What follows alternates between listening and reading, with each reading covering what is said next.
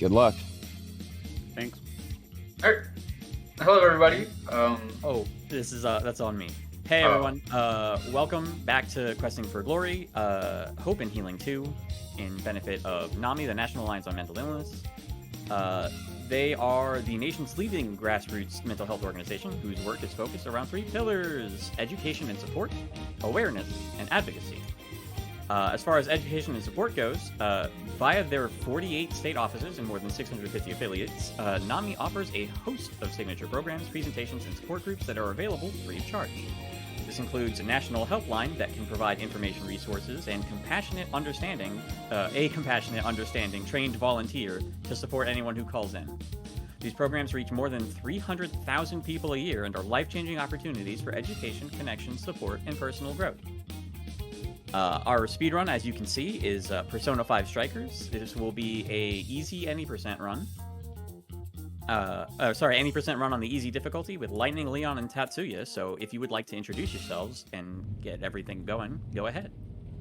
Yeah, sorry about that. Hey everybody, I'm Lightningleon here, and last year at Hope and Healing I ran Xenoblade Chronicles 2. This year I'm running Persona 5 Strikers, and I'm really excited to show off this run and prove that Megami Tensei runs can be ran on easy. You know, traditionally they're ran on the hardest difficulty, but Persona 5 Strikers is kind of a unique case in my opinion, where it's half hybrid of action game and definitely half hybrid of RPG. Persona 5, of course. So I think it's a very unique run to showcase for sure. Hi everyone, I'm TatsuyaAct. You can just call me Tatsuya. What's more comfortable for you guys? And like Leon said, Megami Tensei runs red and easy mode, but once I saw Strikers run from Leon, I was like, thought I want to do hard mode, so I also wrote hard mode for this game. So Strikers in easy, hard mode, and new game plus runs, but mostly cut in areas in new game plus areas, but easy mode is still very fun.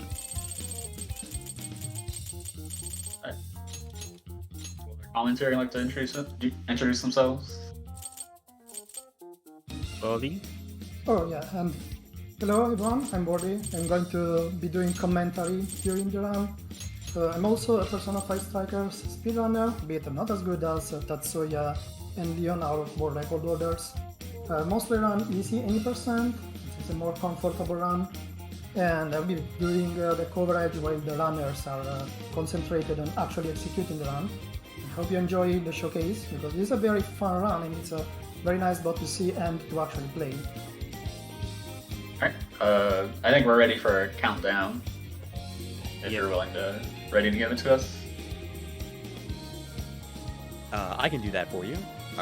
If you guys are ready, we'll start in 5, 4, 3, 2, 1, go.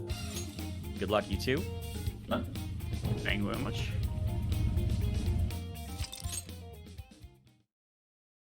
Alright, so we didn't have any donations for the rolling incentives for the language, so I'm choosing English. I believe Tatsuya is choosing Japanese.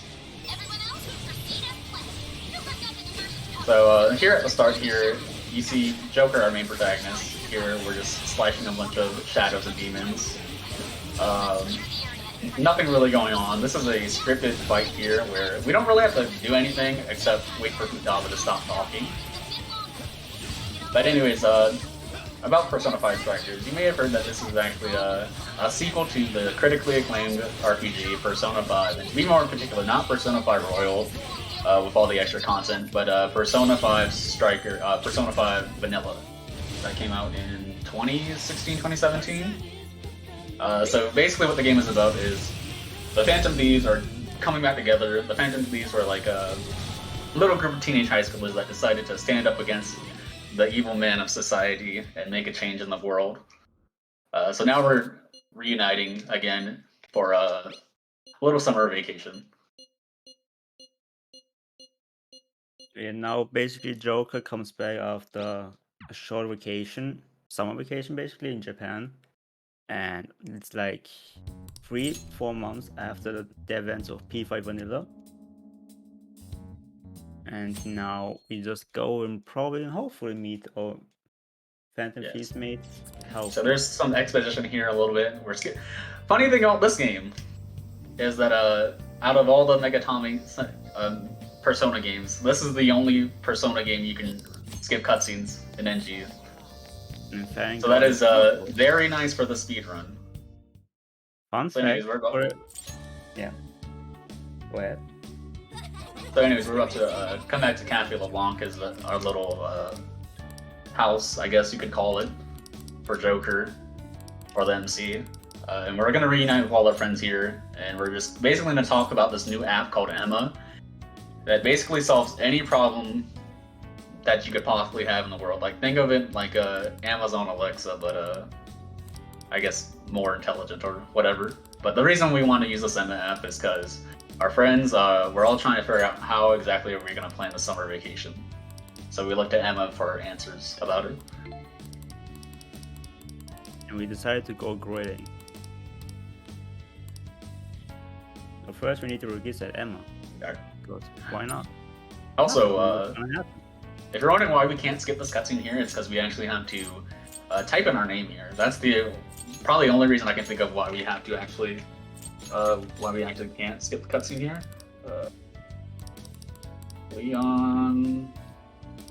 There are only like a handful cutscenes in this game you cannot skip. This is one, and there is another one later where you actually have to do some stuff in the middle.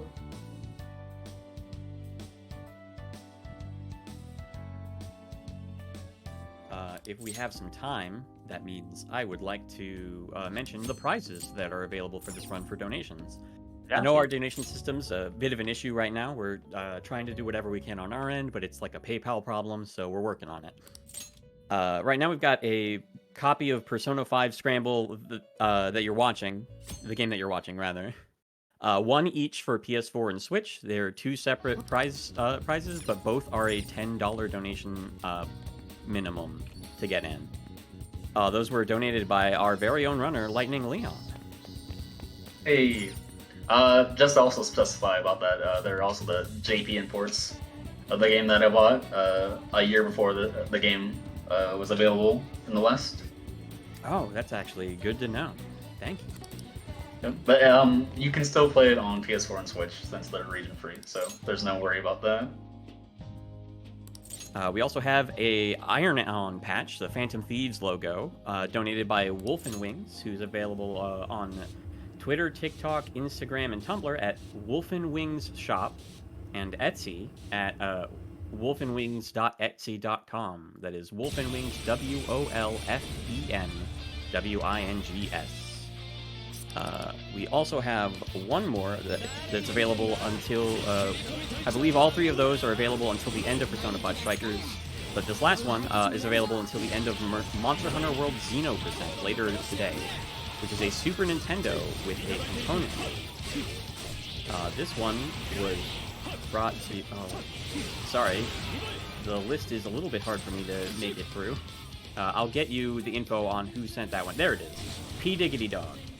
That is twitter.com/pdiggitydog and Facebook pdiggitydog. Their commissions are open for console mods and refurbishing, because it has a component video mod to make it easier to stream and stuff like that.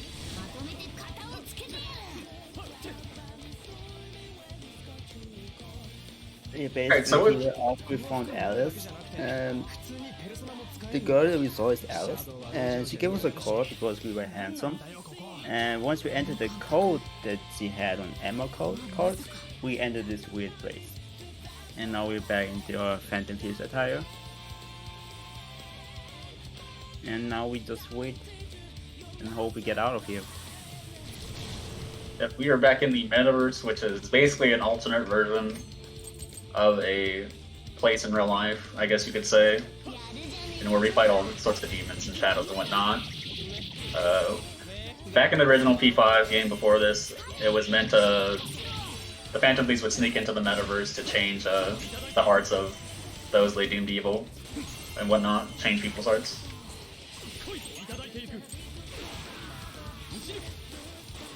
So here is sort of a tutorial here. It's basically describing all you can do. And as you might notice, Persona 5 Strikers right off the bat is definitely not a turn-based RPG, just like its predecessor. It is actually a hybrid Muso game with definite persona notes in it, where you can summon our personas, use skills freely like that, use a gun. It's honestly, in my opinion, it's a action RPG more than anything. So right now, while we're killing out all these mobs, that's really all we can do here. It's sort of on a timer, not really. I haven't really. The first 2 phases are on a timer, but this last phase here is after all the tutorials are gone, we just have to kill them all for the story to progress. Yep. And after we kill them all, a lot more of them are gonna spawn, and we're gonna basically be forced to retreat. I'm sorry, go ahead, Wardy. I didn't mean to cut you off. The scene that you're going to just skip now, that's Tatsuya already. So they're going to get ambushed by allies, captured, basically the standard Persona plot. And basically they get thrown into the sewers and given for dead, and they meet this strange girl named, she calls herself Sophie, and she says she is an artificial intelligence. And she agrees to willingly help the Phantom Thieves. Or like, are you sure you can fight? And apparently she can. And now they're going to try to figure out why they are in the metaverse, since it's meant to be destroyed, and also try to not get killed. And Sophie says that she knows how to get out of here, so they basically just have to trust her and follow her. There's going to be like the tutorial of the game after the first section that explains the basics, and this basically goes over the leveling, the using the background and the objects to do special attacks, which are the main perks, and the way the mechanic of the main line merge with this, like this artist teaching Tatsuya is going to ask him to shoot a shadow and do an all-out attack. And they're going to breeze. It's a relatively easy section, and they're going to just breeze through it. So it's also a section that it's pretty punishing to die in, because you actually have to start over if you die. It's more obnoxious when you're doing it in hard or in merciless than this, because you don't have the retry option if it's not a boss fight.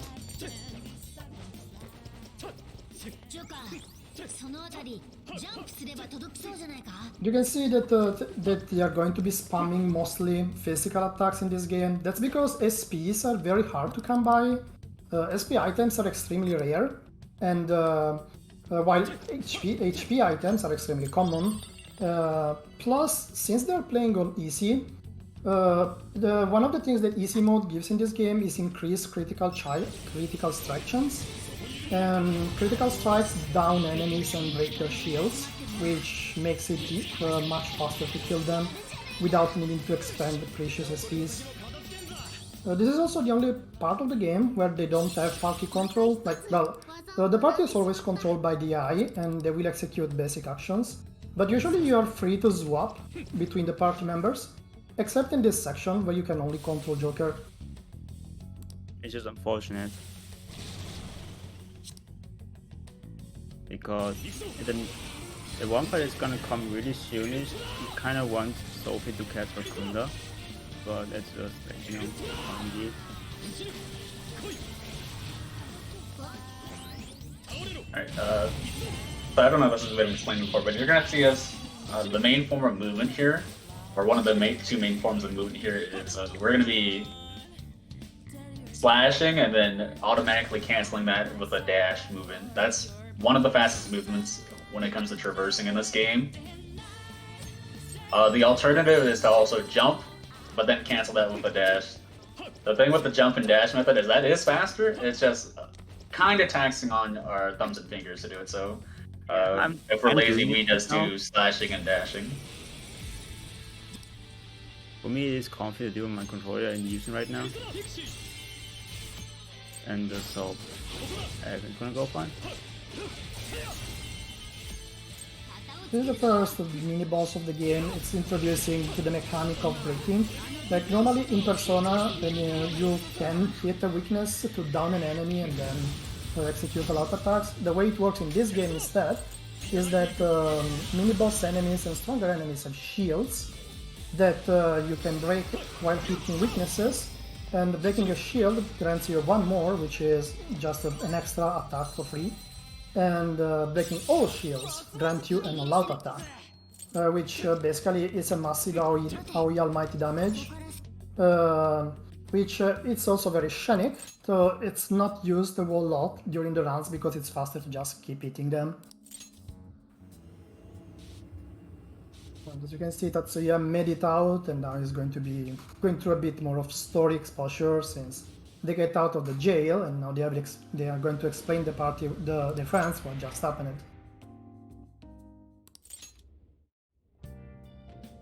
While I see Leon also made it to Bicor. Now basically try to figure out what ammo is and what the function for it really worked out. And the only person who could ask you is Futaba, so we gotta figure that out somehow. And now we just try to first showcase that the mirrors is a thing to our thieves mates. And from there, just figure our heads out more like, what should we do, what can we do? And from there we move on to like investigate the girl called Alice, who is an idol and like makes a model like Anne. And we just go investigate now, like some fans and etc. here. And figure out what they are, what she is doing, stuff like that.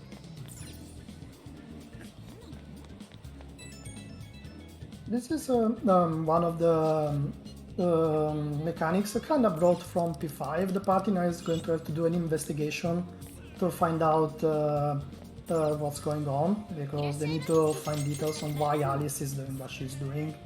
They try to do a small replication of what's done in Persona 4, where you go around the town, talk with people, and similarly. In this case, they have to talk with 3 people, and they're going to find out that basically anyone who receives Alice Emma code, they just become extreme fans for her and start to just do anything in their possibility to follow them.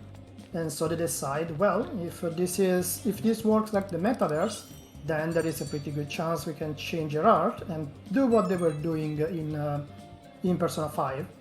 Although Morgana clearly says that it doesn't sense a treasure in the jail, it senses something different, and so most of the jail is going to be about finding out what's different from the palaces of Persona 5, which is part of the dialogue you'll actually be catching because it's not cutscenes, but it's in-action dialogue. And meanwhile, they're also going to meet with this person, this cop, who calls himself Zenkichi, who, in a very reminiscent way of Persona 5, is going to tell them, look, I know who you are, I know you're the leader of the Phantom Thieves, I propose you a deal, you help me and I don't get you arrested. Which is very reminiscent of what's going on at the start of Persona 5, essentially. Now they're going through the city, because they're like, oh, we're going to need medicines and weapons. And so they try to find what were the social links of Persona 5, but since it's summer, everyone is on holiday and enjoying the beach. So they are going to have turn to a different option. Meanwhile, you can see they see once more the Velvet Room, which is a thing in this game as well. Igor is not in this game. Lavenza says he is not here just because he was busy or stuff like that. In reality, it's probably because the voice actor of Igor died during the development, so they couldn't actually re-record the voice, and they wanted to not get a new one, which is very understandable, honestly. Now I've used Icon, who is like our main persona for a really long time. I also got a strength boost, which is really rare for me to get, so that's part.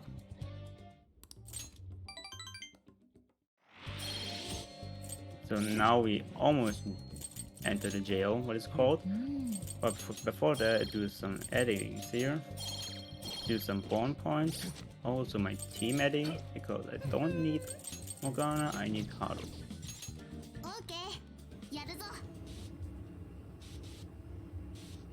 Now we enter and have some fun there. Nothing bad's gonna happen, right?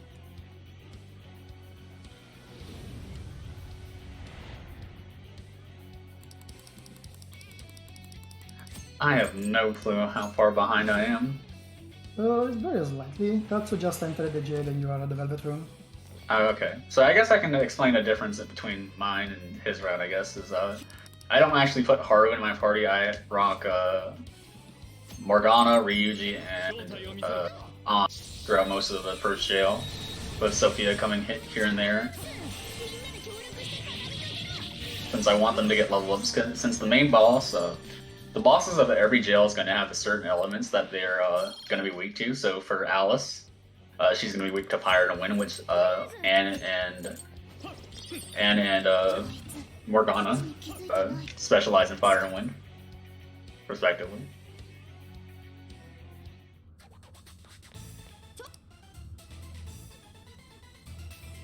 Meanwhile, as you see, Tatsu just entered the jail, and now in between the various tutorial snippet, there is going to basically one of the other changes that this game has in easy mode is a very reduced aggro radius for the shadows.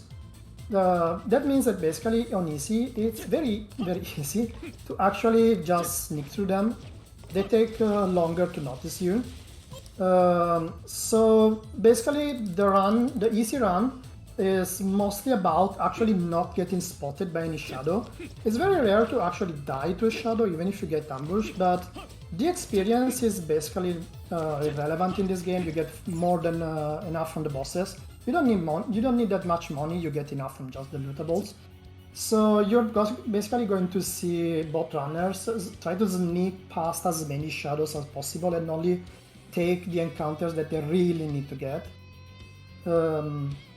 which are basically plot encounters. This game has a lot of, hey, stop, we are the bad guys and we need to stop you moments, and you cannot avoid them.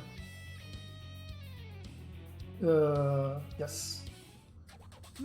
And in this moment they are going to go through the jail, and when they try to enter the what looks like Alice Palace, they see there are those giant lights that basically have machine guns, and Futaba clearly say, we kinda need to go around, and Morgana detects that, Futaba detects that those giant lights in the sky are what are keeping those lights turned on. So now they're going to be exploring the jail and find out how to turn off those lights.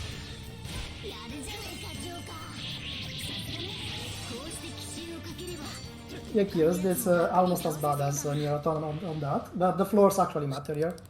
The fun fact is this game does have out of bounds, and they were experimented a lot, but they're very hard to execute them for very minimal gain. So, and basically require a turbo controller to execute, so they weren't really integrated into the root.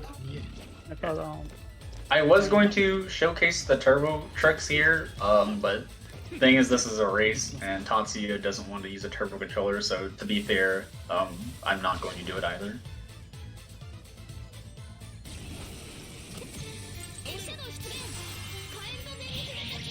You can see the more forced battles. This one is kind of meant to showcase the fact that you can hit the weaknesses, but on easy that's mostly not necessary because you can just crit your way through. There are a lot of moments where in this game where you can kinda skip some triggers by jumping. They are extremely tight jumps. Like there is one here when you can basically skip half of the area by doing what Tatsu just did. And you get this fun animation where Joker just falls into the nothing because the cutscene interrupts it, but this is not going to be on the bottom.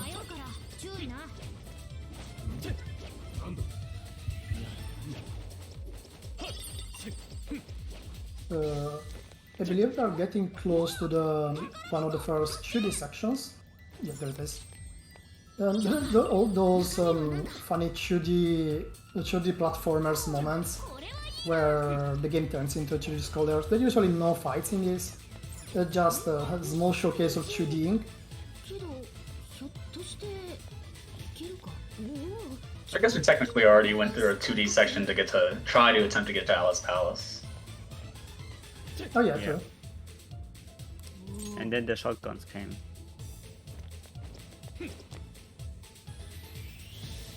Yeah, the Anyway, light. now we're just really trying our best to maneuver through this whole jail, not get caught, and go as fast as possible. We're also trading all the cutscenes possible to continue on my pathing and find those checkpoints. Luckily enough, we don't use them.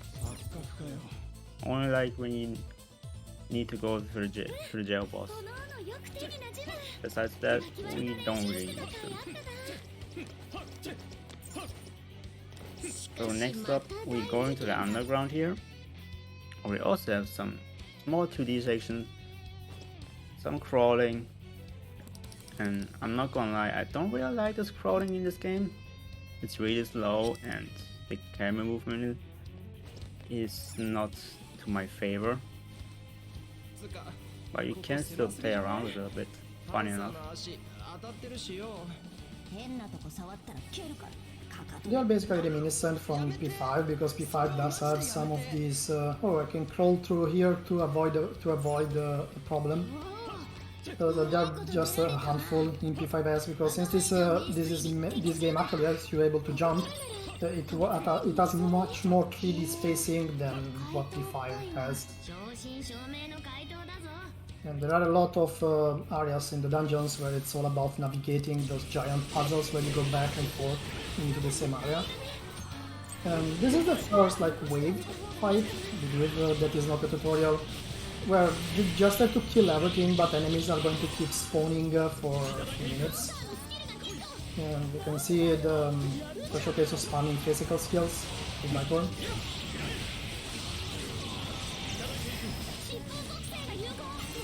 You can see that he mostly uses Joker for this section. Joker has very fast animations and he also has one of the fastest dash cancels for walking around. Plus, due to the fact that you can actually change persona, Joker usually has the best for the occasion. And that's going to be a thing until either you need to eat weaknesses, which is going to be in the next mini-boss, or Yuji actually learns the first multi-hit skill, and we're going to get to that when it happens in a bit. As you can see, he's dodging a bit more enemies and getting to the first of these spotlights that they need to turn off. 中身は These spotlights are apparently always on top of these giant towers. And so totally no one would expect in an RPG those towers are going to be guarded by very angry enemies. And in this case, the angry enemies is going to be just waves on enemies again. The tower fights are like one of the most spammy parts of this game because depending on which tower, there can be a lot of wave spawning. This one is relatively short. Usually the game gives you some tools in the area to deal massive AoE damage. In this case you can see those floating candy bars, which they've used a few times so far. So you can just jump in them, they drop and do this massive AoE damage and stun all the enemies below. That is the intended way to execute this. Since we like to go fast, we prefer to spam lunge. I don't remember Now how in many. this tower where I climbed up is one of the key items that is in Alice's heart basically. And also like the charge up for the lamps that keeps us from moving further away to the jail. But the first one is I think a CD disc, right? Yeah, I If I think it remember is. correctly. Or was a magazine? I think the first is a CD, the second is the magazine, the third is the flower. Oh, not the flower, the sign thing. So now use one of the checkpoints and go back to the beginning of the jail, because conveniently, right at the beginning is like the area we need to go back. So instead of moving around and get possibly seen by some bad movement, you can just go back to the checkpoint and move forwards.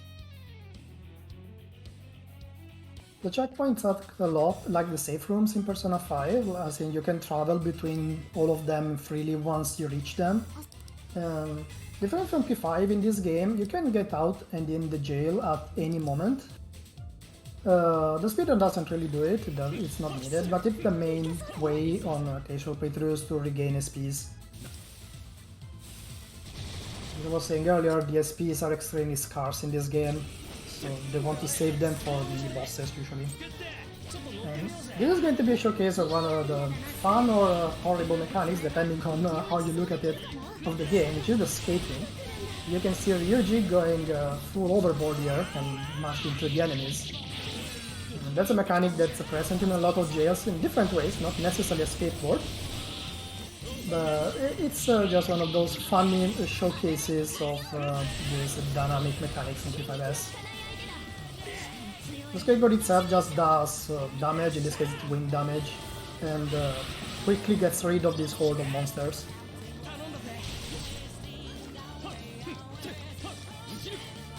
These kind of sections can be like faster or slower depending a bit on how the enemies are like kicked on the sides.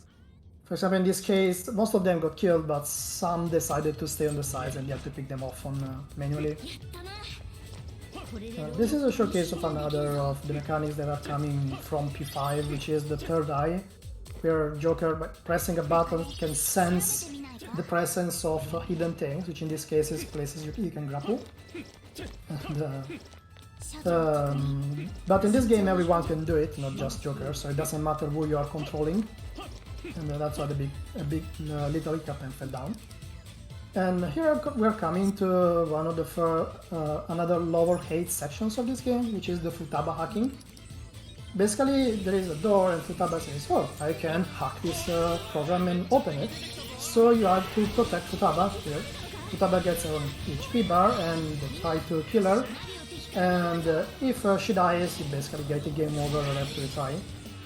And the first ones are super easy, there's nothing going on. There are some later in the game, however, that are very dangerous because Futaba isn't exactly the most bulkiest of the characters, he has very low hit points and defense. And the enemies, especially higher difficulties, are going to make quick work there. This one specifically, however, just has you breezing around with the skateboards. And notably, there is a specific reason for which Tatsu is using Ryuji, but you want to say it or I tell it? It's because Ryu's master arts are really good. Like, Leon prefers Genkichi with Trimple down, but I prefer Ryuji with his master arts for the upcoming next Futaba hack, especially the last few ones. He also learns auto power culture and his master is just really strong. That's why I use Ryuji for the Futaba hack, so he just gains some hit points basically to like learn his master arts. Yeah, so like master arts are basically like combos that your individual characters can learn. I don't actually really use a whole lot of master arts in hacks. I mainly stick to skill spamming, physical skills. Especially a physical skill we're gonna get quite soon in this first show. The Futaba hacks are basically tower defense missions. They generally last about, on average, I would say 2 minutes. You basically have to protect Futaba because she's precious and she's hacking into the metaverse, trying to disable a green screen that's basically preventing us from progress. And it's a real good time if there's donations or anything. Right now. Right now, we actually had 2 new donations come in. We have one from Shawnee7188. It says, donating to name the deck in Lost Kingdoms OOB, please. And another one from Kios, who says, good luck to the runners, $10. Thank you, Kios. Thank you very much. If there's... Oh, you're good, you're good. You can go. I was gonna say, if there's still time, I wanted to bring up that OOB plays, because we have a bunch of bids so that you can donate for things like Oh goodness, come on, brain. Persona 5 Strikers, you get to choose the Ferris wheel bait in this game. Right now, Makoto's in the lead with $55, with Futaba trailing at 5, and everyone else on Haru and Ryuji, sorry, are all at 0. So I just wanted to bring that up, because that one's happening soon.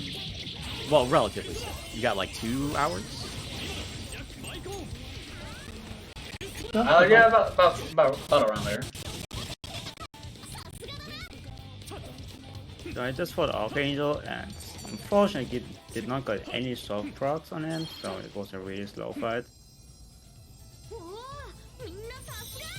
Also specifically, you can see that on Tatsuya's screen that Ryuji has a flaming aura and Joker also has a blue bar next to him. These bars are charging a mechanic called Showtime, which is a massive AoE damage with a funny cutscene on top of it. And basically, these are very scenographic, but unfortunately the animations are really slow, so the speedrun doesn't really do them. And they're going to be used at some point in the run, because they have their uses, but you're going to mostly just constantly hear Morgana reminding you that it's showtime. Unfortunately, that's something we have to deal with in this game. And usually they're used to clear up extremely big waves, because they affect like basically 2 screens worth of mobs. And you see Tatsuya is on another Futaba Hacking section. This part has like 3 in a row, if I remember correctly. And Intonations that can be read.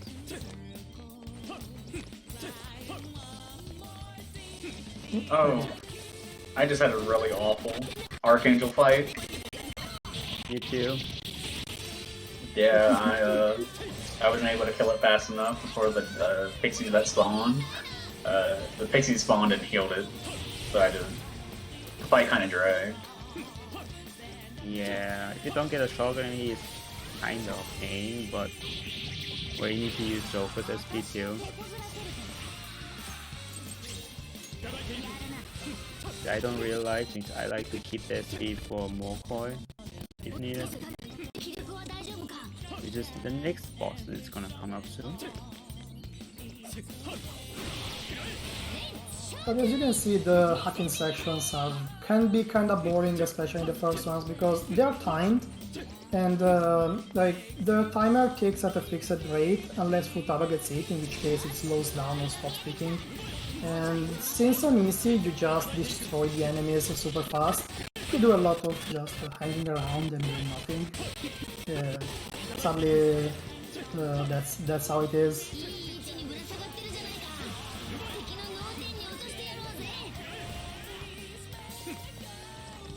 I believe it's almost done with it. For context, they have turned on 2 of the lights now. They are trying to reach the 3rd.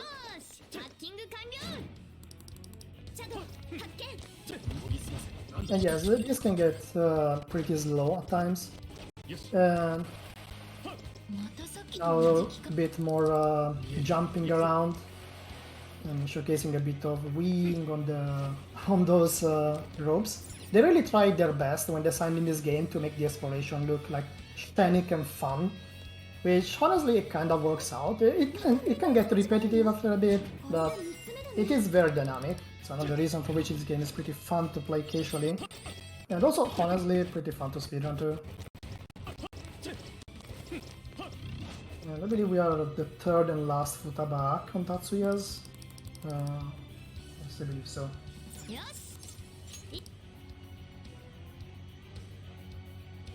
If we have a little bit of time, I would like to talk about our restreams. That's good.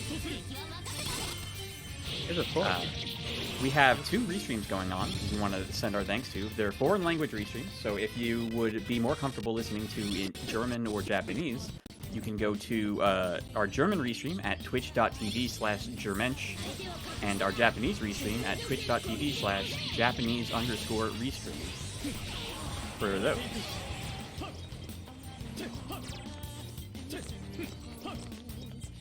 And I have put in a command in the chat, so hopefully there it goes. You can click on those.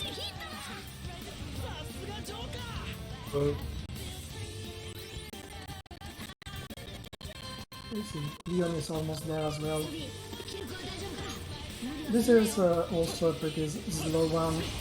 It's even slower because Tatsuya actually uses Bicorn, while I believe Beyond uses it later. And Bicorn is a very good early persona in this game because he gets early physical attacks and he gets Rampage. And getting it earlier means you don't have to do fusions later. The fusion in this game works pretty much the same as P5, just the roster of personas you have way smaller. And there are no social links, so you're not going to be getting bonuses for the personas. I believe it's going to be about 30 more seconds until it's done. The enemies that tend to spawn are usually always the same that spawn around the jail. In this case, for example, we have a lot of Silkies and Old Mans. One important thing about these fights is that in this game you can get personas dropping from the enemies and you just loot them. And there is a bit of RNG, let's say, in this jail where you can get lucky and get some of the personas that you need to fuse drop, which actually saves time. And I believe, I don't think Tatsu got any of them to drop yet. I wasn't paying attention on Leon's if he did. Yeah, I noticed I think I got a Pixie and a Jack-Lantern drop, which I'm not really going to use them to fuse anything, or at least not that I think I am. I really can just sell them for what is known as PP, or Persona points. It was one of the earlier tutorials done before we entered this jail, where we can basically use that to level up our personas. And we are actually going to use that to level up Bicorn to learn Rampage. Good thing about physical moves in this game is that they generally have a wide AoE and can actually stagger basic enemies like this. So it makes it really good for clearing out mobs.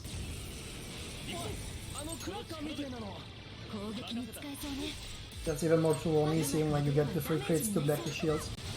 So here you're going to see one of the funniest interactions personally in this game, which is Anne and Morgana. Anne and Morgana have an insane synergy in this game because Anne can burn enemies and Morgana can hit them for technical right after, which is pretty funny because Morgana is a huge fan of Anne and finally he gets to cooperate with her properly. He's probably very happy with this, if he was a human, of course. Unfortunately, he is a cat, as you all know. And it's used a lot in the early part of the run. Sadly, Morgana and Anne don't get a whole lot of use because, as we anticipated, physical moves in these games are very, very strong. And they don't happen to have physical moves, so they're going to be mostly used anytime they can pull off the burn technical combo. Now we're going to go on a bit of a scenery with the Ferris wheel here, which is not the one we're going to go on a date on. I'm not really sure. Wheel, if you jump on it, just jump back up, you can either go up to the top because it's already loaded for you to just go onto it. It's just pretty convenient and fun enough to see that it's actually today, but we take those. Everything for the sake of speed. Everything. And this is the third and final tower, and after they pick up the core of the tower, which is going to be another item that apparently is dear to Alice, they're going to be getting out of the jail and they're going to wonder, okay, we got this, what do we do now? Because they still don't know if this works like the palaces of P5. Morgana only senses something in the middle of the jail, but he says it's not a treasure.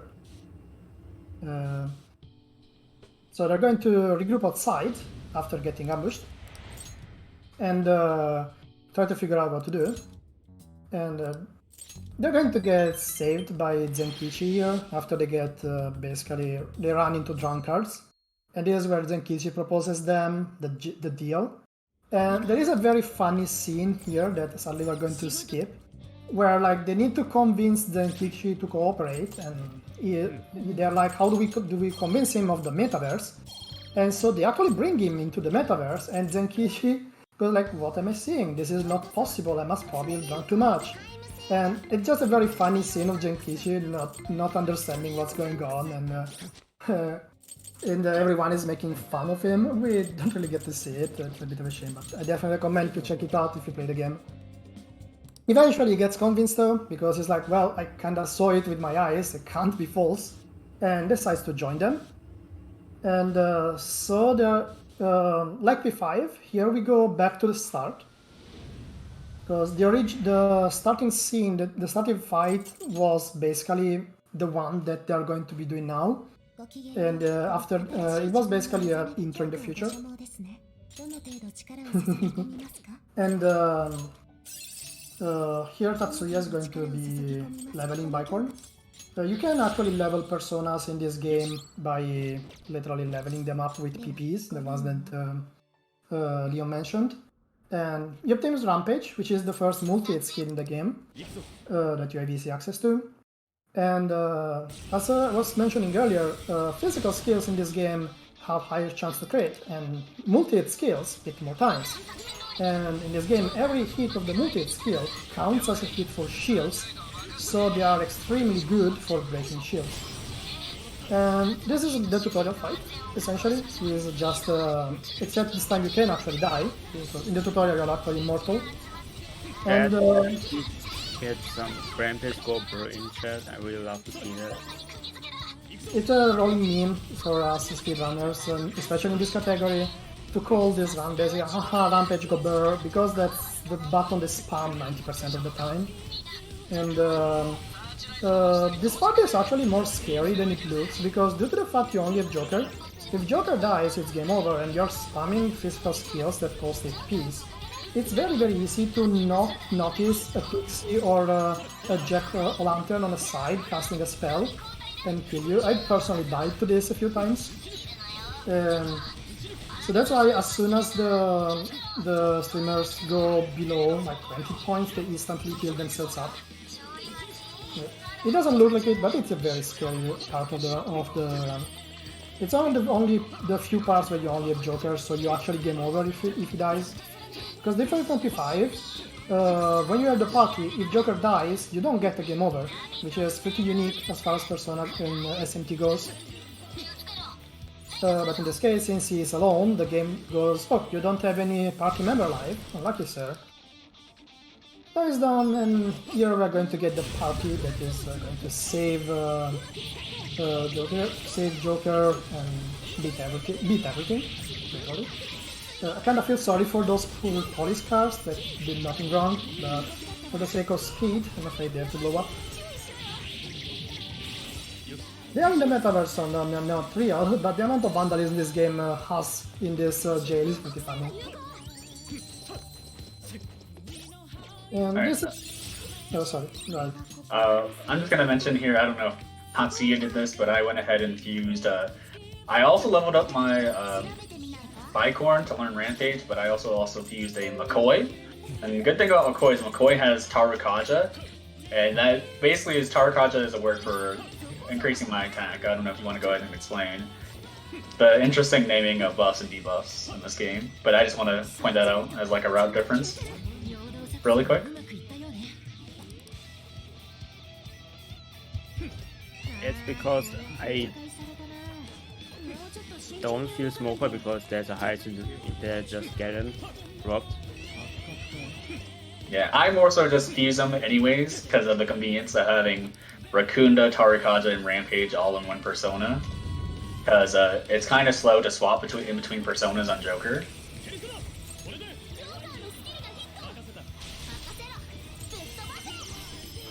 In Strikers, exactly like in Persona SMT, the buffs are extremely important, and having Tarukaja on the main damage dealer as well as having Rakunda on the bosses is extremely important.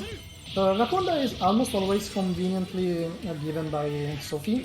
It's nice that she gets it, and she gets it extremely early. And usually the main damage dealer is whoever can hit a weakness, or if there is no weakness you can hit, just whoever has the most multi. And Haru is the main culprit for this, because she gets one of the strongest multi-hit of the game. In a bit though, not yet. And right now they are just going, Tatsuya is going through basically the section where there were the machine guns earlier. And now they are going to infiltrate the castle and try to reach the top. They still don't know if they are going to find anything at the top, because they didn't find it out. And here's where, at least on Tatsuya's side, the super awesome music stops. I'm a lover of Daredevil, I think it's an amazing soundtrack. Here's a little another showcase of the third eye mechanic, and I believe it's basically the only part of the game where you actually are forced to use it. It's one of those mechanics that they introduce and then they're like, well, we showcased it, let's just leave it there. Because you have to click the status in order, like it's just a very simple puzzle, but you see the status to click from the steps in the ground. And there, will you take a guess? He gets ambushed again. That's mostly the way this game does the forced fights. It's usually the party either getting ambushed or getting stopped by guard. But it makes sense because the jails are basically fully controlled by the kings or queens, and it makes sense they just call their sentries there. And Tatsuya is now going to be going through the first elevator sections of the game. The elevator sections are literally time section where you just have to survive for 1 minute and 30. And this is a section where Tatsuya was mentioning there is a high chance to just get Mokoi drop, because it often does here. Oh yeah, I believe the term was Monarch, thank you for reminding me. I couldn't recall it for some reason. It's been a while, forgive me.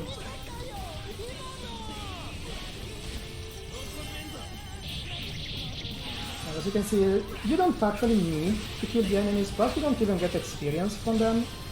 The only thing you really get are the persona drops, which is why he is killing the Mokois.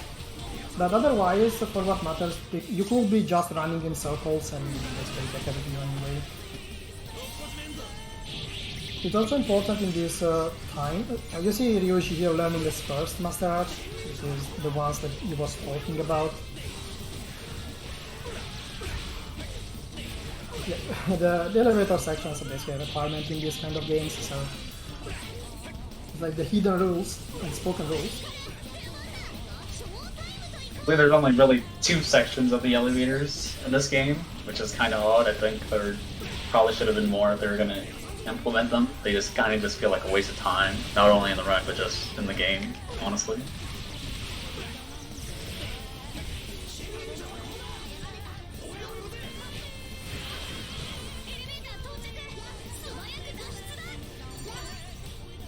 These sections are basically, okay, go, survive for 2 minutes, good luck. As you can see, you get this fixed, so...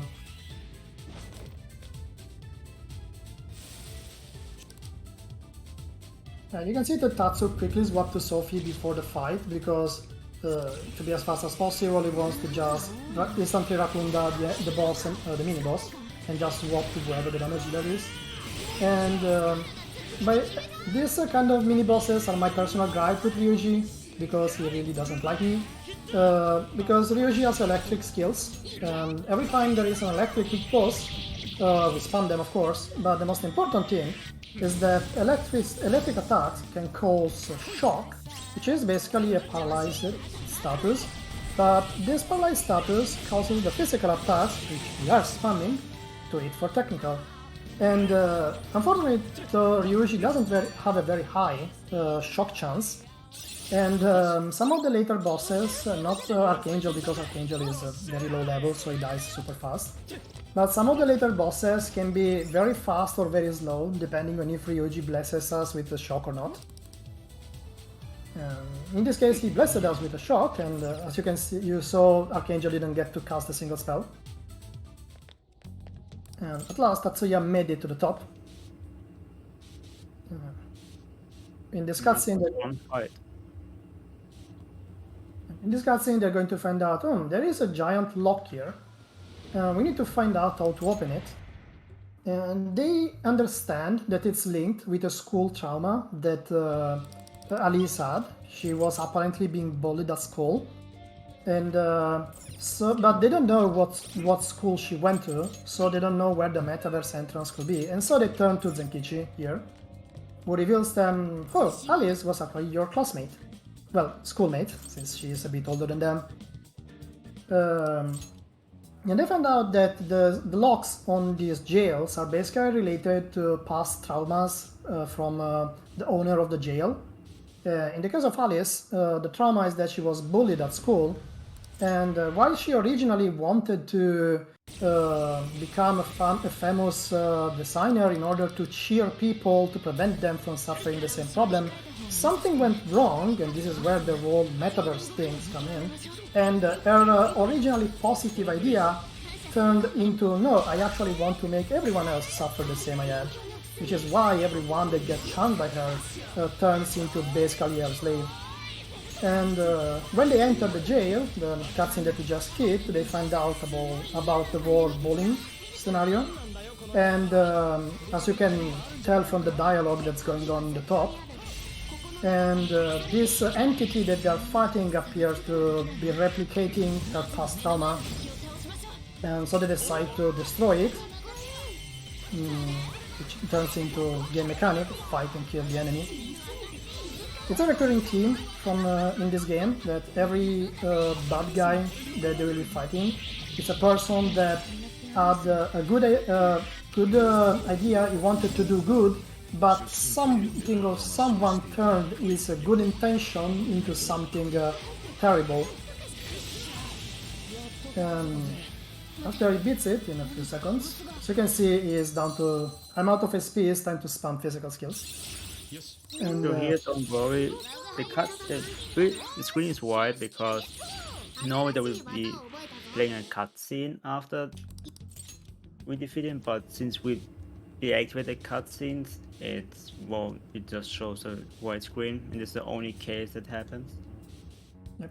And after they beat the boss, they hear basically a giant crashing noise, and they realize, oh, the lock is broken. Let's go. Did not want to go here. Excellent misclick, streamer. Thank you, gamer. And another part is like, well, we kind of want to fight Alice. We still don't know if we can change her art because there is no treasure here. You see here is, this is the way you do shopping in this game. You basically have Sophie literally order things on Amazon. And he was hoping that he would get some revives, because you can get lucky and get revives there. I don't think you did though, I didn't see any. Yeah, normally I won't shop after local, but because it's marathon, and in case I just get bad luck during Alice fight or something, I just buy the extra healing items in case I need to spam rampage. Normally the revives only become available normal in the shop after the third dungeon, so at the start it's just RNG if you get them or not. It's nice to have them because you don't get revive spells until way later. King of his jail on the left platform is a revival beat, but slow to pick up. But always good for pickup for beginner runners. Yep, I always pick it up because I'm bad at this game. So you can see this is the aftermath of what they did with the lock keeper. The lock that was on the top fell down and conveniently lets the party climb up instead of having to go all the way around. What a convenience.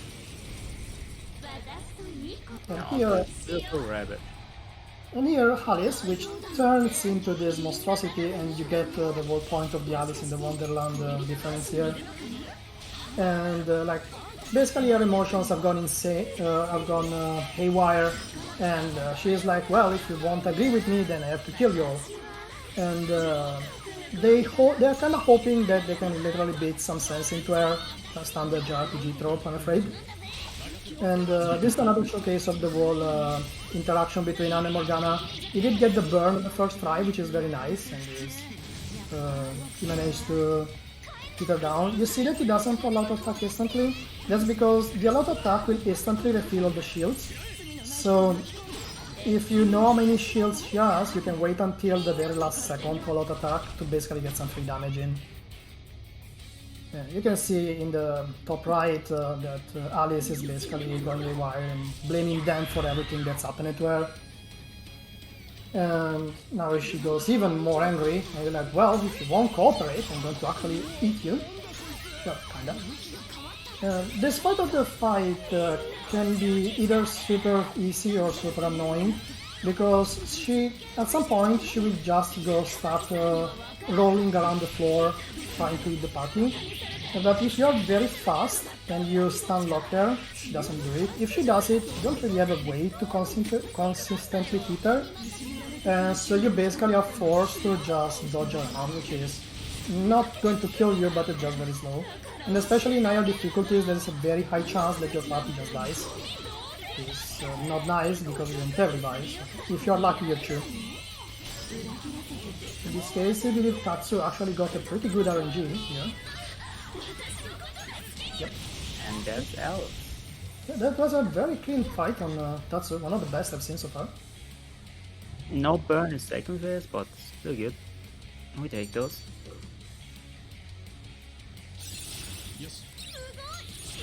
While you can see, I believe that Leon didn't have the same instant burn luck because he had to spam SPs from Joker and Sophie first.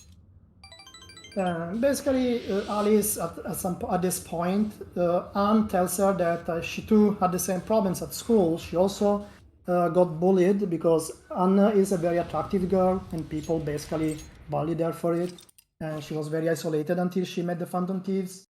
And she's like, look, I know that you had good intentions, that you wanted to be a light for people. If I've done it, then you can do it too. And after hearing Anne sympathize with her, Alice goes like, wow, no one ever understood me like you did. Yeah, maybe you're right. Maybe I need to change.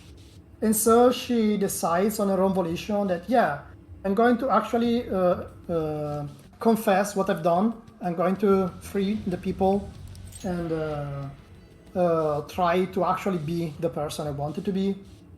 Now, bearing in mind, this is talking with the Shadow. So when the Shadow returns to Alice, she doesn't know what happened into the metaverse, but she still feels the same feelings that a weight has been lifted on the shoulders. And so she does a declaration in TV that it was her fault that stuff was happening, and that she will be trying to redeem and to actually be the support for the people that have suffered the same situation for her, like she always wanted.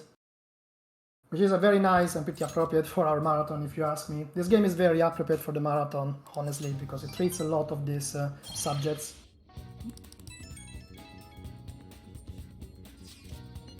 So, after beating the jail, which I see also Rio managed to, the party gets contacted by Zenkichi again, and he got told, well, we found out that there are more of these people that are apparently brainwashing others in the country, and he's like, okay, let's do our deal like this.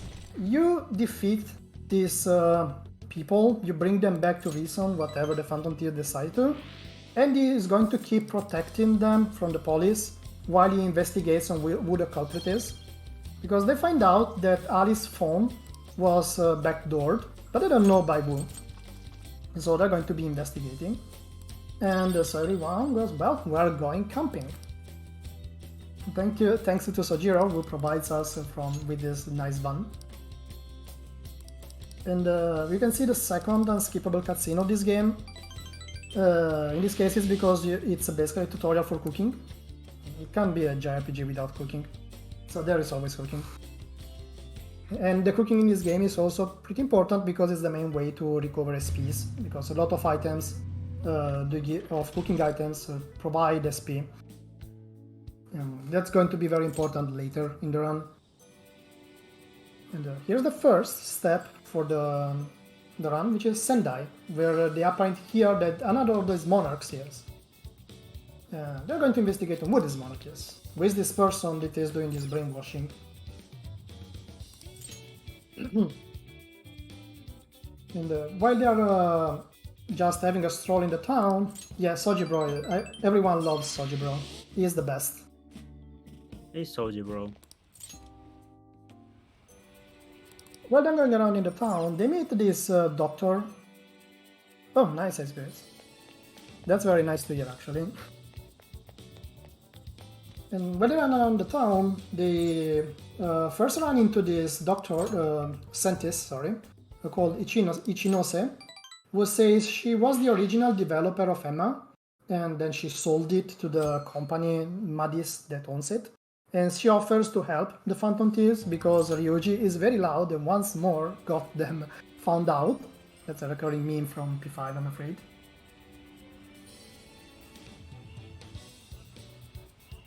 And they also run into who apparently is the Monarch, which is this writer who basically has a very proud personality. He's like, oh, I'm the best, everyone should love what I write, and everyone else write terrible things. And they're investigating on him. Again, you can see it's the same mechanic as what they did with Alice. Go around, talk to people. And they're also buying Showtime items, which are going to be very important at the end. I'm going to tell you for what. That's a surprise. And doing shopping. This is our favorite shopping spot for the entire game, because this place conveniently has a lot of XP items, which, as I say, they're very scarce otherwise.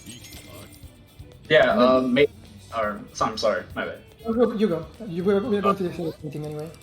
Yeah, the main thing with the shop here is that the cooking is very important, just because you can cook SP items, like Warley mentioned, but in particular with the city, a lot of the items here are like a lot of the shops are close to one another, to where we can get these items and stack up on them a lot. And in particular, the cooking items we need for LeBlanc curry, it's an item that restores our SP by 20 SP. Now, that doesn't sound like a lot, but I don't believe we talked about the bond skills in this game yet, but bond skills are basically like a perk to the Phantom Thieves. They can increase our stats, increase our how much money we get. We actually did that in the first jail. We got a skill called Extortionist to increase how much money we earn from fights. There's also a skill you can get with Sophie to like increase the chance of her putting things on sale. But there's actually one skill called Medical Knowledge, and that's gonna, if you get that to max level, the max level is 3rd, that's going to double the effect of all our healing items and SP items. So that 20 SP cooking item is going to turn to 40, and that's going to be very significant. It's basically going to carry us through the final boss, since I won't spoil the strat for the final boss, but it's pretty funny. Just to throw that out there, why this area is pretty good. Final boss is fun. Very fun, and with a good soundtrack too. Well, good soundtrack and final bosses are kind of a thing in Atlus games. If there is one thing they're good at, are soundtracks. As you can see, they're still doing shopping. Basically, the way the overworld shops work in this game is that they have limited stocks, but they reset either after you go further one day, which is due to story events, or after you kill a certain amount of enemies into the metaverse. I don't remember exactly how many. It was like 20 or something like that, or it was an encounter, but yeah, you can force them to restock. And this specific part of the story goes through like 6 days, so there are a lot of chances to get here and restock on SP items. And this, as Leon mentioned, are going to basically carry us through the mid and late game. Now it's finally time to go into the jail and find out what's going on, like, almost, after some more shopping. Also, I guess another thing about items is that anytime during battle we are freely able to open up our inventory and use any items at all. So that means the chance of us dying is pretty low, even though that happens a lot in hard mode runs. So we can basically heal and restore as much SP as we want. Any given time we can open the menu. And that's just going to allow us to continuously spam our physical skills like Rampage, or if we're fighting a boss per se, use Magic and just continuously stun lock them and cheese the game in a way. As far as the jail goes, the main recurring theme of this jail is that it's basically a Dungeon and Dragon ripoff, let's call it like this. You are going to see a lot of RPG references during the dialogues and the setting. I mean, it's literally a castle.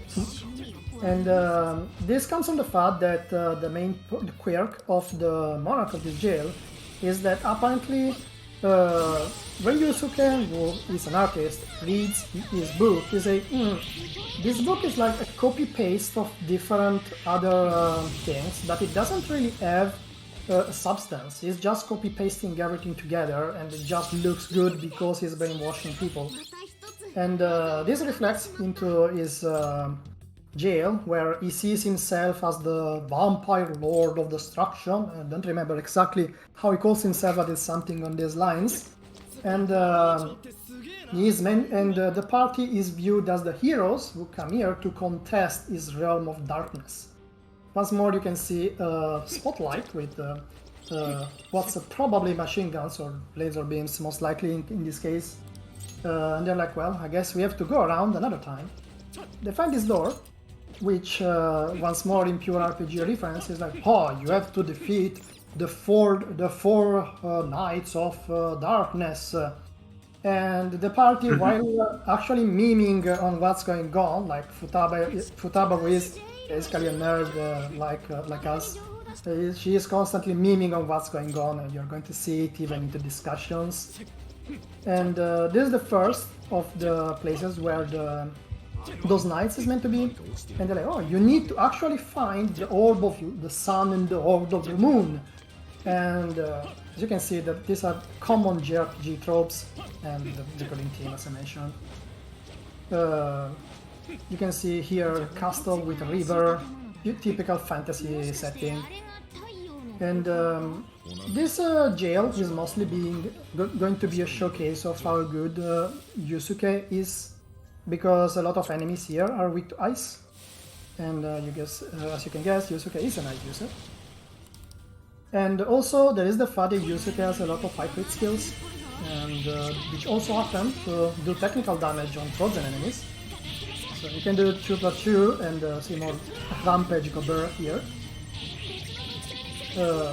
And yeah, the horrible writing is amazing. Like, it is the whole concept basically, and it's very nice how I don't know if it was Atlus or Koei Tecmo who wrote the plot for this, but whoever wrote the plot actually made the whole terrible writing perfectly for this. They're going to be meeting the first knight here, which turns out was the same person, the same Jack-o'-lantern that stopped them earlier, who through JRPG trope is like, I am back stronger than before, except not really, he's going to just get frozen to death and killed. A note about the allowed attacks, which will come out soon basically, is the fact the damage of the allowed attacks is based on the strength of the currently selected person and on their weapon. And basically most of the time they're going to be swapping to the person with the better equipment or the stronger persona before an allowed attack, which is usually Haru or Joker. And Haru gets her fancy hacks here. Haru is very lovely, but she can really defend herself well. Yes, hacks and a bazooka. Don't make Haru angry. Also, don't make her drive. I'll try my best. Especially don't make her drive, if you like to leave. I always say don't drink and don't let Haru drive. This is the introduction of the Treasure Demons, another returning enemy from P5, and basically the equivalent of Golden Ants in P4. And in the case of this game, the Treasure Demons both give a lot of experience and money, but especially drop skill cards. So they are very rare to spawn, and this is the only one that they actually kill. Now Haru is basically depicted as a terrible driver in this game, to the point the party is flat out terrified of her. And in a cutscene we're sadly going to skip, because it's another of those cutscenes that I really wish you could see. yeah, Haru gets to drive, and the party. I don't say they die, but they will never recover from that trauma. They will remember it forever. You probably also noticed earlier these spotlights on these 2D sections. This game has a security system like E5. It doesn't really do a whole lot, it just kicks you out if you are at 100%, but since there is no penalty per se, you just have to re-enter. And the only big annoyance of having high security is the fact that some chats cannot be opened if security is high, but that's not really impactful for speedrun really. So like when security is low, they can probably just breeze through the spotlights without caring. But when it's the level of your security mainly depends on how good you are at dodging the shadows, because if they see you, the security increases. Is the main reason for which on easy the run is, if you want to actually execute it properly, it's very technical on not actually getting spotted and just avoiding every single shadow. And sadly we just skipped it, but Yuri just got told that if there was an RPG class for him, it will be the clown. And he doesn't really get the joke, sadly. Futaba is really savage. I love these puns. Yeah, this game is... comment on that one. we know that you Persona 5 runners have a bad relationship with Futaba. We know that. Well, not me. She hasn't really done anything to me. You are not yet a Persona runner. Someday. Nope. Maybe. This fight here, there is a very slight bit of RNG on if you actually get to Freezer again. The first freeze is basically guaranteed because you use an ambient object. The second time you kind of want to try to freeze it with Yusuke. And if you get the freeze, it's nice, because then you just swipe her until she dies and don't have to waste SPs. And this is the Lamia was meant to be the second of the 4 nights, and as you can see, well done, chosen heroes, I admit defeat. I really love the voice acting of this part, as they said earlier, the way they do the terrible shenanigans in it, it's very well done. I wouldn't be able to do it better even if I tried. And they have to go look for the next now. This dungeon doesn't have the same labyrinthic aspect of the first one. It's actually very straightforward. You just go from A to B, then to C, then to D.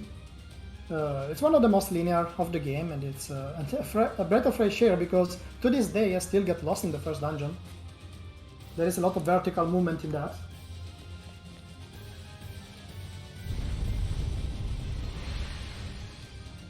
If I've got time, I'd like to read out some donations that we got. Yep, Of course. All right, we've got a $100 donation from Tiger, who says, "Thank you, Questing for Glory, for everything you're doing to support people who need help with mental health. Really excited to see Persona 5 Strikers in the lineup and have been enjoying the marathon so far. Also excited to see Keep Up the Great Work." We've got $51 from Kyos, who says Futaba Best Girl, and that one obviously went to making Futaba the date partner for the Ferris wheel date. And then another $1 donation from Kyos, who says, "Forgot my last message, Futaba Best Girl." I'm pretty sure he put that one in just to make sure I had to read Futaba Best Girl twice. And I've got a reference from Magus, who's been trying to test the system. El Magus sent in $1 to say, "Hey, hi, I'm a flag." So it looks like our donation system is working and good again. So we've got a lot of catching up to do to make up for last night. Yeah, that was really unfortunate. We got all the Futaba hacks to go through them. Don't worry. Yup.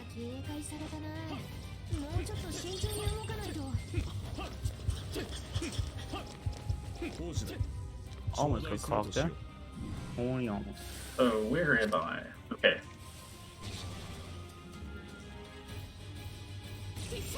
You can see this part is a lot of skipping around, and it conveniently happens that those Lords of Darkness are also defending what are the powers that defend those cores, very conveniently, of course. And so the party is like, well, we can get, how do you say it in English? 2 pigeons with a seed, something like that. That's a typical Italian saying that I always fail to translate in English. But yeah, they're going to do 2 things at once, and both try to reach the monarch, and at the same time try to find their way to whatever the core of the jail is. And this takes a bit of muscling through their defense system. And dogs, apparently. Dogs that turn into slimes.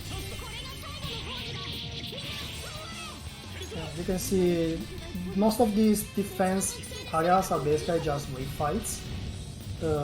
With a lot of enemies, as I said, big to ice, and conveniently placed ice items around. You can really like... I got unlucky here. I got caught by one of the red lights. The red lights that Leon is going to now, that Tatsu already did, basically you're meant to shoot them to turn them off. You can technically pass through some of them. Oh, yikes. But if you forget, like what happened there, they are going to basically just force an ambush. It's nothing tragic, it just loses you time. It can get you killed at higher difficulties though. For sure. Didn't lose a round to this, yep. Never happened.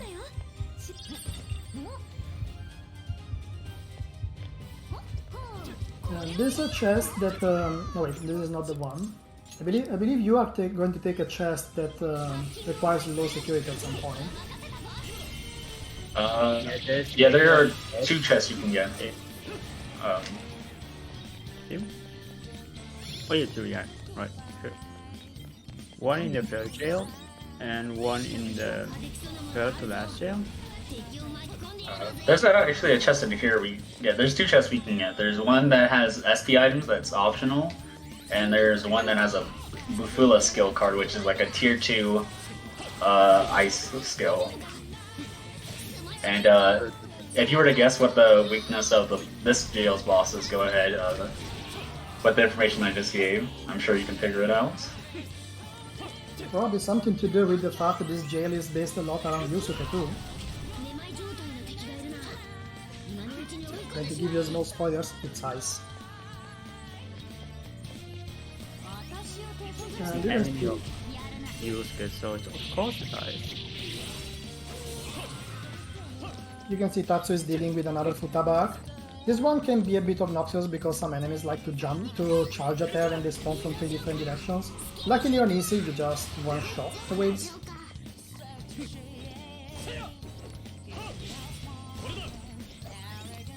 Futaba Hack means I have enough time to go over some stuff, I believe.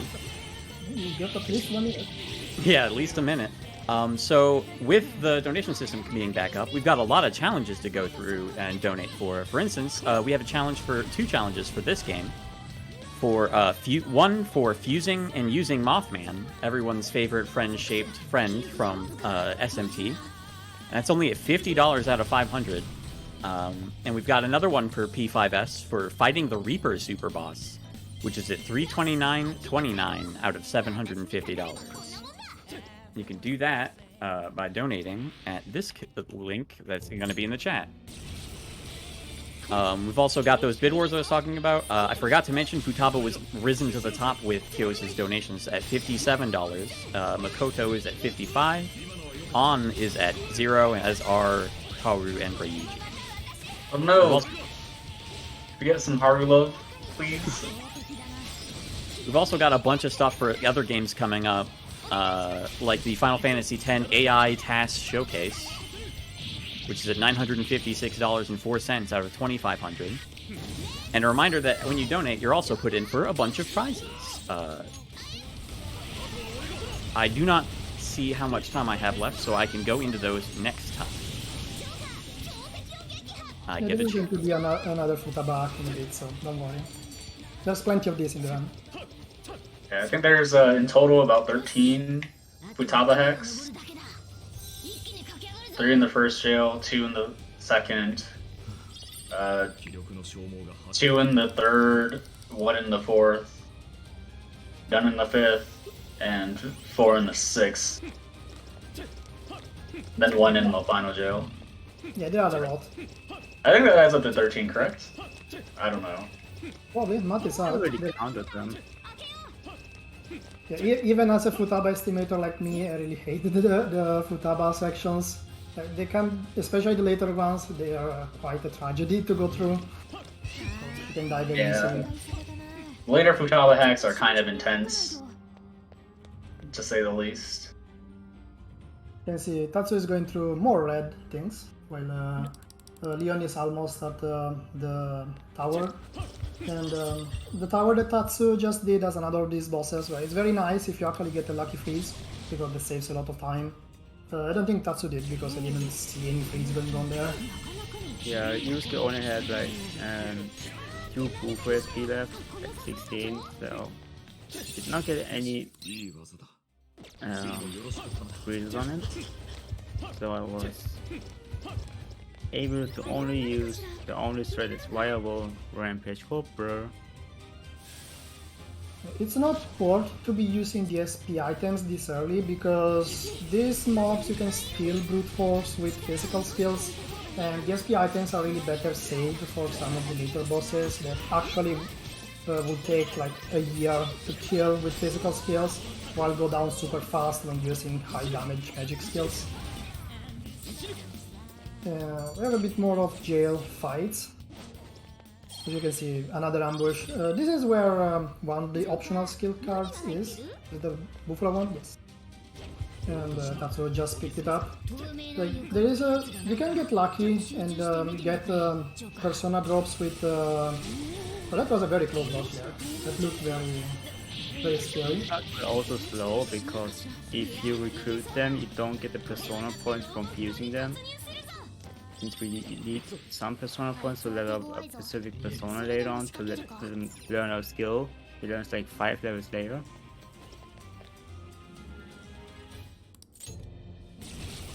And into the But music here. will be fine, maybe. There is the final of the Knights of Darkness. In this case, the stereotype is the old person that is a bit interested in young girls. And doesn't really take this one lightly, as you can imagine, after what happened with the last year especially. After they beat this one, they're like, oh, finally we beat all the 4 Lords of Darkness. We can finally go meet the monarch of this jail. Kinda. Because nothing ever goes right in a JRPG. This one was a good shot. He did get the shot. Yeah. As you can see, when they get the shock and you get the technical, they just go down super fast. And this is the final piece of the course. As Tatsu mentioned earlier, while for Alice, the 3 cores were basically a CD that she made, her first magazine appearance, and another thing of her merchandise. In the case of Natsume, they found out that these core items are all related to his fame as a writer. It's like the prize he won, the you know, those stylish pens that they use, and they understand that whatever trauma this person had that brought him to become this obsessive writer is probably related to something that happened while he was competing for this prize. And now they're going to basically. And now Futaba says, guys, it appears that the jail that we thought was destroyed is still there. And not only that, but some of those people have not recovered from the brainwashing. So basically the in-game introduction to the fact that you can actually travel to the previous jails, which is unique in this game. You cannot do this in P5. And while Sophie clearly specifies, no, we can only travel in the metaverse, we don't magically have teleport in real life, because Ryuji instantly thinks you have teleport in real life. It's basically the game mechanic for, hey, you can go revisit old jails. And also introduces the requests, which are essentially side quests, which the speedrun doesn't really do, but they're basically your typical go kill some enemy, go fetch me some items, go beat the mini boss. Hard mode definitely takes more advantage of it. For certain accessories you can unlock, you can get certain shop upgrades by doing requests, and armor and all that stuff.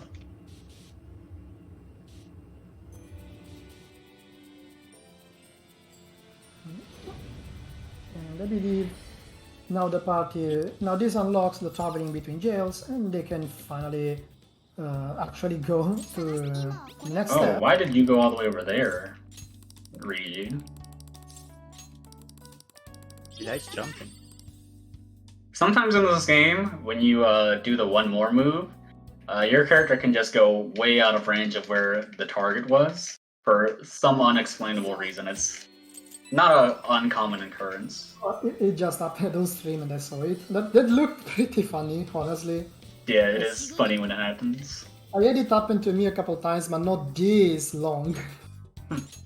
Yeah, there is something finicky with the positional data of the character in this game, that in some specific moments, especially when you cast a showtime or a one more near walls, generally, they just go into the weirdest places possible. This is a very, very stupid one with the Ryuji and Joker later in the game that asks them to literally fly around the area because they get above the floor. I don't think it's going to be happening in the run, but you never know. Marathon luck.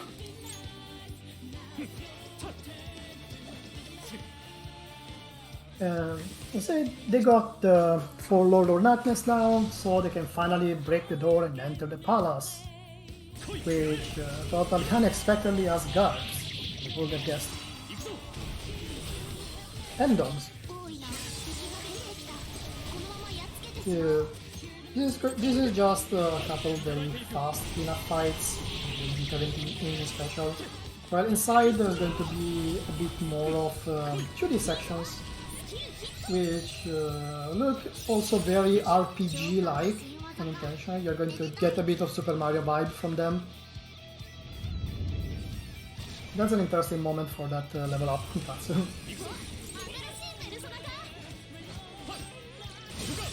Here's the mini boss for this.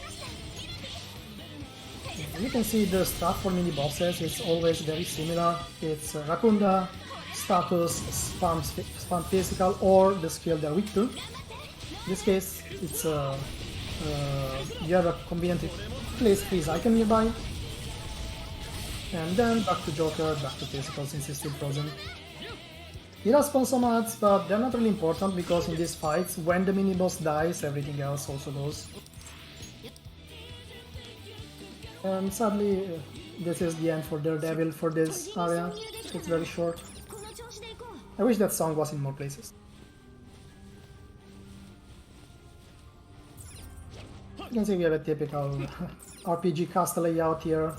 Another very small tunnel section. You need to be very fast on these jumps here because the shadows can easily see you. They're not dangerous, but if you get ambushed, it's a waste of time, especially at higher difficulties. And now we are inside this palace, and once more, there's more cleanup. This fight is one of those that often catches the player off guard because you get spawns from behind you, and it's very easy to miss. Also, this is one fight where sometimes the enemies decide that they want you to waste time and basically end up hiding behind the corners of the stair, and then you actually don't get line of sight to hit them. It's very annoying when it happens. It tends to happen far too often to me. Because of Tatsuya, there's just a bunch stuck there, so it could auto attack them. But it's very annoying when, like in that moment, there was one enemy behind, and you have to manually go and kill it.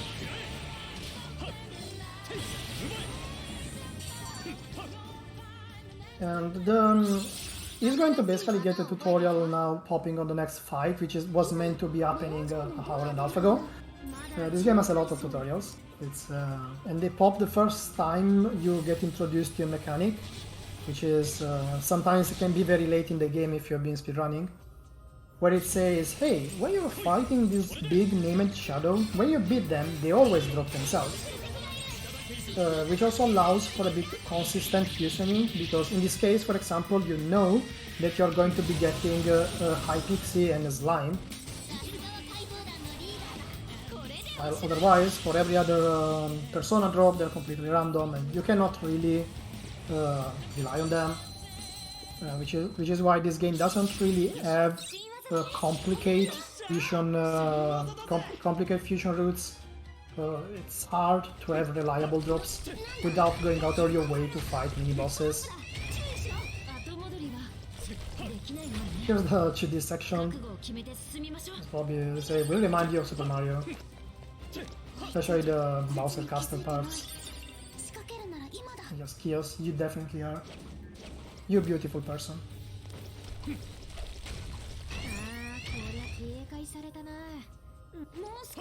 Alright, 2D part. Oh, sorry, go ahead. Well, it's a very short 2D part, but that's just okay. it, so you can basically go ahead. I just wanted to bring up, we got a couple of donations. I missed these ones earlier. I believe they were left in to make sure I had something to read while PayPal was being an issue, so I wanted to get them out of the way. Mokomichi USA sent $16 and $3, both from the Japanese restream, so I wanted to thank him or her or them for that. Very much. We also have a $25 donation from Worldy.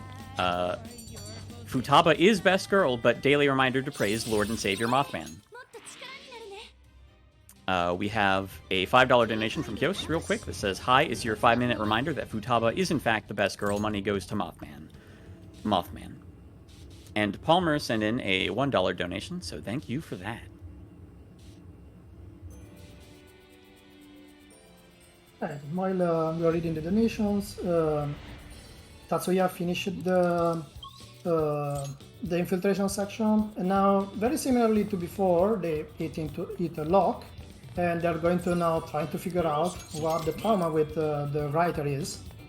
So they try to get access to a conference with him, find out that he actually that the trauma is related to a bar, apparently in Sendai. So they're going to be visiting the bar very shortly as soon as he's done shopping. And what they realize is that basically the writer is the son also of the grandson, of a very famous writer. And he was expected to be a very good writer himself, and he really tried. He did his best to become, but his writing was never very good, and he knows it. And however, the editor was like, I don't care that your writing is terrible, we're going to use the name of your grandfather to make you famous anyway. So it's like, he's both consumed by the guilt that he has basically cheated his way to the fame, and he's also consumed by the pressure of expectation from the others. He really wanted to be a writer, he tells this to Yusuke, but the way the pressure and the cheating from the editor affected him, made him become very high on power. He's like, well, I actually am the best editor and no one can tell me differently. And when he finds out that he has this power to brainwash people, he's like, you will like me whenever you like it or not. You can see from the dialogue in the top, this game, differently from the others, has the benefit that you can see bits of the story from what's going on in the in-game chat. Like they're chatting of how he was unjustly abused by his editor. He didn't want this to happen. He just had to crumble to the presser. And this is why his works are basically just copy-paste of other works, because he is not capable of writing things that are interesting. However, Yusuke, who is not brainwashed and he is an artist, he instantly realized there is no substance in what you've been writing. So now that the warden is down, they hear basically the same explosion that they heard in the first jail and realize, well, the lock in the jail must be open. So it's now time for the boss fight. A boss fight that it's not too complicated, but it has a bit of degrees of luck in how fast it can go. We're going to see is we're going to get Bufula here on iPixie because, as spoiled earlier, he is weak to ice, and having it on iPixie is pretty useful because then we can either use her together with a wind skill or fuse her and pass the skill later. It saves from needing to fuse a person with ice skills. And Hypixel just has the highest magic stats, the more damage.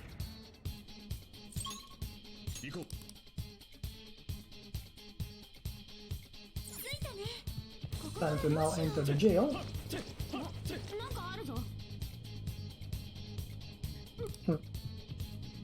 So we go basically through the entrance that was locked earlier, and as you can see, very conveniently again, the chain fell just in front of the entrance. And here we are at the top. In the scene that's going to be skipped now, they basically accuse Natsume of what he's doing. Well, no, I only wanted to write, and he goes berserk in the same way that Alice did. And as you can see, in true RPG fashion, his shadow form is a giant golden dragon. And you guess what? Dragon is weak to ice and blessed, since he is the Lord of Nightmares.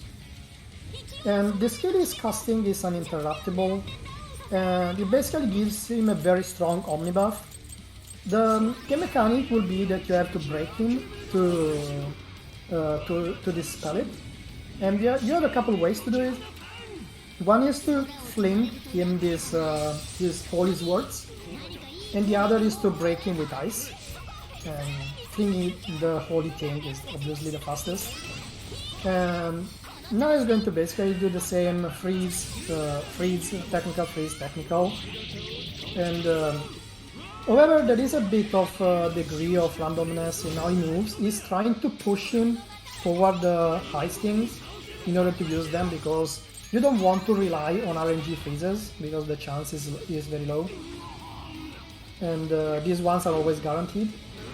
And on top of the other healing items, he also used an item that gives Tarukaya to the main damage dealers, so they do more damage. It's going to be something that's going to be done a few more times later. It's faster than actually manually buffing. I believe Tatsu is having a pretty solid fight there. The fight is technically in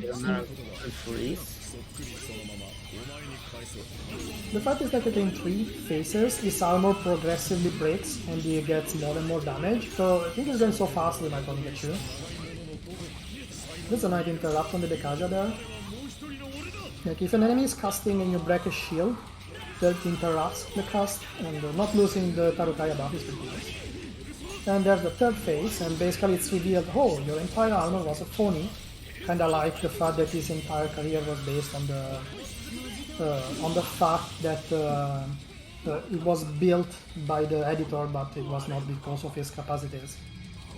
And as you see, he dies, and kind of similarly to what happened in the first jail. In this case, it's Yusuke that addresses him, since Yusuke also had a past of having to deal with a misguided artist teacher, and he is an artist himself.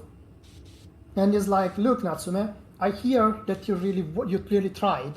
People didn't recognize what you've been doing, but I can feel that you tried even if it wasn't good.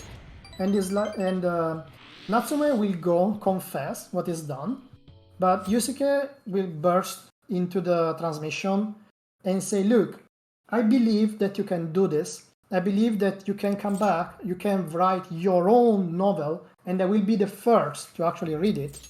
Because he believes that Natsume's desire to be an artist was genuine, just the people around him didn't understand it.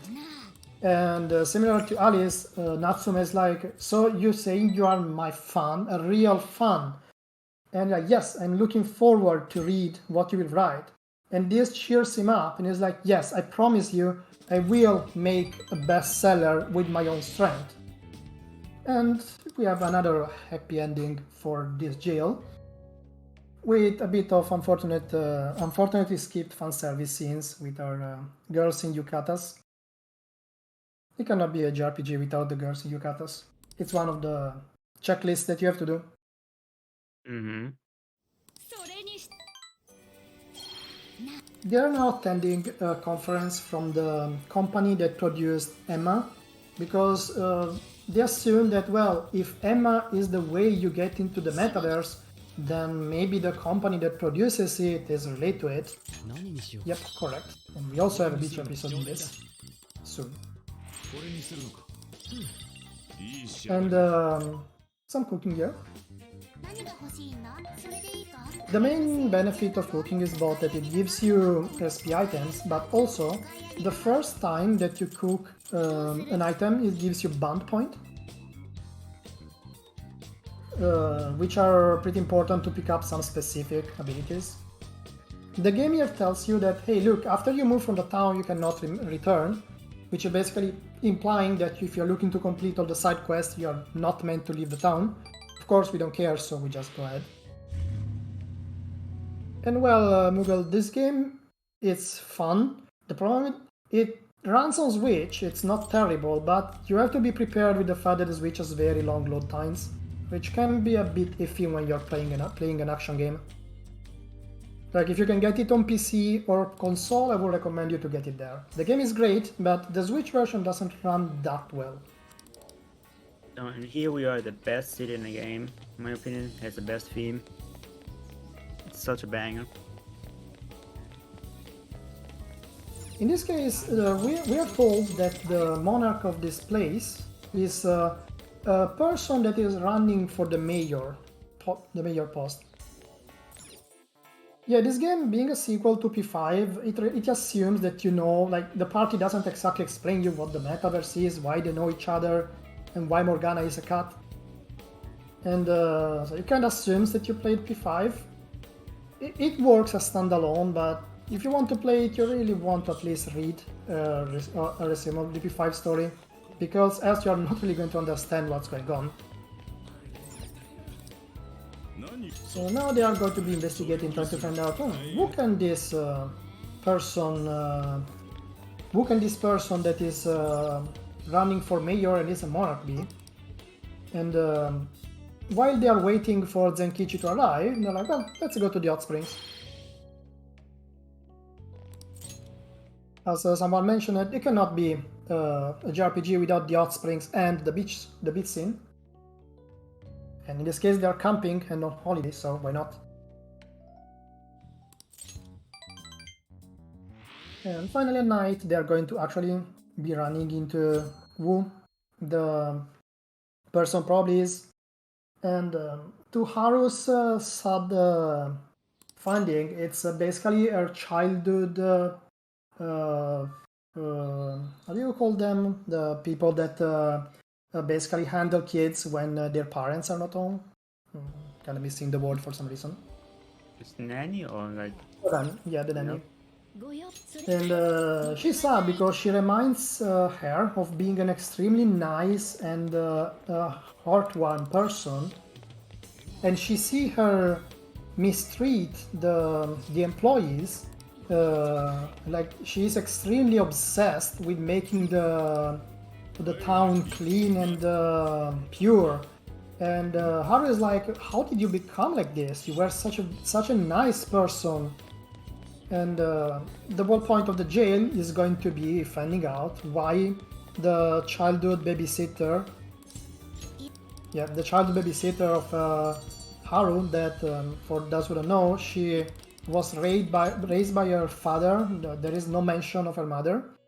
And her father was basically obsessed by his work for most of the time, so didn't really spend time with her. Getting surrogate aunt is probably the best way. Let's call her aunt-in-law. and her father also died, so her only nice memories of when she was a kid are with this Marisa person. And they're going to be entering the jail in a moment as soon as he's done with fusing.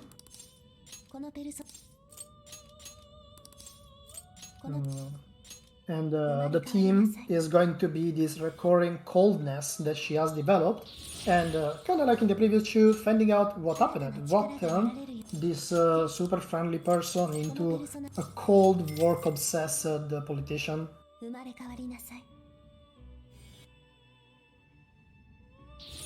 Let's see, we're facing Barrick now. Barrick is a pretty nice early, let's say mid-games persona, because it has a very comfortable combination of Rampage, Tarukaja, and Rakunda, so you basically don't need to swap persona.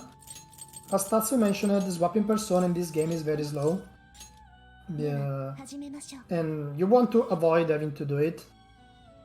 And now it passes the skills into Orcrus, which is something that got added later to the run, which is basically the same point, but also has Frey, which is going to be used later. And I assume they are also making preparations in case the Mothman thing gets met. You guys should really make the Mothman thing get met. This is all preparation in case if Mothman gets mad, but I also use it because it seems kind of, it is fun to use. The death threat, so I'm also gonna go for it. Yeah, for those not familiar, Mothman is basically a recurring between joke and mascot for Persona and SMT runners. It's a very popular demon or persona depending on which game you play, and it has that also appeared in several speedruns. Sadly, it's not part of the main route for this, but it's also a very strong persona in these games. It's one of the first that you can fuse that only has one weakness, and it's to gun attack, which are very rare from the enemies. Oh, now I did all my fusions, I can move on. Finally, time for gameplay. You gameplay. Give me back my cutscenes. Oh wait, this is not Persona 5.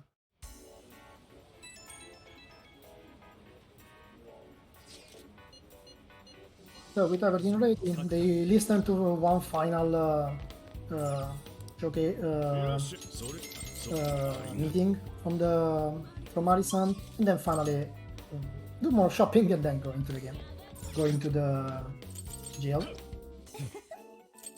This is a slightly unique jail where you enter by the first time you actually enter by clicking on the exit area. Most of the others just get pulled in basically.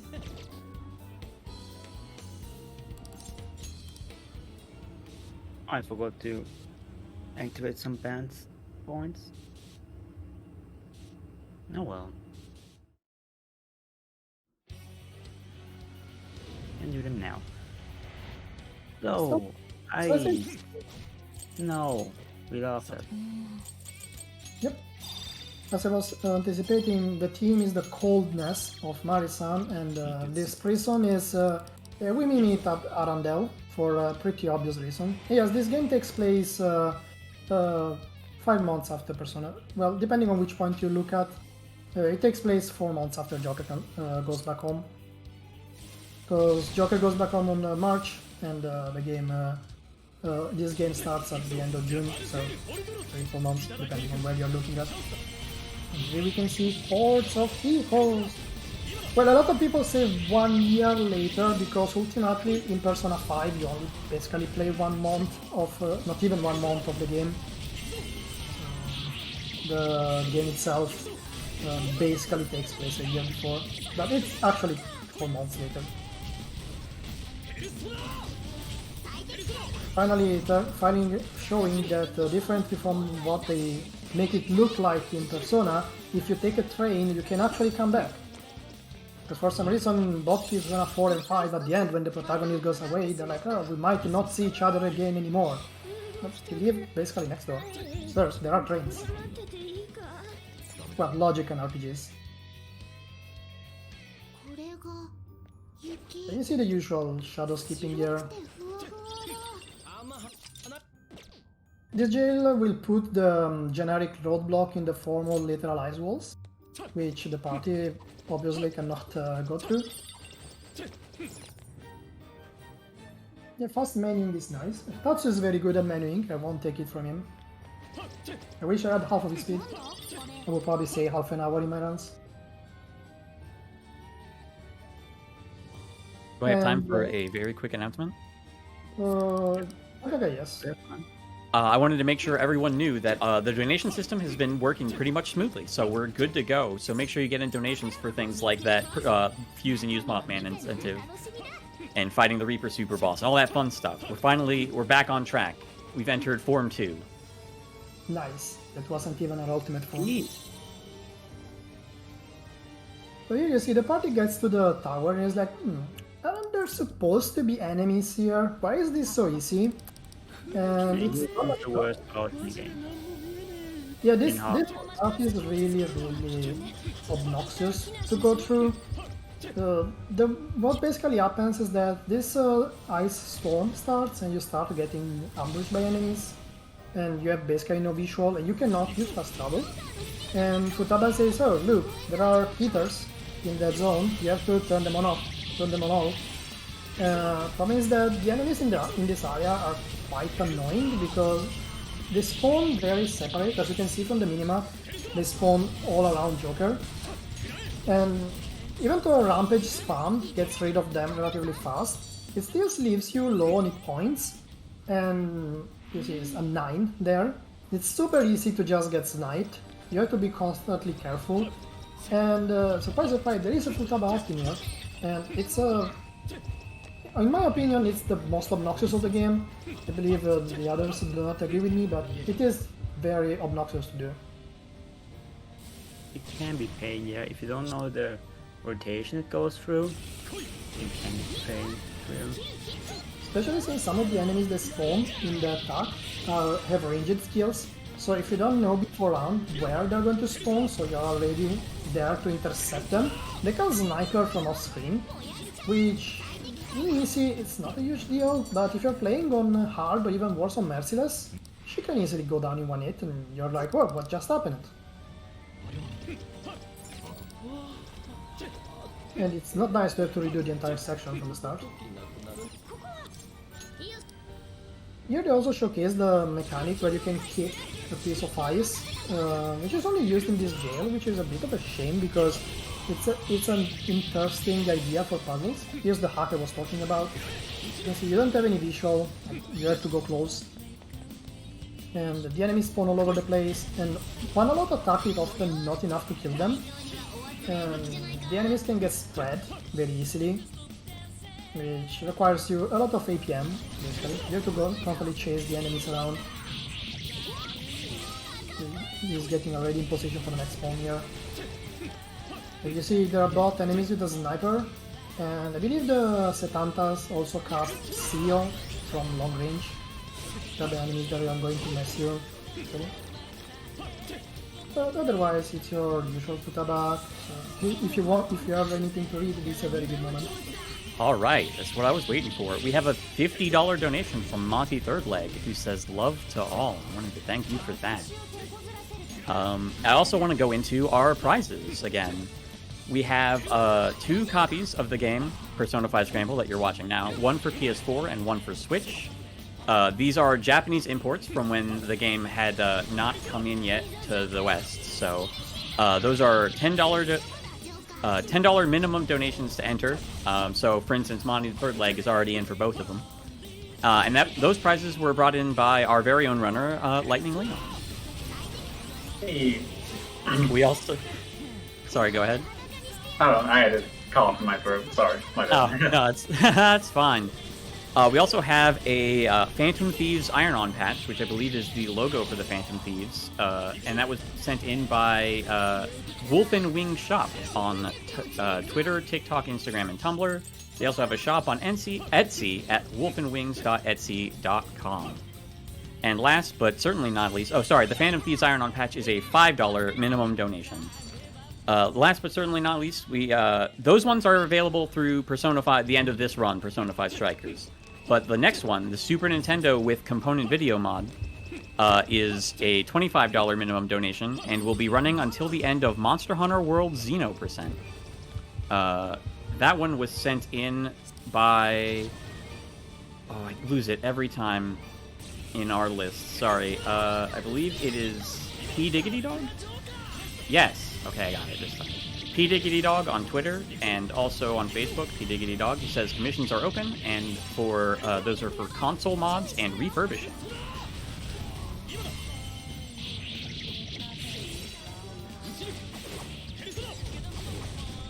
I see.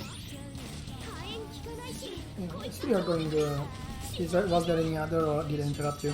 No, I was going to say I see the Futaba hack's over, so I was going to hand it right on back to you. Yes, yeah, the Futaba is over. Is looking for the last couple hitters, which are finally going to turn on the light. Even the party is like, yes, thanks, it's over, because this section is very obnoxious. And this is the another chest that could root later in the game. Here you have a tutorial telling us, hey, you need to have a skill to open this chest, which we already have. And this is Technical Adept. It's the skill basically increases damage of technicals, as you can read. And it basically is what makes Joker's rampages that are later in the game. And it's always there, so it's very nice to pick it up. The only caveat is that you want to get there without security. Yeah, so basically Technical Adept is the reason this game is much faster, to be honest. And here we have a very big Iho who is not happy to see us, unfortunately. Sadly, we have to kinda set him on fire.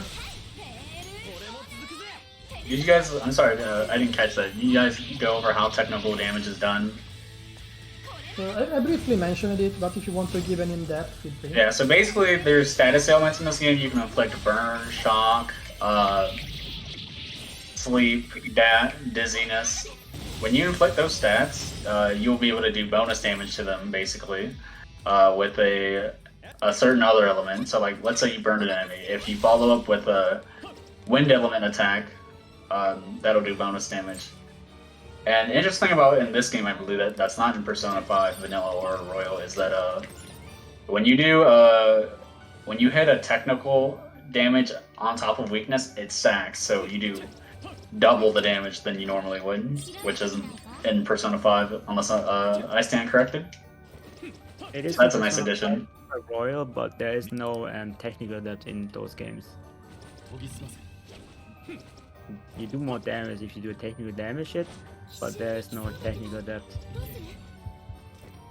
You have no way to boost it outside of Precedent. So we're going to actually be witnessing the best enemies of the game, an entire horde of Mothman. Mothman, a lot of them.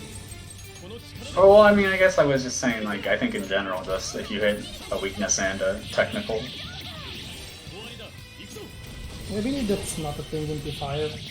You get the bond, you get the thingy, you get the weakness damage. Yeah. The Mothman are actually pretty obnoxious mobs, enemies in this game to defeat, because they only have a weakness to guns. So it makes sense, most flying enemies tend to be weak to gun in Persona 5. And gun skill, you have only two ways to inflict gun damage, which is either literally use the charged guns, or use gun skills, which cost HPs. And it's particularly complicated in Merciless, because you have basically to chunk through your own points to hit enemies that can kill you in one hit. So these fights can be pretty difficult when you're running through this in Merciless casually. Luckily, we're not running in Merciless, we're running in on easy, and so we have to beat a lot of Mothman.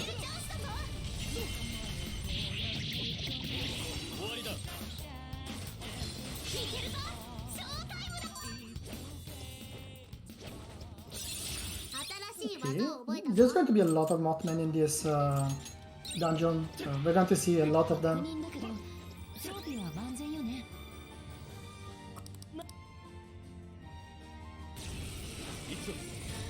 They're kinda curious. P5R is technically the easiest entry right now, as far as speedrun goes. P5R is extremely easy to run, it's just very, very long. World record for Paperboy is currently like 14 hours and 9 minutes. So all Persona runs it. All Persona games and speedruns. Just about do you have the courage to do them, because they are all long and some are very long. Cut out to Persona 3 and it's 21 hours. If you are good. Hopefully the next Persona game takes a lesson from this game here, the spin-off game, or sequel, I guess you could say, and influence cutscene skips. I think that'd be greatly appreciated for speedrunners and casual fans alike. Judging by the latest entries, maybe they actually learned the lesson. We are all hoping. So with the schedule, I assume that if there's going to be a Persona 6, it's going to be in at least 2 years. So there's going to be a lot of time to wait. Oh, does never mind. I was gonna ask a spoilery question. We are going to go over that later in a different way. You can see we are in a Futaba, by the way. This one is just any soul spawn in the same place, so there's nothing really special going on. Yeah, just wanted to wait for talk to die down so I can bring up that this event, Questing for Glory, Hope and Healing 2, is here to support NAMI, the National Alliance on Mental Illness. They're the nation's largest grassroots mental health organization whose work is focused around 3 pillars: education and support, awareness, and advocacy. For awareness, NAMI participates in nationwide awareness opportunities like Mental Health Month, Suicide Prevention Month, and Mental Illness Awareness Week. NAMI has partnerships with a wide range of companies and organizations, for example, Fox Sports and Google, that they use to get their name and mission in front of new audiences. We got some hashtags for this event if you want to share the information and spread the news to all of your friends. Those are hashtag QFGHH2 and hashtag Together4MH. I'm going to type those ones into chat just for y'all. No new donations to report at the moment. And the hack appears to be over, so if you want the baton pass, you can take care of it. Or you can go back. Yep. We went from a hack to another power fight. A lot of enemies to kill. Yeah, as I was mentioning in chat, sadly the Persona runs are like interesting, but they have this moment that have a lot of dead times. Like this one is kind of an exception because it's an action RPG, and especially you can skip cutscenes. This is the most important thing. But the others have this big problem of having a lot of dead time, so they're not exactly the best for marathons. It's a bit of an unfortunate thing because they are fun to do. I recommend to check them out. Like this streamer here, TatsuyaAct, is also a Persona 5 Royal Runner. You should check him when he does one run of these sometimes. And we are at another tower. In this case, it appears that while some of the core items for Marisan were related to her status as a mayor, curiously the last one is a white rose. And the part is like, why is a white rose the thing? And they're going to find out relatively shortly after the deal with a very angry and very big Mothman, which inherits from the other 20 Spectre, which inherits from the normal Mothman the fact that it's only weak to gun. Luckily, you guess what? The arguably strongest character of this game, Haru, happens to get gun skills, and happens to get gun boost, and happens to get technical boost. So, Haru is... The part about it here is Haru has in this fight, she just learned recently gun boost, and she has technical depth. Movement is and is weak to guns, so he gets a lot of damage from those. Yes, Haru is a kind of a funny thing in the Persona 5 series, because she, as far as speedrun goes, she went from being basically the worst character of the game in Vanilla to a very strong character in Royal, to be potentially the best of the party in this game. Well, if you exclude Joker, of course, because Joker has the flexibility of having whatever he wants. Yeah, she kind of busted. Like, she is really strong. The only He has downside all the is tools you want to have in a speedrun. She has the tool for the technical abuse. She has the gun attack and gun boost, which she learns early on. She learns triple down also early on. She's a strong woman. You don't want to mess with her. the only downside is that her movement is pretty slow, and her attacks are regular attacks are also really slow. It's like as far as you're using skills, best character, but if you are actively attacking, you really don't want to be using arrow. She's slow. Really, really, really slow. Oh, Jack Frost. Equals? Where? Or did you get a Jack Frost drop? Yeah.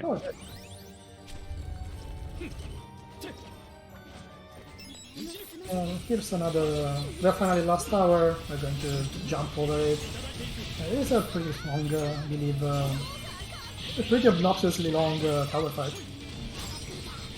They kind of went a bit overboard with the tower fights. You have to kill a lot of enemies, but since it's always the same waves of enemies, they can get repetitive, especially casually.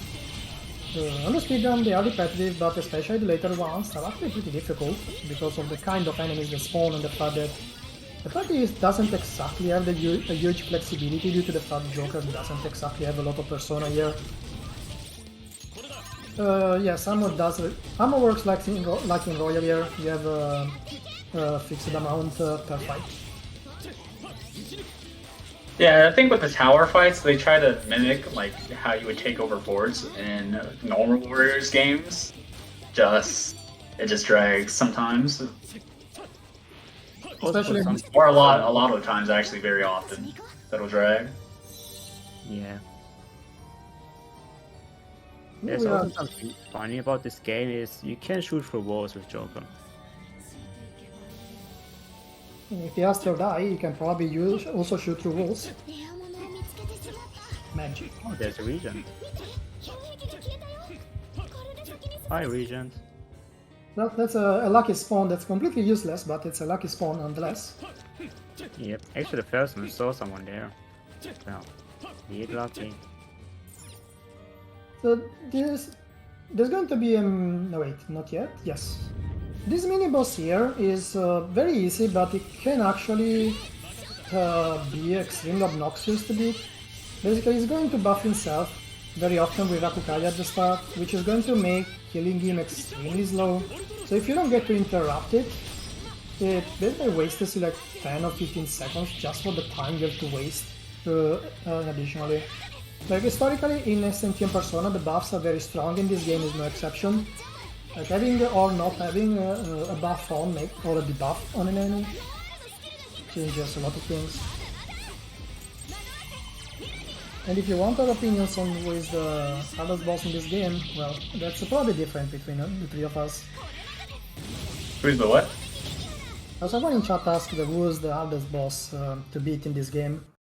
In terms of the speed run, I would have to think about that. Yeah, let me think about that for a moment, because I don't think there's really a hard boss in the easy mode per se. For me personally, I would say Osaka's jail boss. I'm not gonna say who it is, but his first phase is a pain to get the ailment on. At least for me personally, I get a really hard time to get the ailment on him, and just lose time in easy or hard mode runs. As far as easy speedrun, I would probably say that the hardest boss is actually the boss of this jail. Because it's the one that can go wrong the easiest. Or can go stupidly easy the easiest, which is funny. I remember your last run, you just destroyed it. Yeah, that's true. She can be pain, but I believe it's loading. Wait, did Tatsuya screen crash? don't joke it. I mean, your screen, maybe the restream did go wrong.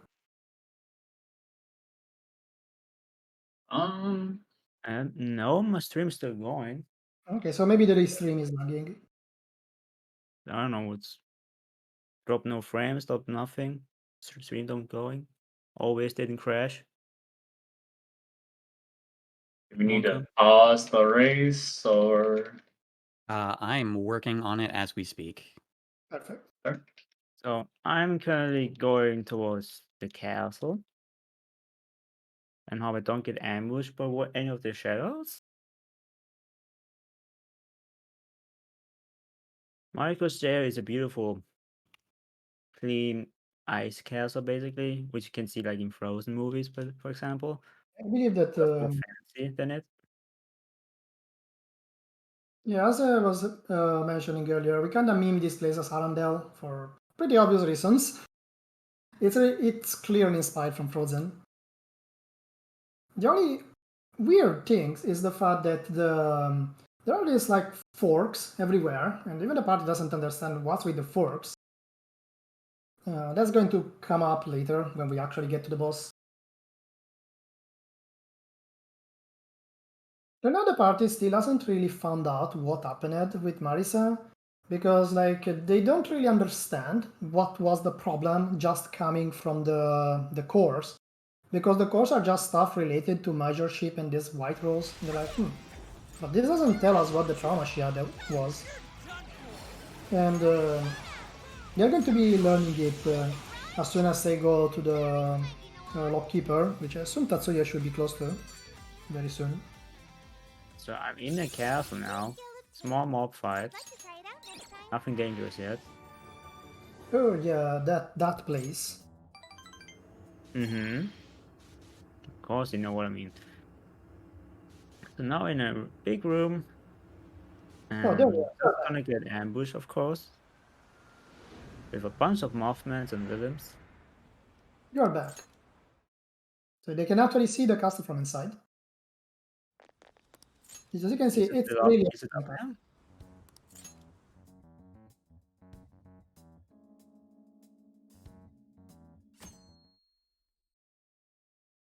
These fights are just your usual. These fights can be a bit obnoxious because there are some enemies that spawn on top of the stairs and you don't really see them at the start. And especially when you're playing on other difficulties, they can snipe you and you don't understand what's shooting you. Luckily, as I said, on easy, this is not a problem. So even though we're on easy, eventually when you get a bit later in the game, you can actually die. Yep. Okay, beginning infiltration.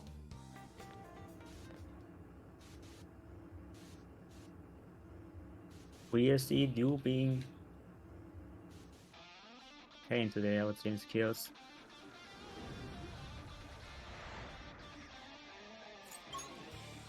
And after he's done with this mob fight, we have probably what's the most obnoxious mini-boss of this run. He still doesn't really have an efficient strat to kill. Personally, it's probably my least favorite mini-boss of the entire game, especially in the speedrun.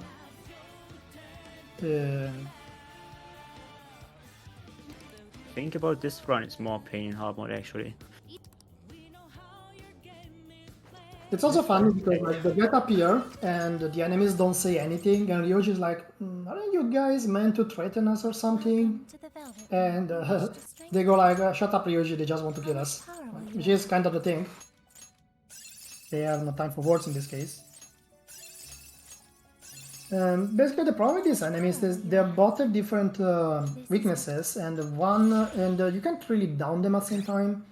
You kind of want to try to AoE them, but the problem is that they can easily just end up splitting, like exactly what's happening now. And after they split, you basically have to pick one and try to kill him as fast as possible. He actually lucked up a bit since he got pushed into the range of the other. Nice. I got a double DZ actually. I didn't saw that. The RNG is blessing you today.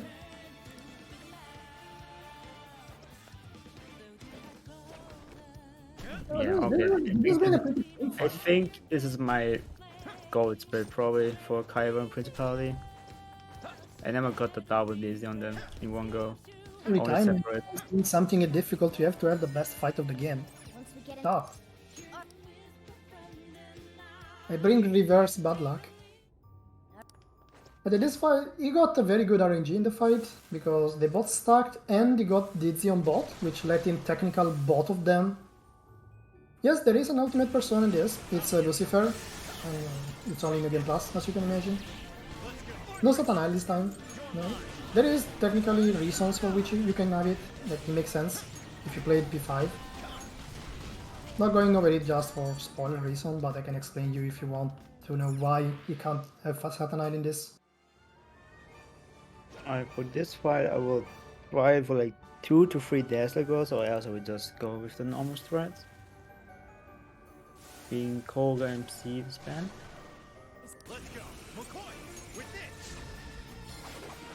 So now they're finding out what the trauma of Mari-san is, and it's not that different from what happened with Natsume. Basically what happened is that while she was responsible for some works that were being done in the city, there was an accident with some engines, and the problem is that one kid died as a consequence of this. And even though it turns out that the reason for the accident was that one of the people that was responsible for the security checks basically was lazy and didn't do anything, the guy basically threatened her that if she denounced him, he will say he was under her command, so she would also get condemned guilty and lose any chance she has to run at the major. And this caused Mari-san to basically decide that all the politicians are lazy and don't care, and she wants to make the city as beautiful as possible.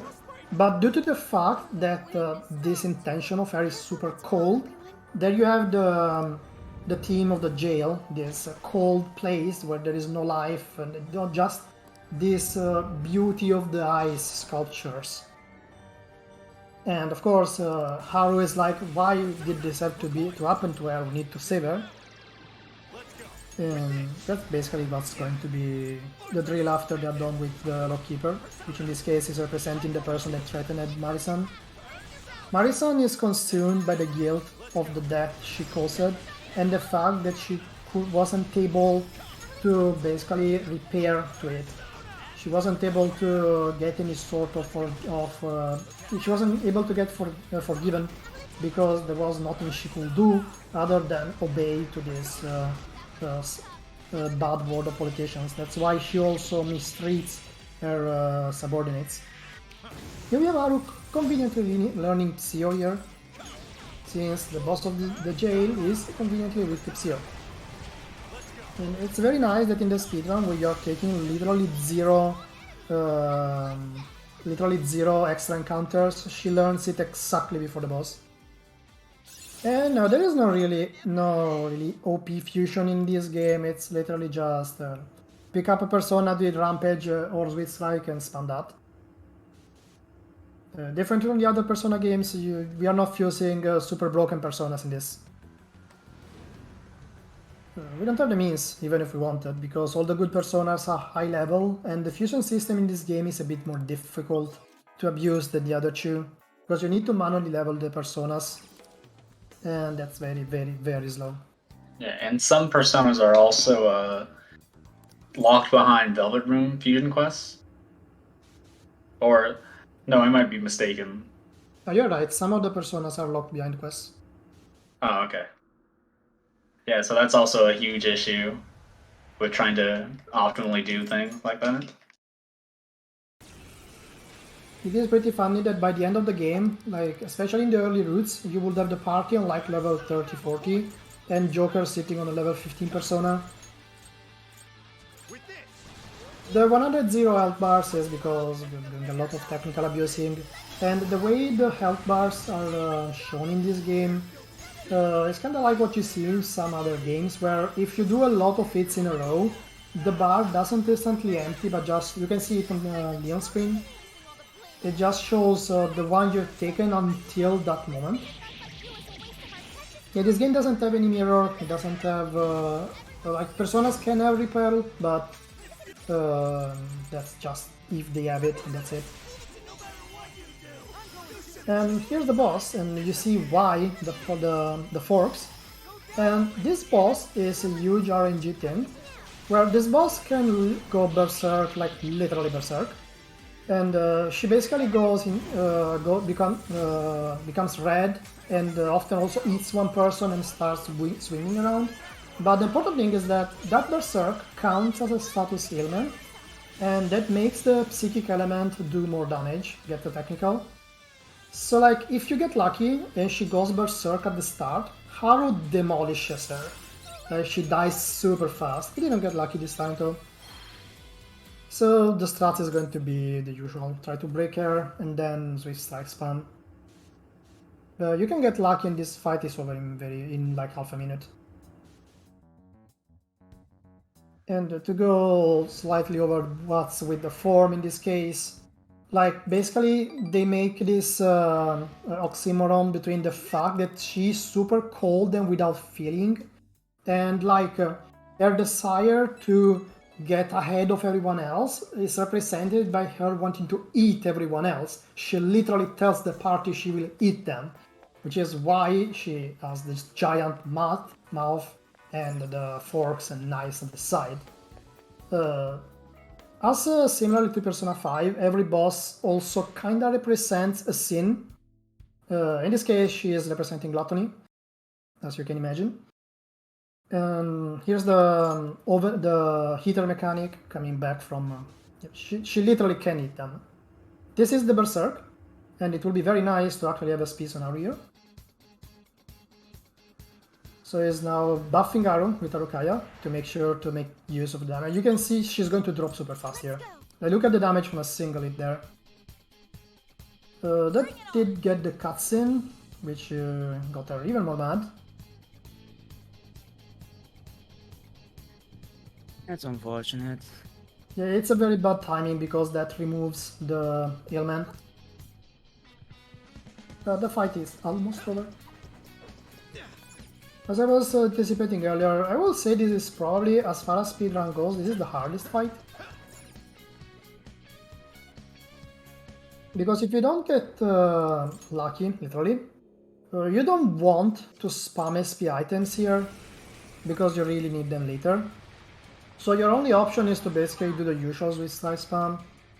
You only basically go back in a piece if she is low or berserk.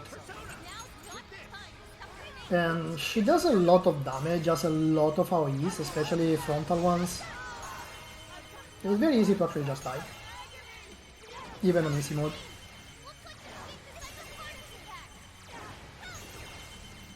Here's the coming. Oh boy. Tatsu had a very bad RNG with her. Not sure, I'm checking on Leon now. And it seems he didn't get lucky either.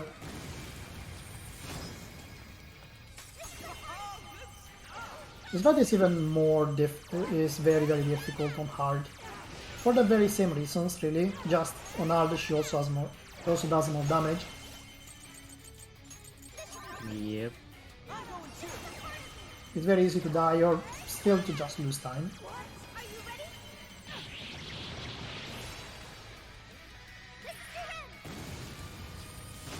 Yes, the inspiration for the model was basically take Arundel and mix it with the gluttony, things like that. So the aftermath... That soon the incentive for the farewell dates would be cut off now. Yep, true. The real date is coming. Oh, yeah. So, gonna do last minute checks on donations for that. Yep.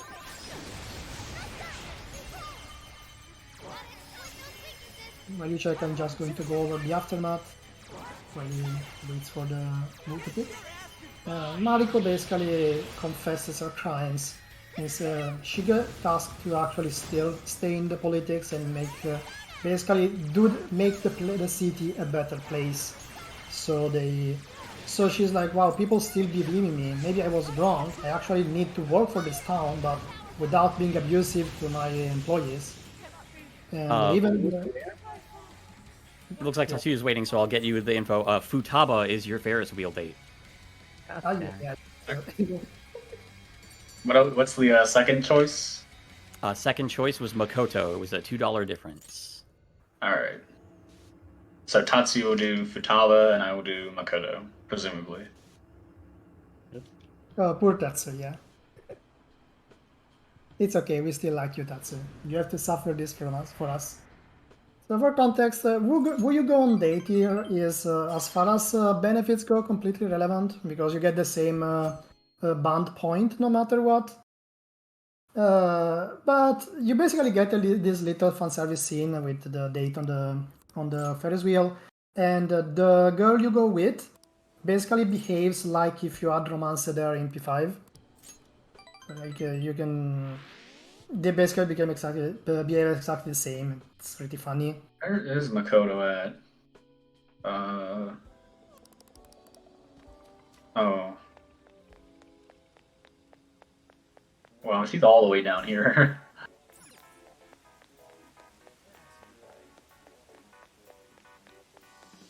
While this is going on, basically now it's a big plot dump happens now.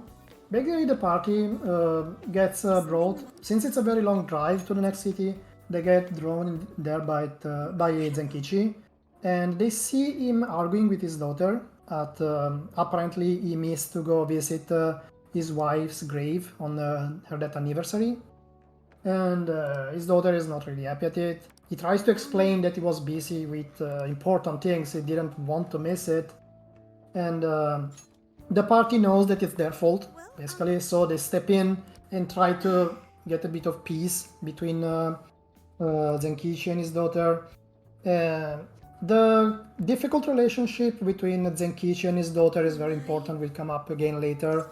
Because basically he says that his wife died during... she got run over and they never found the culprit. He's had very bad issues coping with the loss of his daughter. He has made not his daughter, the loss of his wife. And he has made his objective in life to find who the culprit is.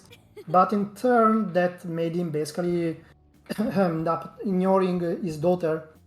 And she really feels sad. So it's a pretty touching scenario of a single father that has to deal with the loss of his wife, and a daughter that is living with a single parent who is too busy with work. And it's going to be very important in the next part of the run. It is similar to Dojima, yes, it's very similar to the situation with Dojima. What are you gonna... And to explain why they are on a tropical island, apparently they were told that there was a research beach episode, by the way, mandatory beach episode. And they get told that there was a research facility for Emma on this island. So Zenkichi brings them here. However, like they found that the facility is closed, so like, well, you know, we have to wait tomorrow. Might as well go have some fun on the beach. And after they have some fun on the beach, they are going to some shopping here, because after the next cutscene, they're going to get forced into a jail. So this is the best moment to do shopping. Also, and the incentive for Mothman is coming to end once I talk with Morgana. All right. Unless we get some huge last-minute donations, that one's probably not gonna make it. Unfortunate. I'm gonna blame the technical issues we had overnight for that one, though.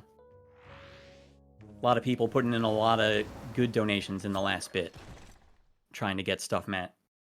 Well, at least it's still for a good cause. Yeah, yeah. Mothman will live in our hearts.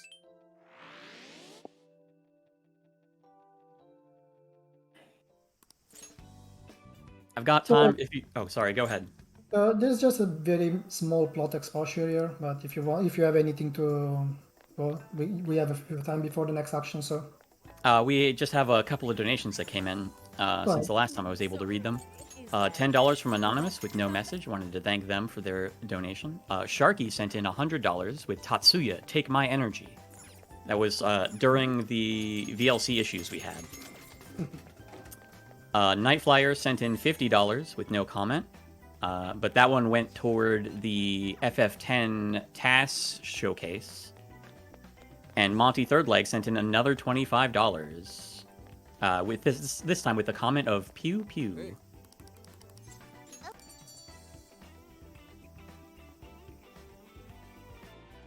Alright, Tatsuya is getting his final, well, not final, but the personas he's going to be using here.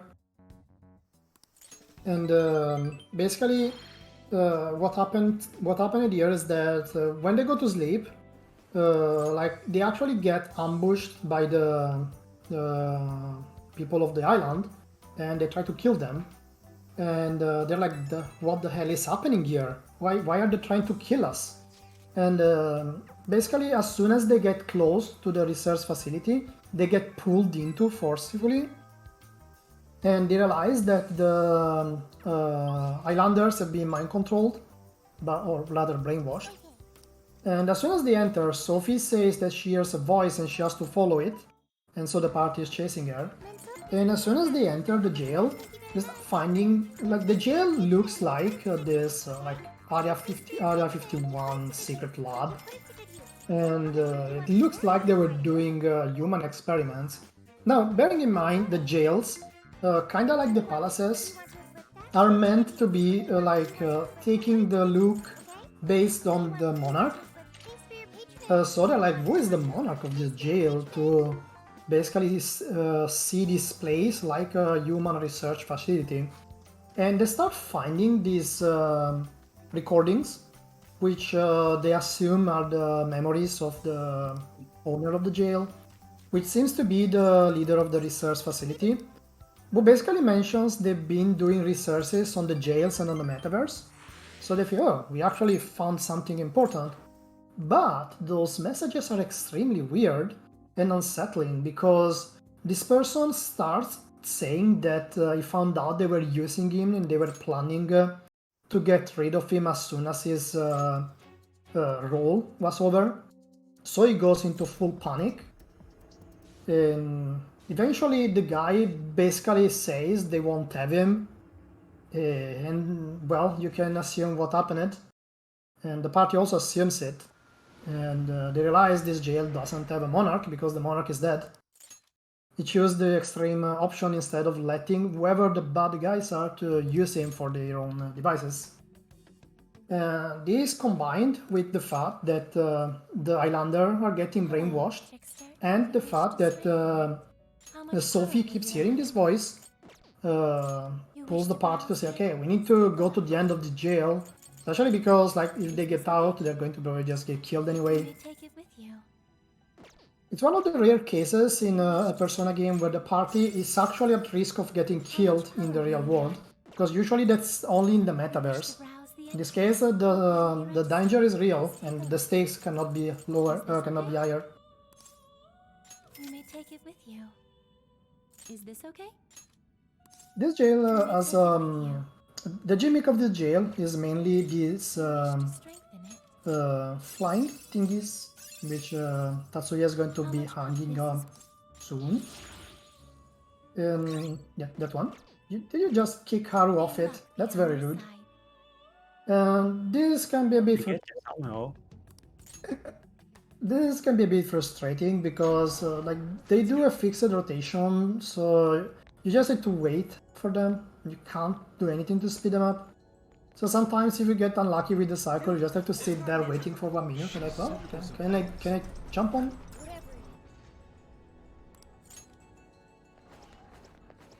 This jail also has a focus with these shadows that explode, which pretty easy to be caught off guard if you're going through casually.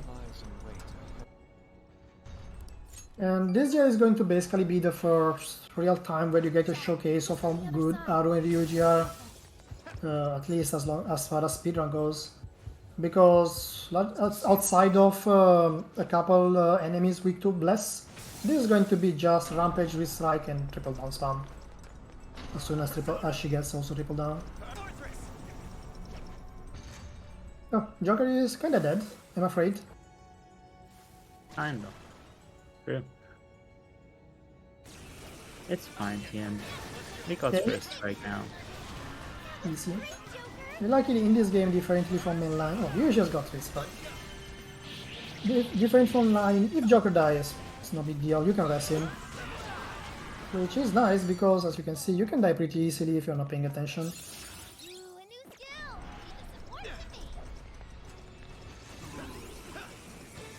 And this wall dashing is doing right through shadows, something you're not really going to be pulling up this easily if you're playing on Ado Merciless. Now they're going to ambush you if you do that. Ooh, I'm playing terrible here. I'm getting caught a lot. That's okay, that happens. You can see Alright, next small boss.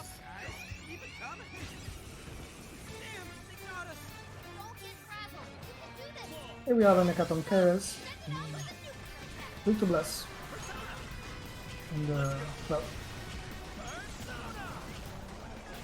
we happen to have a pretty strong bless user too, but I don't know if you're using it in this route. So this is a research Yep. lab, or Wrong character. That's supposedly the case, despite the facility projecting a Okay, I see we are going for the technical spawns. Yep.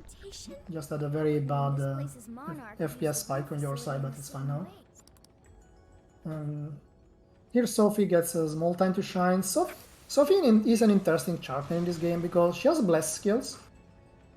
And typically you don't really get access to bless and curse skills early in these games. Not only that, she also has Rakunda, as mentioned earlier, which is pretty unique for a Persona 5 character, no one else gets it. And the important part is that she gets access to Bless Boost and Bless Amp super early, on top of a high magic stat, meaning that when there is an enemy weak to Bless, she just destroys them. Not even Anne and Makoto have such high magic stats compared to her, and it takes a lot longer for them to get the amping boost. The thing about Sophie is she gets Healing Grace, she gets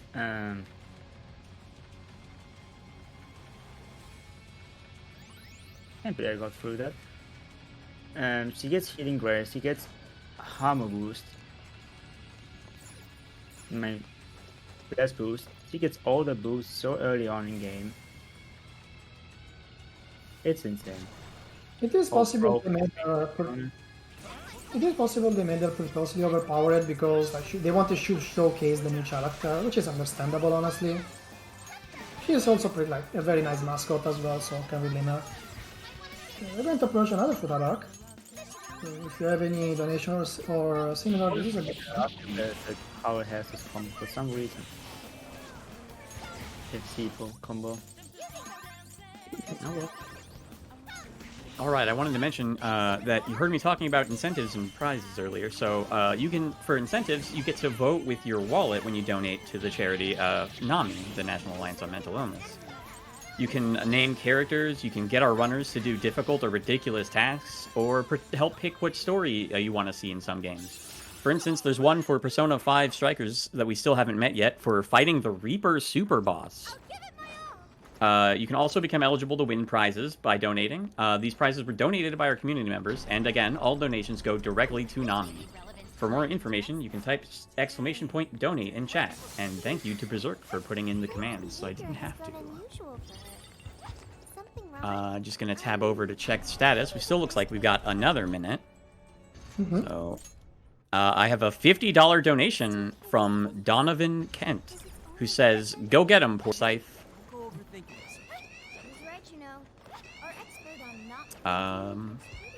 Guess this gives me time to talk about the National Alliance on Mental Illness. It's been a bit since I was able to do so. They are the nation's largest grassroots mental health organization, whose work is focused around 3 pillars: education and support, awareness, and advocacy. This time we'll talk about advocacy because they engage in federal advocacy efforts to support like NAMI state organizations in their state level advocacy. So they're like making sure on a kind of upper level, like structural level, that mental health support gets the help it needs as far as getting through government stuff. They operate a national helpline available Monday through Friday from 10 a.m. to 10 p.m. Eastern, which provides information, referrals, resources, and a compassionate, understanding, trained volunteer to support the caller. It looks like the hack is about to end, so I'll give you guys the go-ahead to continue. Perfect timing. So, As mentioned earlier, this jail doesn't happen to have a monarch because they found out the owner of the jail died. And so you're like, but we're still hearing this weird voice, and why are the people still mind controlled? So after they take this elevator, they run into this huge room where apparently there is a voice that knows Sophie and tells her she's a mistake. She was a bad product, an early beta, literally. And she gets pretty angry, and the party is like, no, you are not a mistake, you are our friend, you are not just a malfunction. And of course the voice is not exactly happy that they defend her. So we get in a fight with the lockkeeper. No, continue, sorry. Go ahead. Well, this lockkeeper is conveniently weak to bless. Usually they have this quirk where usually when a character is a focus of a dungeon, the boss of that dungeon will be weak to that character. That's a persona quirk, more or less, and this is no less one. And well, as you can see, yeah, this is, as someone mentioned, this is actually the one part of the game where they let Ryuji throw an F-bomb. It's a typical thing, because this game is actually pretty tame as far as language from the protagonists. Probably because they are minors, so Atlas wanted to be pretty safe with not making them sound excessively rude. And it became pretty famous for the fact they let Ryuji go all out in defending Sophie.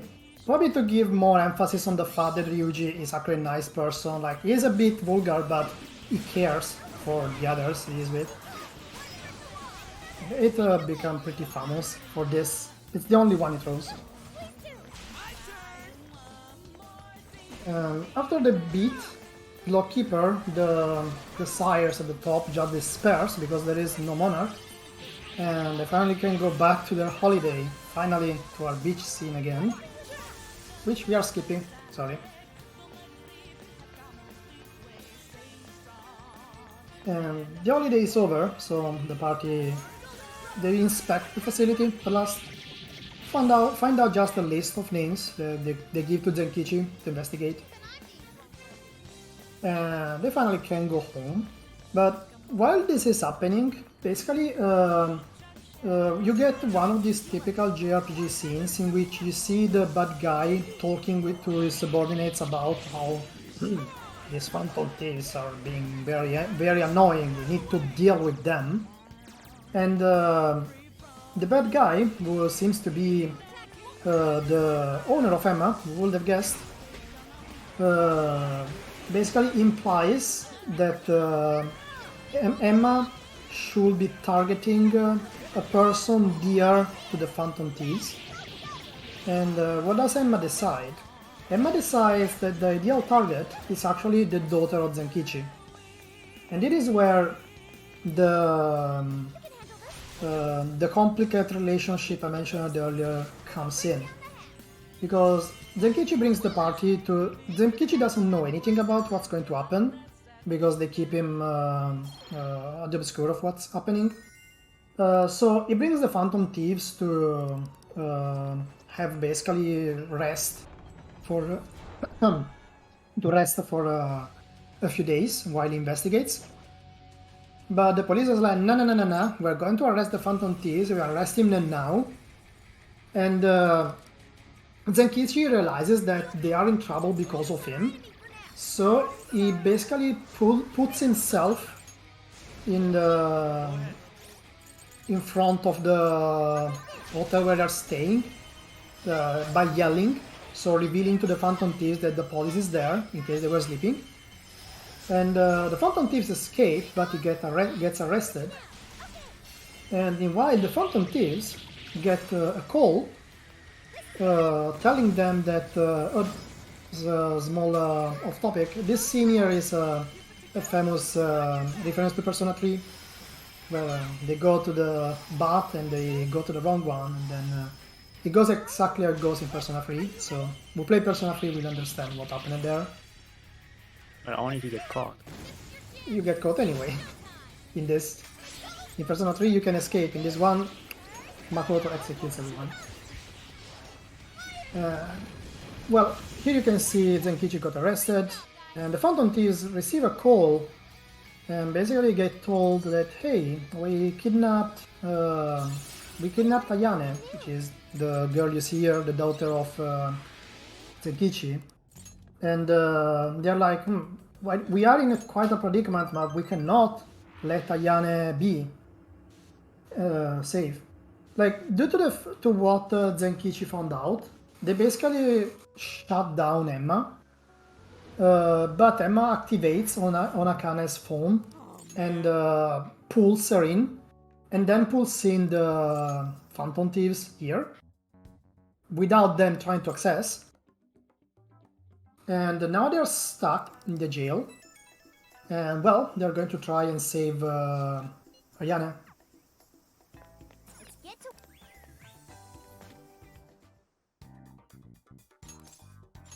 This section is just run into her.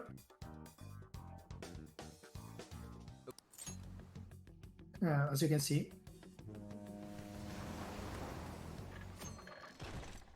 At first, Sophie's wondering, but if this is a jail, where's the monarch?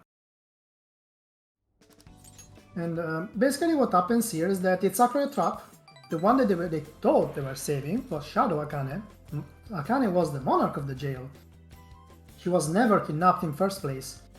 And now they are in, they got captured. But what happens is that while they're running to Akane, Futaba, since she is very weak because of all her years stuck at home, she stumbles and doesn't get captured, so she managed to escape. She tells Zenkichi everything after he gets pulled out of the jail by Makoto's sister. And now he wants to go help them, but he doesn't have a persona. So you have to do this very funny stealth section with Zenkichi, where you basically have to run there avoiding it.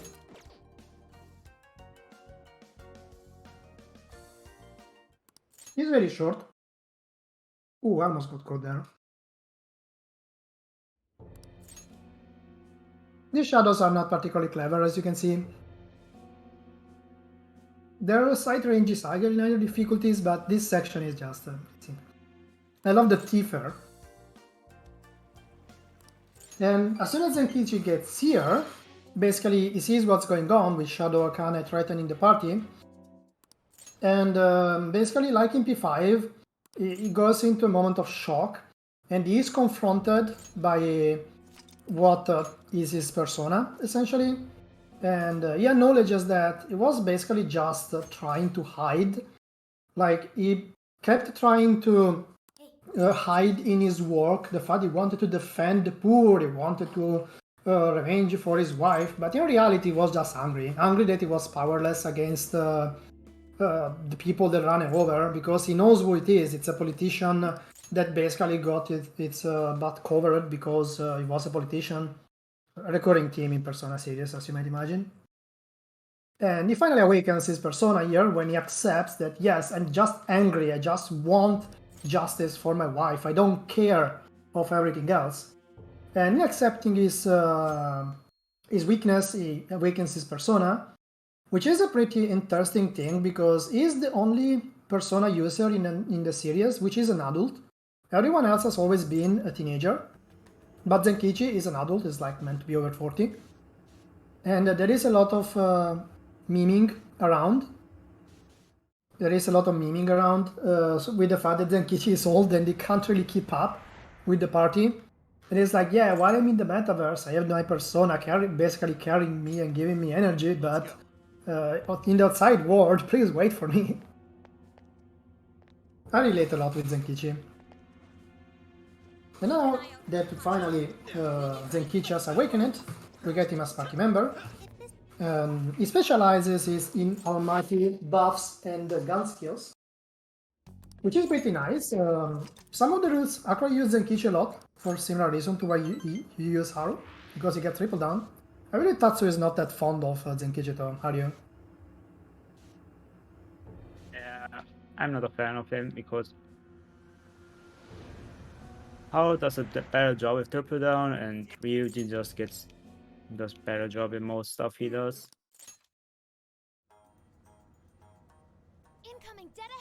So this jail has a very lower height gimmick. Basically, you will see in a moment that there are these swirly vortexes. And when the party goes through one, they get teleported to a different part of the area. And you can't really do anything. So what they have to do is basically follow these voices, but at the same time try to not get lost between the teleports. The pattern is actually not that complicated, but everyone running through this jail for the first times easily get lost because it's extremely confusing. It's also a very fast jail, because due to the fact it's meant to be a newly formed jail, it doesn't have the towers with the cores, and it doesn't have any subject, because Akane didn't blindwash anyone.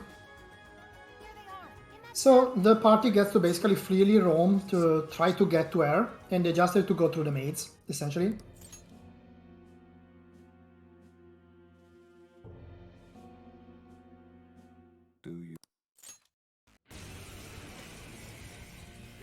After you learn the pattern, it's not too complicated. It's pretty straightforward where every part goes.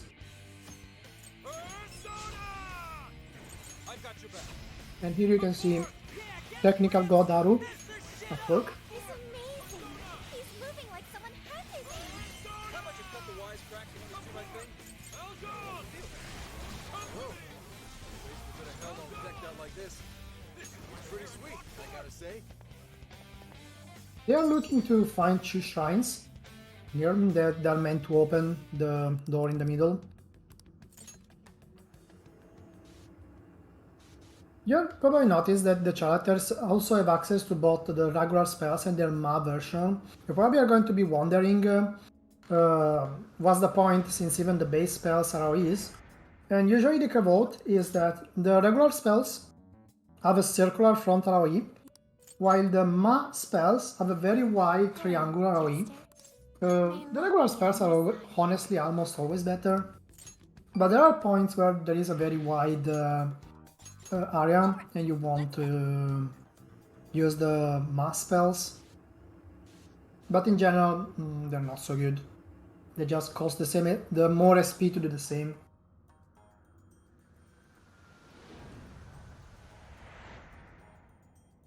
I believe Tatsu is almost done. He's going around clicking buttons, like typical JRPG puzzle.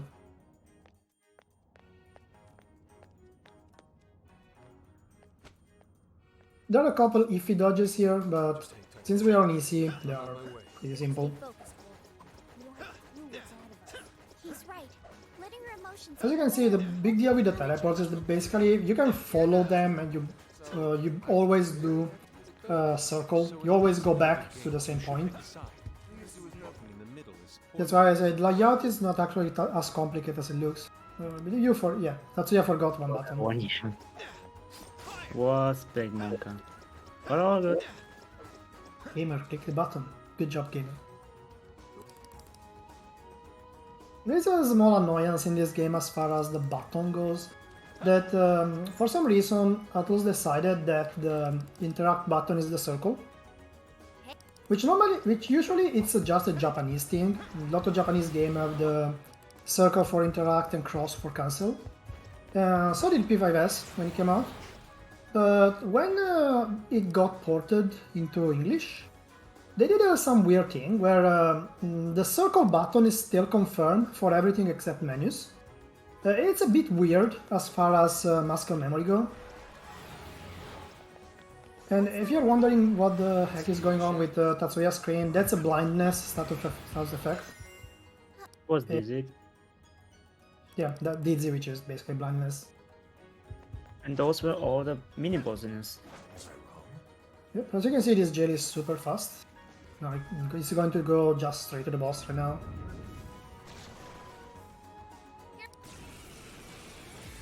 There's only one boss left. Funny one forehead. Yeah, this boss, the boss of the jail is pretty interesting. It's actually fun. Also difficult if you don't know the trick to it. Like I saw a lot of people, including myself, struggle a lot when this game was new, and then when we learned the trick, was like, oh, that easy. It was a bit of a shame how it's done, because this fight could have had a lot more potential, but hey, we take what we get. Basically, you're going to get to Akane. Akane is going to like, no, you're not the true Phantom Thieves. The Phantom Thieves would have helped me. And she's like, these are my Phantom Thieves. And she creates some clones that also do a very funny Power Ranger pose. It's a pretty hilarious moment, and the party is like, what, really? Unfortunately, all you get is a 1v1 against Shadow Joker, or, well, My Dear Joker is the correct name. While everyone is implied to be fighting with their clones on the side. This has this funny quick time event. And since Akane doesn't actually know what the Phantom Thieves do, Shadow Joker, all he does is using his gun and melee attacks. And he can also use the Arya's parts. Yeah, this boss seems super hard. It's actually super easy once you understand how it works. And Yep. You can also actually end up skipping the middle quick time event if you manage to technical the way into full, basically in one stun. Like the trick to the boss is that you can't dodge while he's doing an animation, but you basically have to wait for him to like dash to you to attack him. And that's the gist of this boss. Once you understand that, the boss is actually very easy, even on Merciless. If anything, it's actually easier on Merciless, because at that point you are overpowered and you just destroy him. I mean, almost everyone who has played this like got quite a lot of annoyance from My Dear Joker, especially since it's a 1v1 fight. This is Akane's room. As you can see, she is quite the Phantom Thieves fan. In this case, the aftermath is that they found out, oh, Akane wasn't actually kidnapped, she was at home. There is a scene, and then Kishi decides, well, you know, I'm deep into this, I'm going to help you bringing down the boss of Madis. So, the important thing is that, for some reason, Emma doesn't tell the boss of Madis that they got free. So he declared that the Phantom Thieves are the culprits of everything. What a surprise, that totally didn't happen before. But he also thinks they are dead or held captive inside the jail. He doesn't know that they are actually free and they are coming for him. So in this moment, the Phantom Thieves are basically labeled as criminals, as usual. And so no one knows who they are, so they reach the headquarters of Madis in order to infiltrate it and confront Akira, which is the owner of Madis. And as you can see, you get a trip on the town, and Lavenza is going to call Joker in the Velvet Room to tell him that something is not quite right. Like, yeah, it feels that they are on the brink of solving the case, but she doesn't think that this is the solution. So she's basically doing that anticipation that, hey, this is not the final boss. There's going to be stuff coming up later. It's a quirk that honestly I wish some JRPGs stopped doing, because eventually you start expecting it. It kind of ruins the momentum, if you understand what I mean, but it's a common thing. A lot of JRPGs do it, and Persona 5 is no exception. And as soon as he's done some shopping, this place has a lot of cheap HP items, plus it has buff items, which are going to be important for some of the new bosses. Yeah, I bought some Metal Kaja items and Maru Kaja items. I'm gonna use one of them in the jail boss and one of them at the final boss. So, Osaka jail. It is a fun jail, but also pain. But the good thing is we're gonna get a really strong weapon for Ryuji, which makes him basically a target for all outlet attacks for the rest of the game, mostly. So this jail mimics a bit the first one, because as you can see there is a lot of verticality and you will have to go basically back and forth on the areas to turn off the flashlights. So it's very similar to what has been done in the first jail. And here's our new weapon for the OG. Yeah, I'm not going to lie, since the names of these towns are kinda weird. Like, I know they are real towns, but I didn't know they were real towns when I first got this game, since I played it in Japanese, so... Well, maybe they invented this place and made them sound funny. Yeah, wait, oh, Senpai and Kyoto are real places. Oh. Oh well. This jail is actually pretty brutal, even in the speedrun, because it's going to be a lot of Swiss strike and yeah, Japan is real. You know, it's strange, but it is real. It's going to be a lot of Swiss strike and rampage and triple down. Well, basically get used to these three skills because that's mostly what's going to be going on for the rest of the run as far as offensive goes. But there are a lot of enemies that resist physical or that have big AoEs or that can snipe you from a big range. There are several Futaba Hacks as well. So this jail is actually quite a suffering to go through.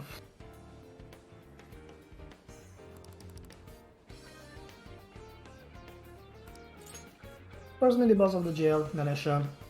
A lot of mini bosses here are weak to electric, which is pretty nice for Yuji. Can I get the dash on info? Just to give a status update as to where I am, I'm almost about to finish shopping. I know there's probably no way I'm gonna pull the upset, but it's alright. Tatsuya will throw for content, given time.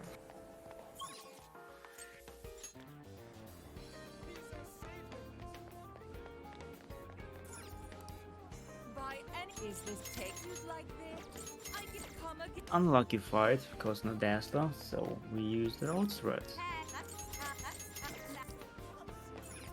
What you can see is sadly a lot of fights at this point like rely a bit on landing a status, be it Dazzler or Shock or Freeze. And sadly, since you can actually guarantee them, sometimes you get lucky and kill the bosses in 3 seconds, sometimes you don't, and they take a year. But there's no real way to guarantee this status to land. So I don't really like those stars in this game, I'm not gonna lie. Because some of them are so really tight and scuffed. They are doable in easy mode, but in hard mode, some of them are just really obnoxious. So it's most of the time it's better to just ambush them maybe if you can dodge them, that way you can save some time. Those who refuse to do as they're told will be eliminated without exception. I imagine that's Konoe's goal. So what they are finding out now is that in this jail... dodged them with the last bullet. Oh my. Oh, that was close, Tatsu. I'm still before the ambush. I'm still surprised actually. So, Futaba, one of our favorite parts. So if you have anything to read, this is a good moment. All right, just gonna refresh this real quick. We have a $25 donation from Roa Cinnamon. They did not leave a comment, but I believe that was for the Reaper incentive. So I'll bring that up again. We are at $379.29 out of $750 needed to meet that incentive. It's basically, we're going to fight the super boss called Reaper. Very common thing in Persona games is that there's like a Reaper super boss hanging around somewhere. And we're gonna fight him. Or her, or I guess it's more applicable. It's a Persona. Or a Shadow? It's very weird. Yeah, it's like some sort of deadly shadow. Yeah. Yeah, the game never goes over exactly what the Reaper is. In Persona 3 it was meant to be basically death, literally, which is why it's the Reaper. Persona 4 and 5 is just... he exists for reasons. Basically a recurring theme of the game, so... you're wondering why Tatsuya is charging his Kamehameha there, that's the master art he really loves from Ryuji.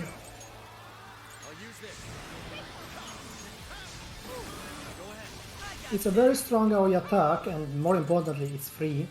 And not having to waste HP or SP is always nice. At this point of the round, the mobs actually hurt. Like, this is the point where you can actually die in getting ambushed. Well, it's hard to die, but you can. And some mini bosses can kill you if you are not careful. The hack is almost over, so I'm just gonna insert a little quick one of the key messages from Nami. Reach out for yourself and reach out to help others. I know with my own mental health problems, it was actually kind of hard for me to get help for myself because it was like a self-fulfilling cycle.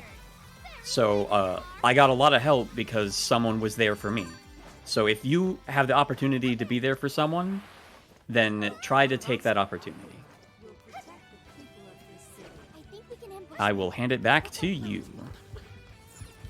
Right. More exploring. So the party is going through this jail, which looks futuristic, and being this Akira's jail, they're like the owner of Emma. They're like, well, he is the owner of a giant technological thingy, so probably makes sense that this looks like a futuristic town. But then they're like, it's really silent. Like, there is no humans. There is nothing actually, just shadows. So they're also wondering, this is a jail. Jails usually means that the monarch has a trauma. But what can possibly be the trauma of the mastermind that controls Emma? And this is a pretty important thing in this moment, because they're like, why does the mastermind have a jail in the first place? And here we have another Futaba Hack, and this one is probably my least favorite of the entire game. Because it's a lot of enemies that spawn, there are a lot of ranged enemies, these enemies actually hurt, and like, you don't exactly have option to hit them all outside of some physical skills. There we have, I finally got Ryuji's match I'm aiming for. A really strong attack, good chance to crit. Does a lot of damage.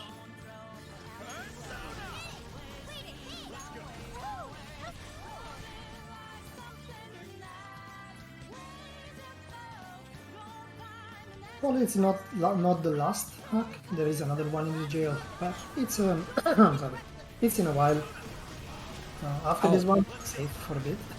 I was trying to find the next thing I should read and missed that a hack was going on, so my apologies. I guess I can use this time to talk about prices you can donate to enter real quick. There is a copy of the game Persona 5 Scramble that you are watching, one each for PS4 and Switch. They are Japanese import copies, and that is a $10 donation minimum to enter for the chance to win that. And a reminder, just donating gets you into the prizes. You can also put them toward an incentive or a bid or a challenge. And those two prizes, the Persona 5 games, were donated by our runner, Lightningleon. Thank you. No problem. We also have a $5 minimum donation to get a Phantom Thieves Iron-On patch.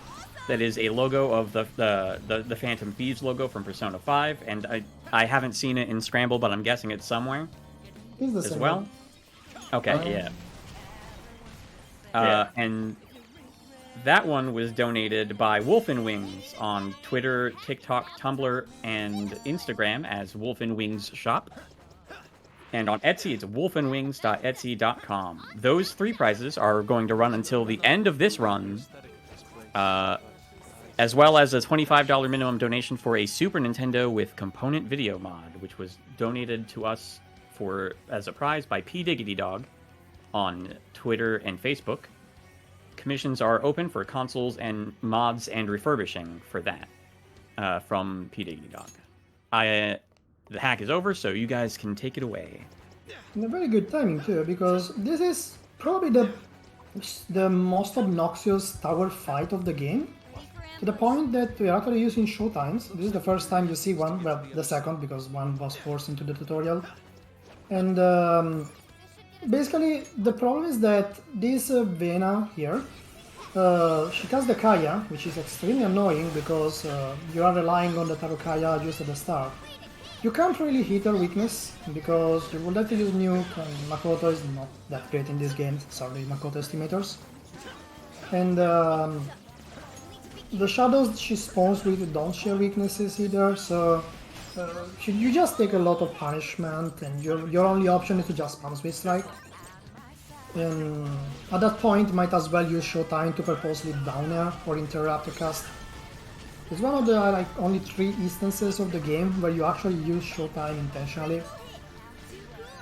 Yeah, the next one that I use is because yes, I was to down her, so I have more time to 3 more times to try and get an element on her, and second is to beat Ganesha and Valkyrie there because Ganesha can defeat you really quick with Rhydyne, and Valkyrie being there also can be annoying, so the Showtime solves a lot of problems for the beginning of the fight. And since I built up really the Showtime anyway during the Futaba hacks, it just comes out really good.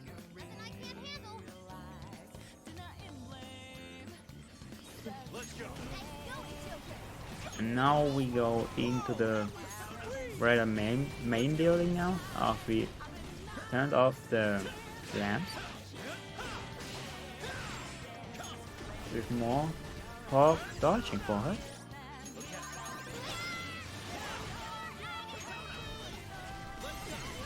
the jail is going to be looking more and more like an alien facility. And that's boggling the party because they're like, why is this place looking so dead? And they're wondering what the trauma could be. And seems it's something with the fact that he wanted to be a hero. Because the core items, one is of course Emma, that was easy to figure, but the other 2 are basically superhero merchandise. Did you miss a jump there? Yes. Yeah, there was an accident. At least I recovered from it quickly. I was wondering if that was a new weird tech, but no, it was just a mistake. So yeah, this is another jail. We're gonna do Osaka. Osaka is actually the biggest jail in the game, but in easy and also new game hard mode runs, we do the jail in one go. And just hope we get some good RNG to not waste all of our SP items, because SP items are really important for the boss in this jail. Yeah, the boss of this jail is probably you could argue it's either the hardest or the second hardest of the run. You probably can fight it with Mariko. For similar reasons, mainly. Because Yeah, you I kind just of want have to... really problems getting any ailments on him stuck, and that's the only problem I have with it, to be honest. And in the second phase you have like phantom actions where you can activate the ailment on him, shock. But on his first phase you have a hard time getting ailment, at least I do most of the time. I'm not a fan of.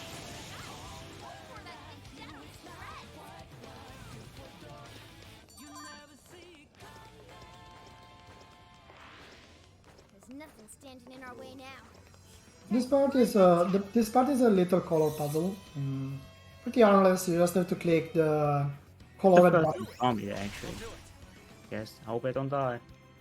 No, that was a nice... Nope. Alright, no one died. Oh, Good. it was a nice dodge. So the way you escape in this game is to just run to the edge of the battlefield, and the time you need to be at the edge to be able to escape increases with difficulty. In easy it's just like a handful seconds. On hard and merciless, however, you have to be there for like 10 or 15 seconds. So usually if you get ambushed on hard, you just die before you can escape. Or you have to basically kill the enemies before they kill you. On easy, however, super easy to run. It just like you lose a few seconds, please. Yeah, this wave fight is one of the annoying one in this game because the Fortunas, like the girls with the wheel, which are going to appear in another wave fight later, these are very long range and can easily hit you from long distance. And will you guess, there is a Futaba where they spawn. It's lucky they always spawn from the same point, so it's easier. It's easy to shut them down, but it's also easy to miss one and die horribly. Which is mostly the thing at this point of the game, like everything is pretty hard. And the characters don't really have any armor, they are the starting one. So the stuff, it's way more than it would in a casual playthrough. And that's particularly important for Futaba, who is already pretty squishy by the on herself. Make sure to watch your step. I'm of course. Push the shadow because he has a high chance to just ambush you instead, and that just wastes time. Instead of ambushing him, saves you time, you can escape quickly in easy mode. And yeah. Let's go. These giant robotic shadows, usually when they see you, they jump on top of you. They are very hard to dodge in small areas. Here's the hack I was talking about, so where we see the streamer suffer through it. If you want to read anything, it's another good moment. There are even more infrared sensors. All right, it's been a bit since the last time I went over it, so I wanted to bring up what Questing for Glory, Hope, and Healing 2 is here for. That's the marathon we're running. We're here to support NAMI, the National Alliance on Mental Illness, the nation's largest grassroots mental health organization, whose work is focused around 3 pillars: education and support, awareness, and advocacy. I've got some stats here that they've sent over. 1 in 5 Americans live with a mental health condition, and fewer than 50% of the adults living with these conditions will receive treatment each year. And many factors that contribute to this, including stigma, lack of access, and a lack of knowledge and resources. They also operate a national helpline available Monday through Friday from 10 a.m. to 10 p.m. Eastern, which provides information, referrals, resources, and a compassionate, understanding, trained volunteer to support the caller. That number, that helpline is 800-950-NAMI, or 800-950-6264. Also, if you wanted to spread the word to all your friends and family via social media, we have 2 hashtags we're operating, or not operating, but we're using for this event. They are hashtag QFGHH2 and hashtag Together for MH. We do not currently have a donation, and the hack still has a little bit to go. So, It's going. I can bring up another quick statistic. 50% of all lifetime cases of mental illness begin by age 14, and 75 by age 24. It's a pretty widespread issue. Looks like the hack's almost over, so I will let you guys take care of it. Excellent timing, sir.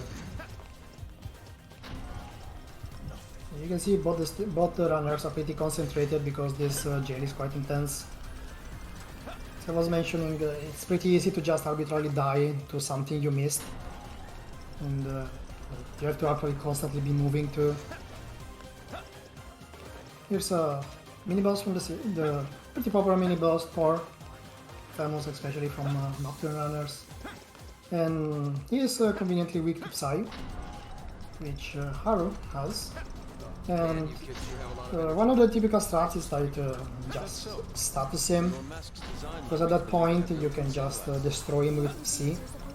Because Psi attack have extra effect on if the enemy is affected by a psychic status element like confusion or taunt, while the other attacks usually get technical when they are afflicted with physical elements like freeze or burn. The Haru conveniently also learns Abyss Light, which is inflicts fear. So if you get lucky and land that, you can spam C. If you get lucky and land Dazzler, you can spam triple down. So you have many options. The jail is almost over, and this is probably the longest tower fight of the game. Like it's a lot of enemies. And it's one of the parts of the game where you might see them using showtime. Showtimes usually are not worth using because they do a lot of a very long animation. The damage they do is not exactly that impressive. Like they do damage, they down, but they don't exactly do more damage than just hitting with strike, pretty much. But the main quirk is that they have a very big area of effect. Like they cover like 2 screens worth of enemies. So the best place to use them is that when there are a lot of enemies like in this one. I'm not sure if he's going to use it or not. I usually do use it here. And to answer to the person who asked about the length, the cutscenes are all skipped. There is no trigger that is dependent on the language, so the language is more or less irrelevant. The language doesn't really matter much for these games because there are no cases where you have to wait for a speech. Well, there are, but these are same time, so... Yeah, overall it's kind of negligible. Yep. Usually when the language matters in games where either you actually have to sit to the text boxes and there you don't have an instant appear option, or if there are parts where you have to sit to some dialogue and the dialogue at different length. In this case we have neither. There are 2 parts where you have to sit through a dialogue, but the length is basically the same in English and Japanese, so one can use really whatever language they want. I tried to run this in Italian, but I just prefer it in English, so...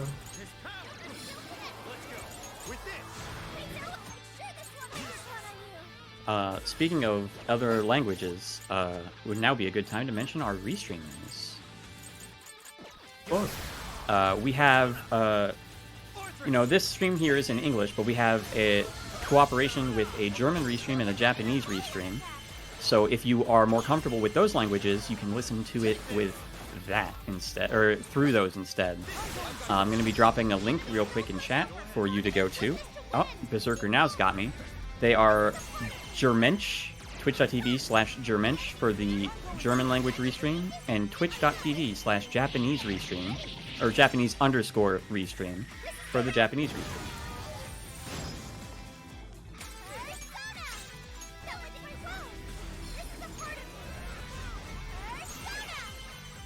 You can take it away when you're ready.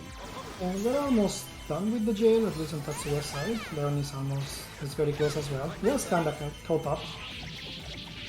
Now they're basically in this area where it seems they have to take that flying balloon to get to the place where the president is. And they have to go basically Watson Airport here. And something that people who played P5 will probably be reminiscent from Okumura's Palace. They have to get ID cards and get around, so... Here we have another, not a skateboard this time. In this time we are riding, I'm not even sure what that's in. It's one of those things you use to bring baggage around. This is quite vandalic, honestly. I'm going to have a word with the owner here. Yeah, it's a forced fight that you have to just sit through and slice through. It's almost the last one of these. There's going to be only another one later.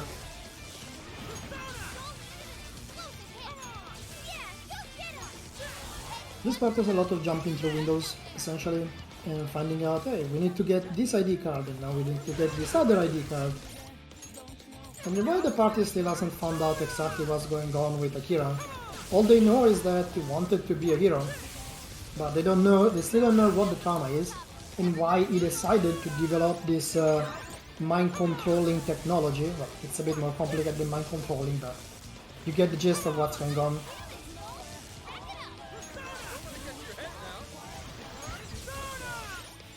These enemies are actually more scary than they look because they can use Zio spells, electric, with shock, which is not very nice when you get shocked on the active character. Plus, the way they stuck together is that the Nagas are weak to shock, but the Raja Nagas are immune to it. So you can't just spam a single ability. Also, as for it will be to be able to avoid this encounter, you can't escape from it, and it's very hard to actually not get in combat with it, so just faster to ambush it and kill it. It's not like the extra experience hurts anyway.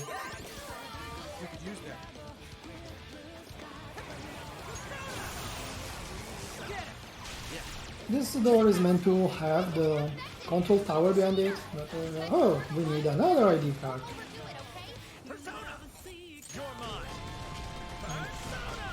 I like the idea of using the dagger as a shortcut. Not sure this section here. This one is a bit infamous because it's required on one of the side quests and you have to go here go through this without getting spotted by the lights. Which is actually harder than it seems.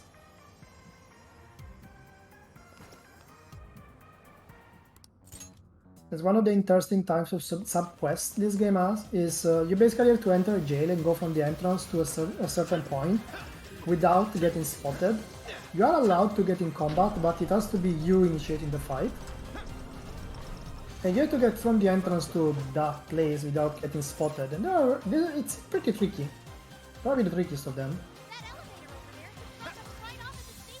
It's a short section to just as you can see here, the problem with having immune or resistant items in the middle of non-immune ones.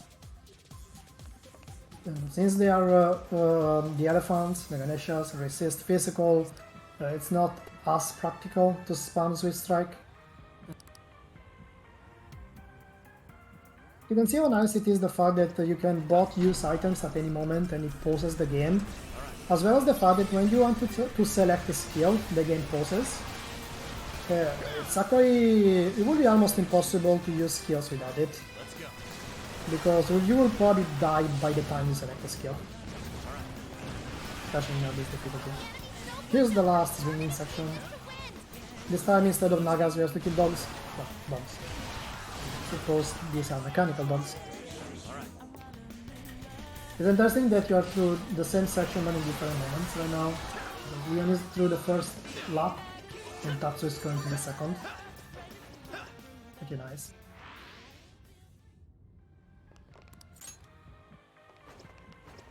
You can also tell from the minimap which doors you can open and which you can't. The yellow ones can be opened, while the red ones cannot.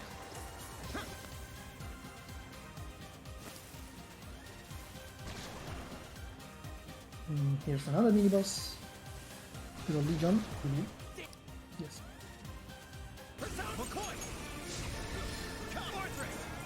This one is weak to Bless. Originally we used to just go to town with Sophie.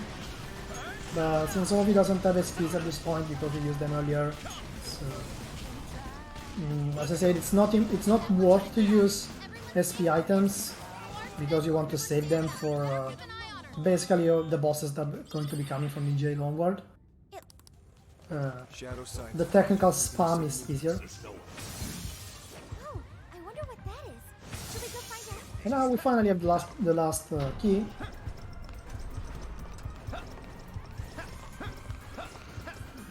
I was slow. The jail is almost over. You can do this. In front of me. Oh, ouch. It's fine, Kian. As you can see, these encounters here are a bit annoying because you can't escape from them if you get caught.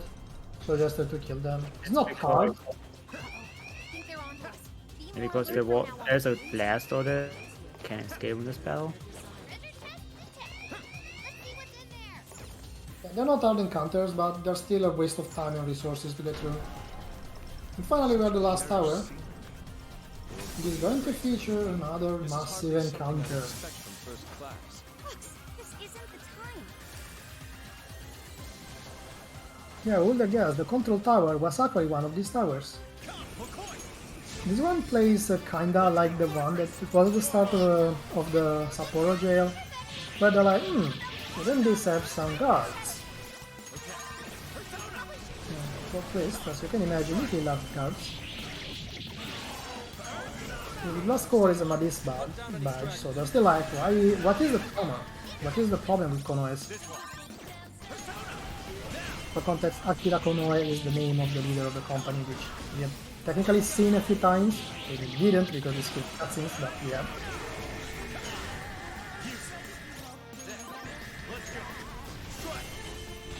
And here's the last mini-boss of this section. Once more, you can see the showdown here to interrupt attacks and to actually just get some free damage. The showdown bar resets after you get out of the jail, so this one is the last encounter of this visit, so might as well use them. Let's go.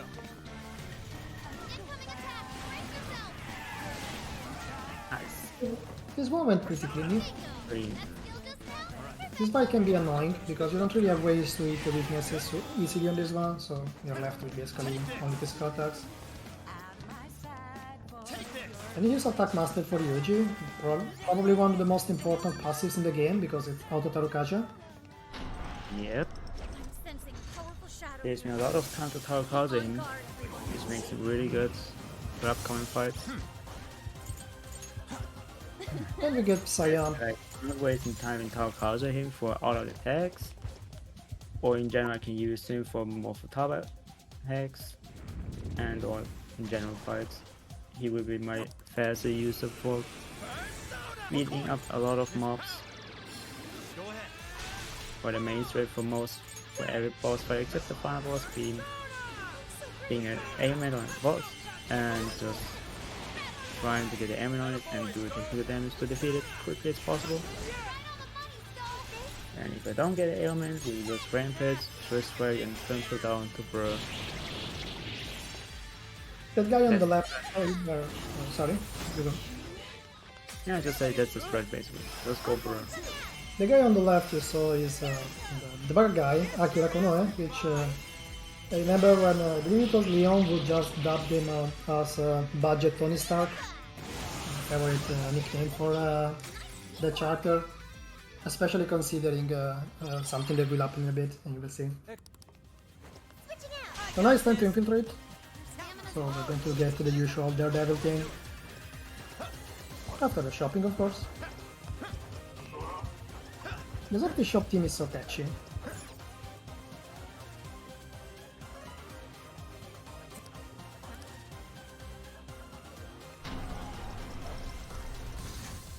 This is probably the shortest Daredevil section in the game. Yep, a huge shame. It is really sad. In each jail they shorten the time of Daredevil.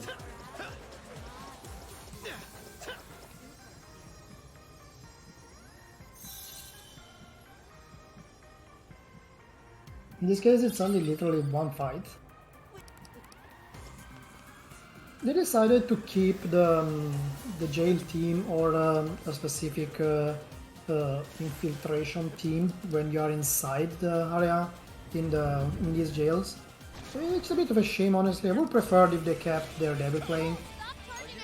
Simply because Daredevil playing gives you that, you know, that feeling of must go, must do the thing.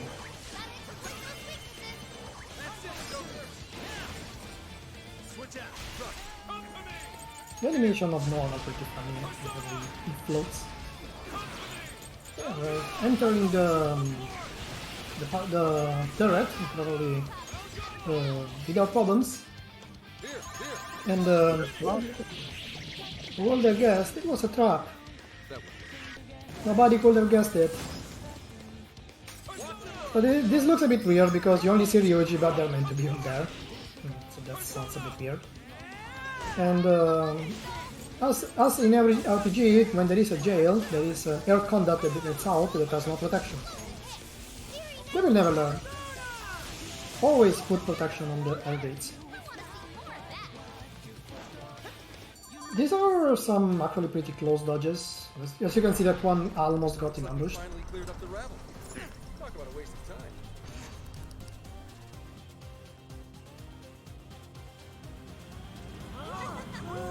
Now we just have to these three cannon thingies.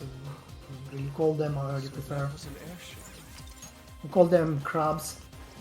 A lot of people call them crabs by now. And as you can imagine, the guards are not very happy that we escaped from their super secure prison. This is the area where you can get a very funny bug with showtime.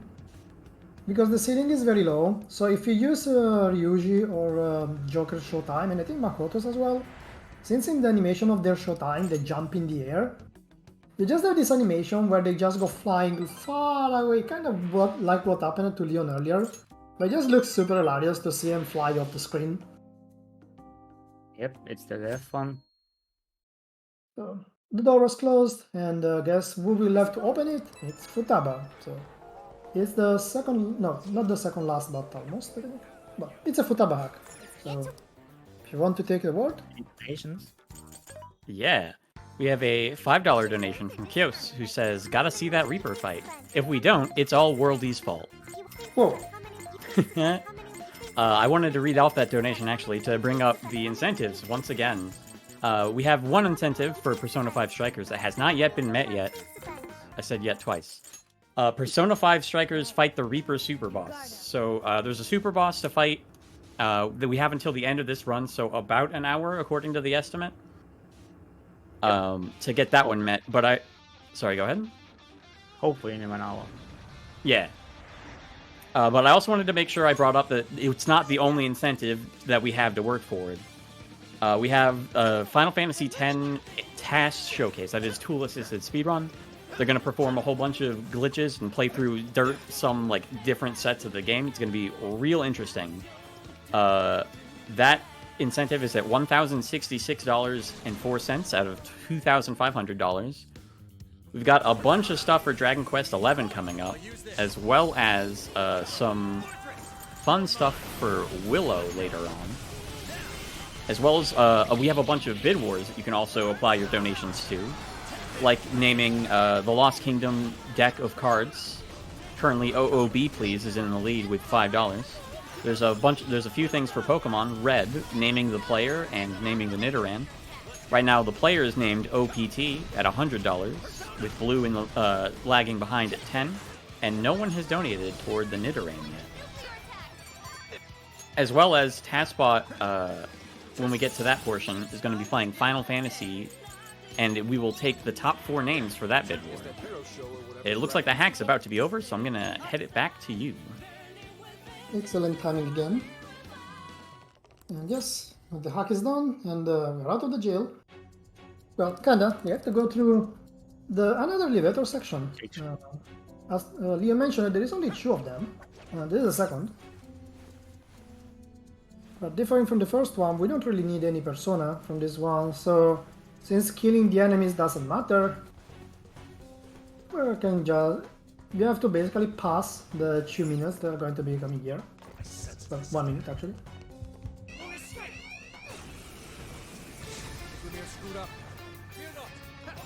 It's a pretty simple one. Like the shadows that spawn are pretty obnoxious, but it lasts so little, it's unlikely to actually get anything done.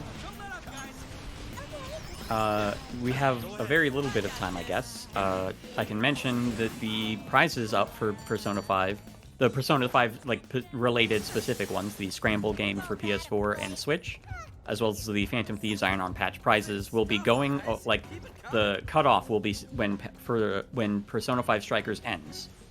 So if you want a chance to get in for a Japanese imported copy of the game for PS4 or Switch, that's a $10 minimum donation. And the Iron On Patch is a $5 minimum donation. Just in time. Back to you. Just in time for the last mini-boss of the jail, which is going to be a familiar face, since you've seen him before, and he is back and hungrier than ever. I don't know why they didn't just use that bazooka. Would probably be more effective than using a hammer, but hey, you have to be logic here. This floor works exactly like the one before, so it's either Dazzler into physical skills or one of the mental elements and into psychic skills. As you can see, Tatsuya really loves the Dazzler stats. Yari is even faster because you don't have to go up to Makoto. Sorry. well.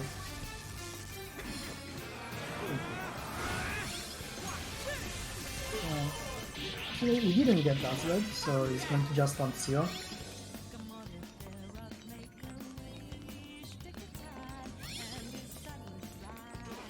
After this fight, they are basically going to be at the same point of the previous jail, as in finding a lock and figuring, what can the trauma be for Akira Konoe? But they still haven't figured it out. They're still wondering why the mastermind behind it all actually has a jail, which is meant to be a way to control his victims, not the one himself.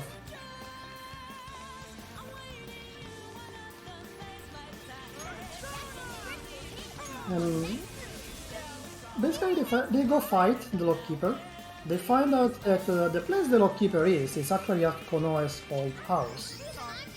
And they find out that Konoe actually has a pretty dark childhood, because apparently his father was a violent, and to the point that the father basically got his mother killed and almost killed Konoe himself. And Konoe basically, in self-defense, fought his father and ended up killing him. But a mix between the remorse that he is feeling for having killed his father and some hatred for the fact he really enjoyed watching the superhero Featherman, which, as you can imagine, is basically a difference to the Power Rangers in the real world. It was like, why my hero never came? It means there are no heroes, so I have to be the hero. And the problem is that, kinda like Alice, he decides that the way he is going to be the hero is to get rid of all the people that are evil in his thought, which you can probably see the problem of such a binary view. And yeah, the part is like, yeah, the guy had a very messed up childhood, but that's still not a justification for trying to brainwash the entire planet. And so they decide to go through with the plan and fight him. In all this, Konoe is still not aware of the fact that the Phantom Thieves are alive. That would have been a little too easy. Yeah, the Featherman you hear in Persona is always the same. It's always the same reference. Yes, he invented Siri, except this Siri mind controls people, but hey. Artificial intelligence are that good. The game is also actually a pretty subtle but not quite reference to the fact that a lot of people kind of nowadays depend on socials and similar things to get the decision done for them. It's also like a way for the devs to tell, hey people, you don't have to depend on your phone, like wake up. Not so subtle, like they kinda really show at the end a lot of people just watching their phone like lifeless, essentially. But Atlus really loved to do these small references to the real world. Bearing in mind this was before the quarantine and everything, if it was later they would have done probably references to that as well. The fight is going a bit for the longer side. I assume Tatsu didn't really get any shock. This is where my questionable bad relationship with Yuji comes.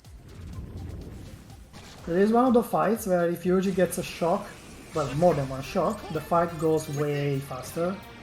But I believe he only got either only one or not even one. He did win. Yeah, now if you play Persona 5, you remember the way that the Phantom Thieves announced themselves to the public before what's supposed to be the final palace, the final boss, and they kind of do the same here. They do a very Shenik, oh, we are going to transmit from giant screens and throw papers all around the town to say, hey, look, that guy is the bad guy. It has a pretty funny moment where Ryuji accidentally says stuff on the microphone when he's not meant to, but yeah, you know, it is Ryuji. He's familiar with these like comic relief moments. And of course, Konoe is like, wait, I thought Phantom Thieves are dead. why is Emma, what the meaning of this? And Emma is not responding to him. Which is important because Konoha is like, why is Emma not obeying? What's going on? This is starting to connect the dots with what Lavenza said earlier, that yeah, you are going to face the person behind all this, but something doesn't add up here. Check out my new skill. They're still able to also solve the mystery of what the voice they heard in Okinawa was. They don't know where it was from, and they found absolutely no information inside neither the jail of Ayane, nor in this one. And it's finally boss time, and this is a hard boss. There's going to be the shock RNG shenanigans happening. So the usual, if Ryuji lands a shock, fight is very fast. If Ryuji doesn't, fight is not very fast. And it has a banger soundtrack, like I absolutely love it. Because everyone was expecting just random remixes of Rivers in the Desert, because everyone loves Rivers in the Desert, so it's a bit overused. And instead this guy also gets his own one, which is nice. And he decided, you know, I'm Featherman, I have a giant robot. And Ryuji's like, wait, this is not fair. And you can see the usual setup, Rakunda into Ryuji, Mataru Kaja item, I believe it. How many you think Yep, Mataru Kaja item. Giant scary laser beams, because giant robot. you think Saban? How many you think Saban? And here we go with the shock spam, let's see if he gets lucky. Doesn't look like it.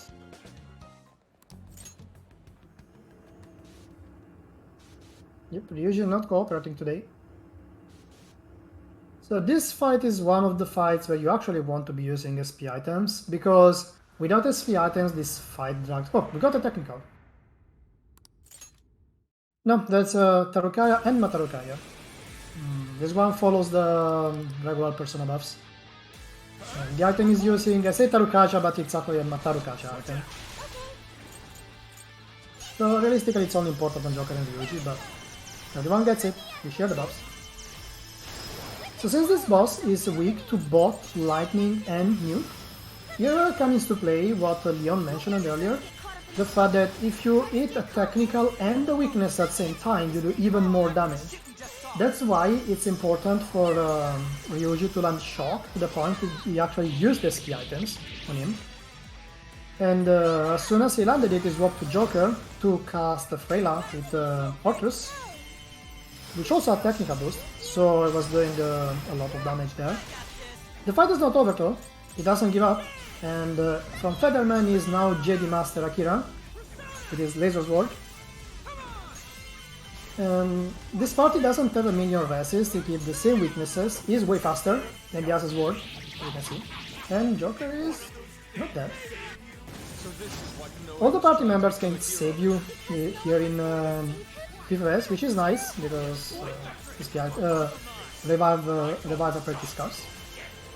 And what he's trying to do is using the parts of the robot that, has done a very bad ending.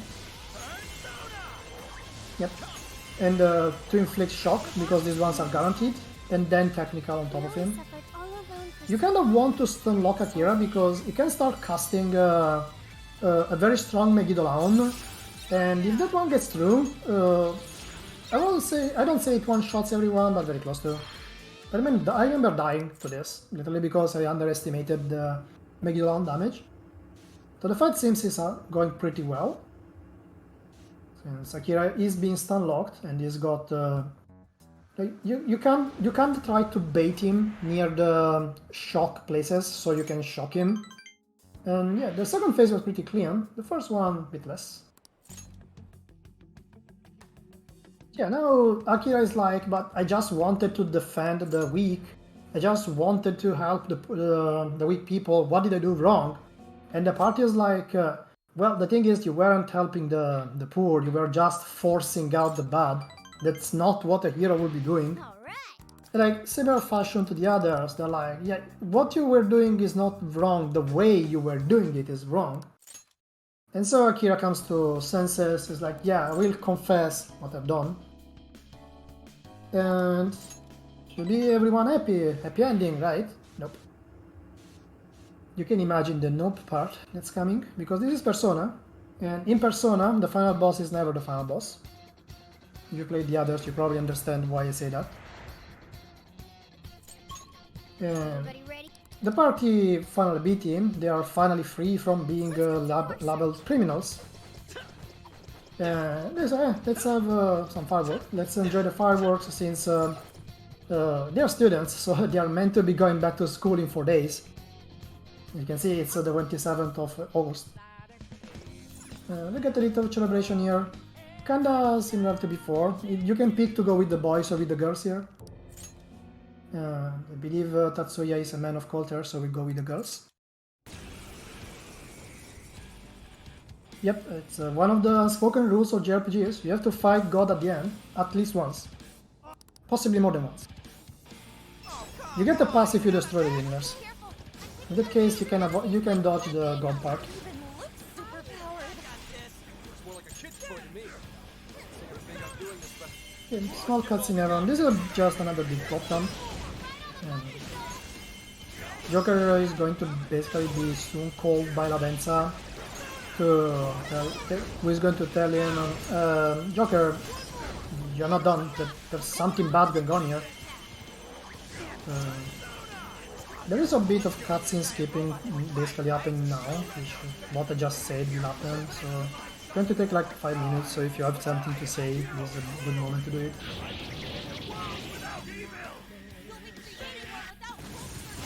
Guess not. The game actually warns you here. Like, it does the usual RPG thing. It says, hey, if you press this button, something bad will happen. It's the way Persona does this point of no return warning. In this case, it tells you when you click on the next area. The party is going to just have a small holiday here. They're like, well, we're going to go home soon, let's go watch some fireworks. Here you can pick up some gifts from the party, which we are not to because they're just accessories that gives dresses. They're nice, but not even that good, honestly.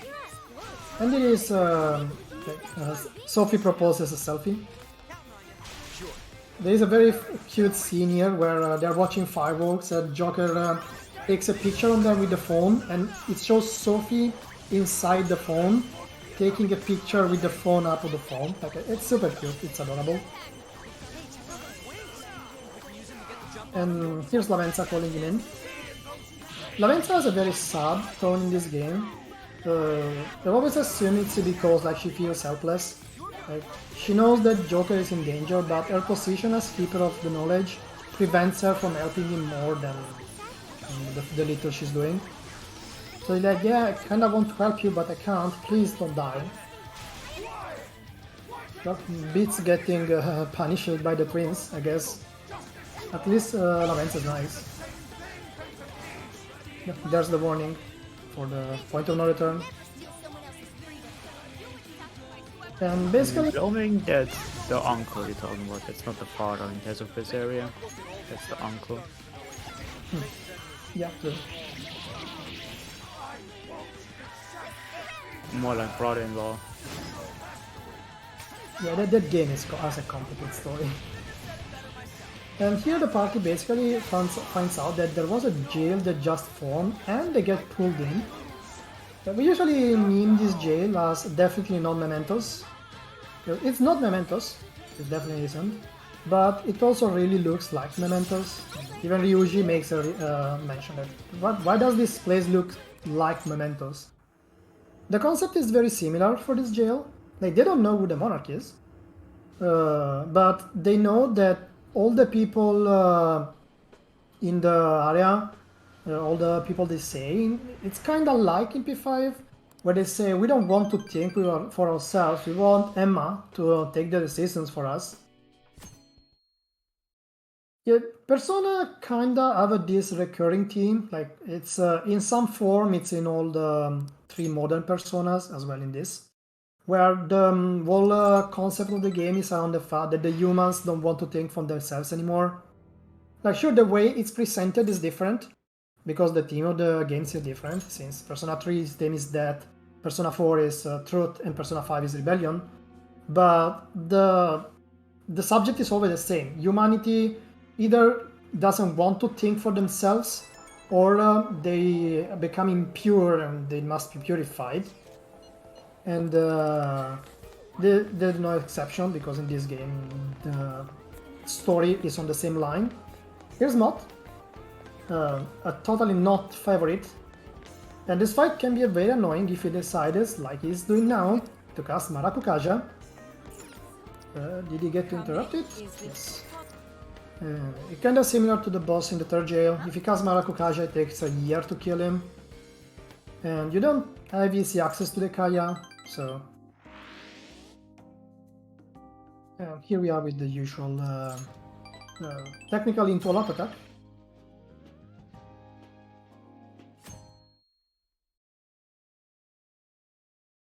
Yeah, pardon. But it's mainly the theme around which the games rotate. Get to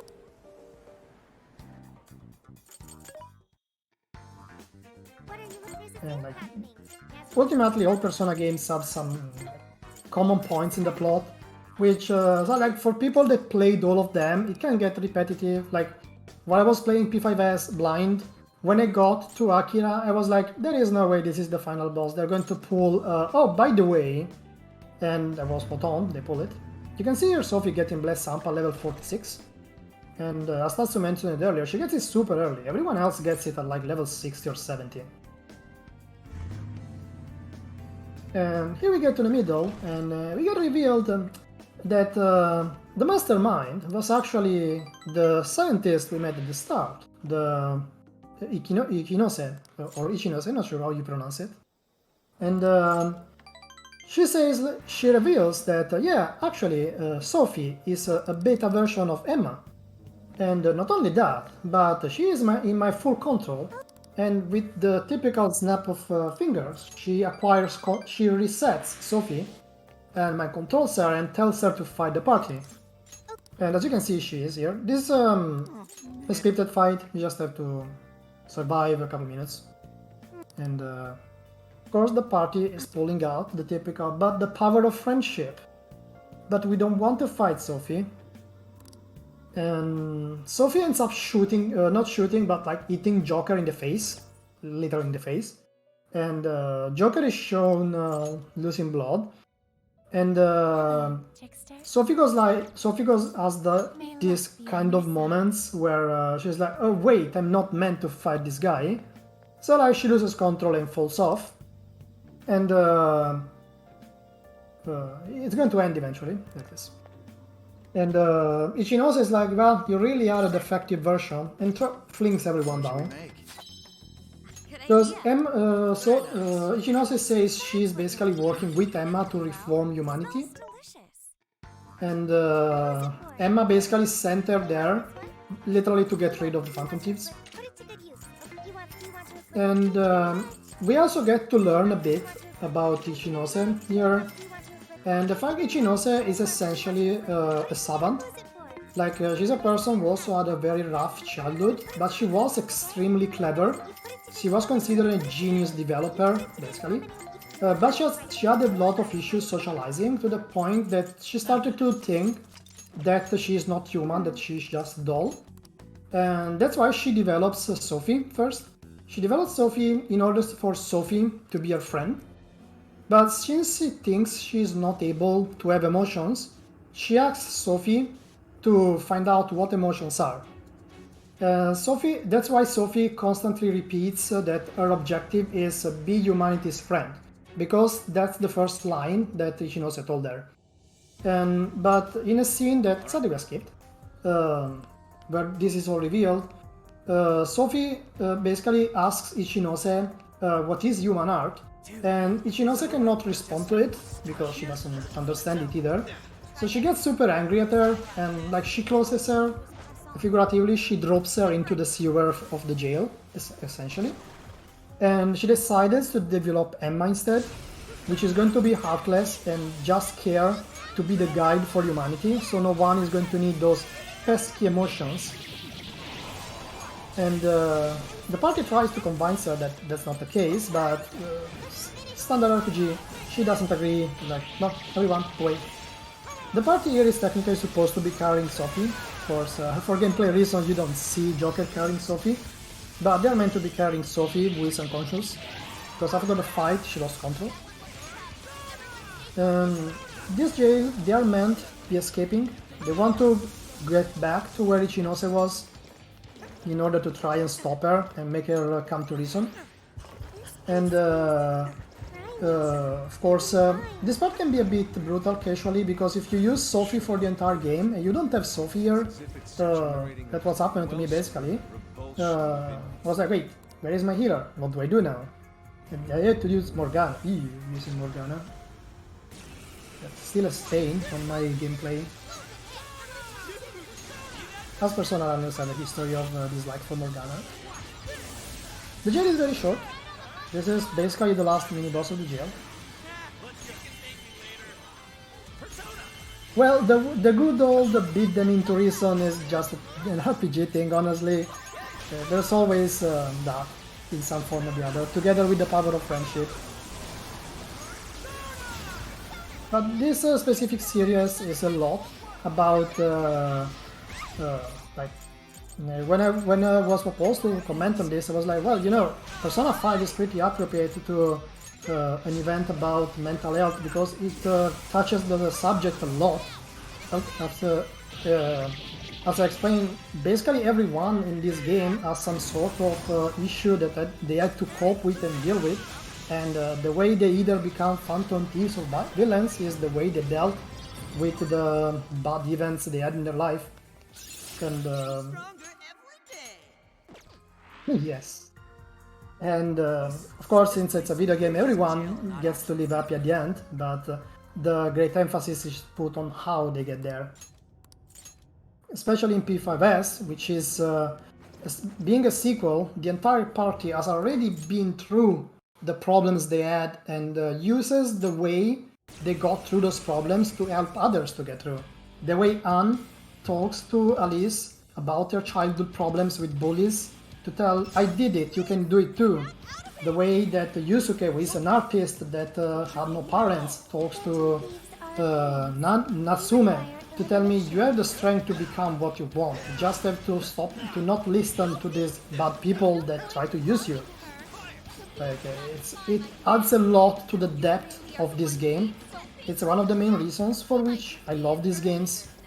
They go really deep into the psychological aspect. They're just not only the part where you beat enemies into reason. You also do that, that's gameplay.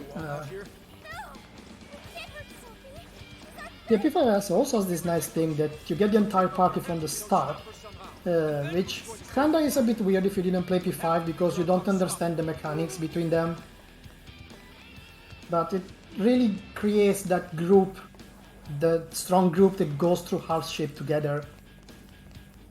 And in this case, they're like Sophie and Zenkichi are part of our group. We don't care that Zenkichi is a policeman. We don't care that Sophie is just an artificial intelligence. And I think this fight is over at last. So what's happening here is that the party is meant to be distracting Ichinose so Futaba can stop her super giant cannon of doom. I'll cut that red thing. But she's like, nope, I'm stronger. And here comes the power of friendship. Okay, Sophie. Where I see her, and in the scene we just skipped, she stops Ichinose, she fights the control, and basically she awakens her persona because despite being an artificial intelligence, she developed a will of her own, and so and her will became so strong that she basically became a human. It's a bit of a Pinocchio story, if you want to look at it. And Sophie's like, no, for Sophie, Ichinose is like her mother, because she created her. And Sophie is like, I don't want to kill you, I want you to understand that in the same way my friends, the Phantom Thieves, helped me realize that I'm not just a machine. So can you. Like, you're showing emotion right now, they tell her, because like she's showing anger here. and she's showing desperation, and they are like, look, you have emotions. You were not able to express them because you had no one to talk with. But you can talk to us. And as soon as this poor Hecaton Keris is beaten into submission, so you can see Sophie does a lot of damage now that she actually has the tier 3 spell. This is one of the parts where you actually have to wait for dialogue to happen. See, Ichino's is shocked. It's like, how can Sophie have developed emotions where I cannot? And like, she seems to give in into a hysterical laugh here, but the party tells her, look, you're showing emotions right now. This is desperation. You're showing anger. You're showing sadness. You're not a robot. Stop thinking that. And well, she actually realized that, yeah, maybe you're right. I was isolated and never had the time to think about what I was doing. And she decides to help them. And she's like, well, look, Emma is working on basically literally gaining control of every person on the planet through the metaverse they created. And Ichino says like, I can bring you to where Emma's mainframe is, because they want to shut her down. But as soon as they get there, we have this scene that we just skipped, where basically it's shown that all the people are watching their phones in front of the tower of Tokyo. And they're all basically lifeless. They're just going, oh, we must venerate Emma. Emma can tell us what to do. It's very reminiscent of other games where basically the entire humanity is giving up on living. And they just want to get told what to do because it's easier. And the go to party is like, nope. Hey, Facebook still have to get me talking weird ways. At least for that. But yeah, as I say, this is like the whole Emma shenanigan is a clear difference of how the socials in the real game, in the real world, sorry. The socials kind of bad influence on people that like start spending all the time on the socials and never interact with others. They say these games are deeper than they look.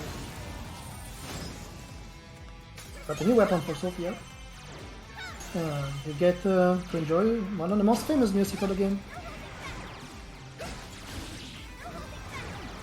This duel is also short, basically climbing the tower, dodging everything. I wish I was half as capable as Tatsuya's dodging these things. I always end up getting an encounter or two on the way.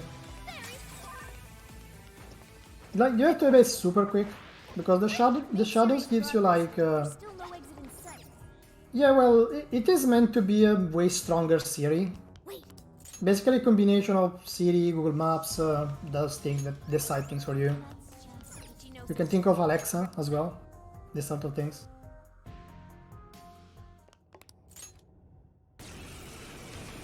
hold on.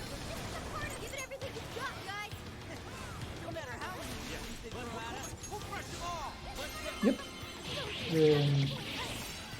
You can see just ended up face tanking a bit too much damage. This is what I mean with all it takes is not dodging an attack and you just die. Because the party is under leveled, they have no armor, which is important because armor does reduce damage in this game. And getting it on a weakness, even on easy at this point, is just almost a one shot or a one shot. And these two mini bosses don't share weaknesses, so you have to kill them one by one. Unless, kinda like the one before, they decide to stack up on top of each other. We didn't get this lucky this time.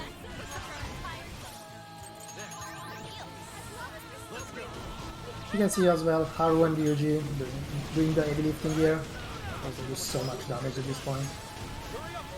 The main problem with Joker in the speedrun sense is the fact that for Joker you have to manually go and fuse personas. Leveling is just not happening in this. While the party's personas level on their own. So, ironically, the party is actually way stronger than Joker at this point in the speedrun. Because you can see Joker is sitting on a level 30 persona, everyone else is level 50. So they do way more damage than he does. Tatsuya is about 5 to 10 minutes ahead. No, he picked up. His Memento jail was extremely fast.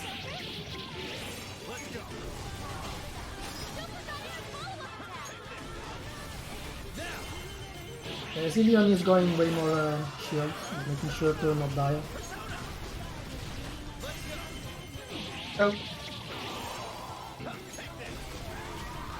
You can see both of the runners are concentrated because they'd rather not die. Yeah, sorry for not helping out with commentary. Shoutouts to you, you're definitely strong carrying with the commentary. Yeah, I mean, I run this, I know how intense the last part of the game is, even easy. Tatsu is fighting another recurring element, except in his click style. Metatron, also known as the Angel of God, or Mazinga Zeta in my case. And this is the highest level Norman enemy in the game, usually. And after this, it's technically final boss time. He is weak to electric, so this is one of the other fights where if Ryuji blesses us, this fight is over in 3 seconds. If he doesn't, this fight is over in 30 minutes. And it doesn't look like he's blessing us. And so you're going to get the showcase of the absolutely amazing final boss strats. I still love them. I don't remember if it was Leon or Tatsu who came up with the strat, but it's amazing. I love it. Actually, it was a NG Plus runner. Shoutouts to I don't know how to pronounce the name. Ililalaga? Oh, it was him who came up with that? Yeah, he did it in an NG Plus run, and I tried to see if it could work in NG, and it worked. So yeah, he has all the credit for that.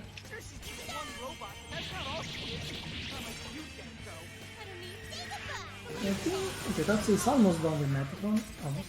Charlie didn't get any shock, I think. But he did get one now. The very last SP is from Ryuji.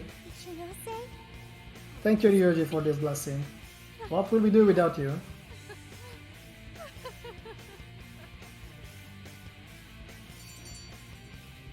You can see how much of a pain this fight is when you don't get good RNG. Everyone is super low, no SPs.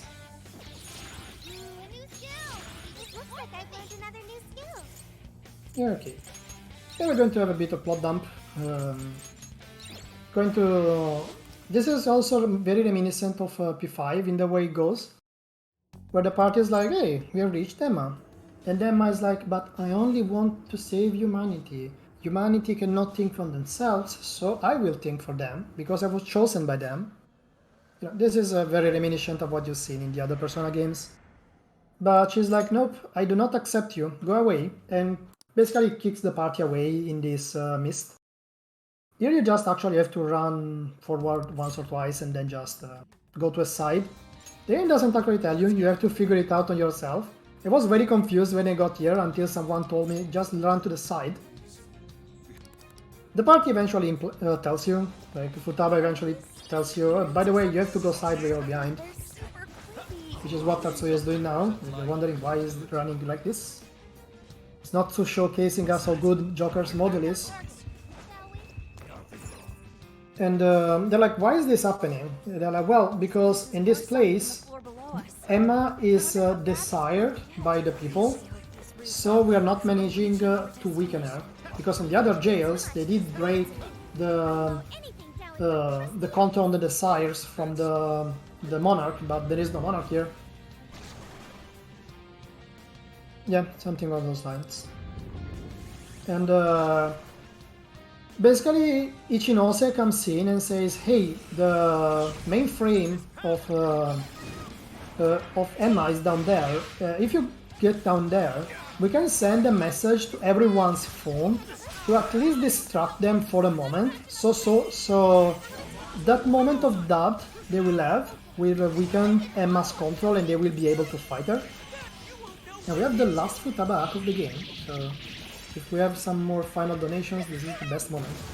All right, we have a $6 donation from Mokomichi USA. It says, from Japanese Restream. So I wanted to thank them over at twitch.tv/Japanese_Restream. They're doing a Japanese Restream. There's also one in German if you prefer that at twitch.tv/dermensch. I can do that command in a bit. We also have a $25 donation from Anonymous, so I wanted to thank them as well.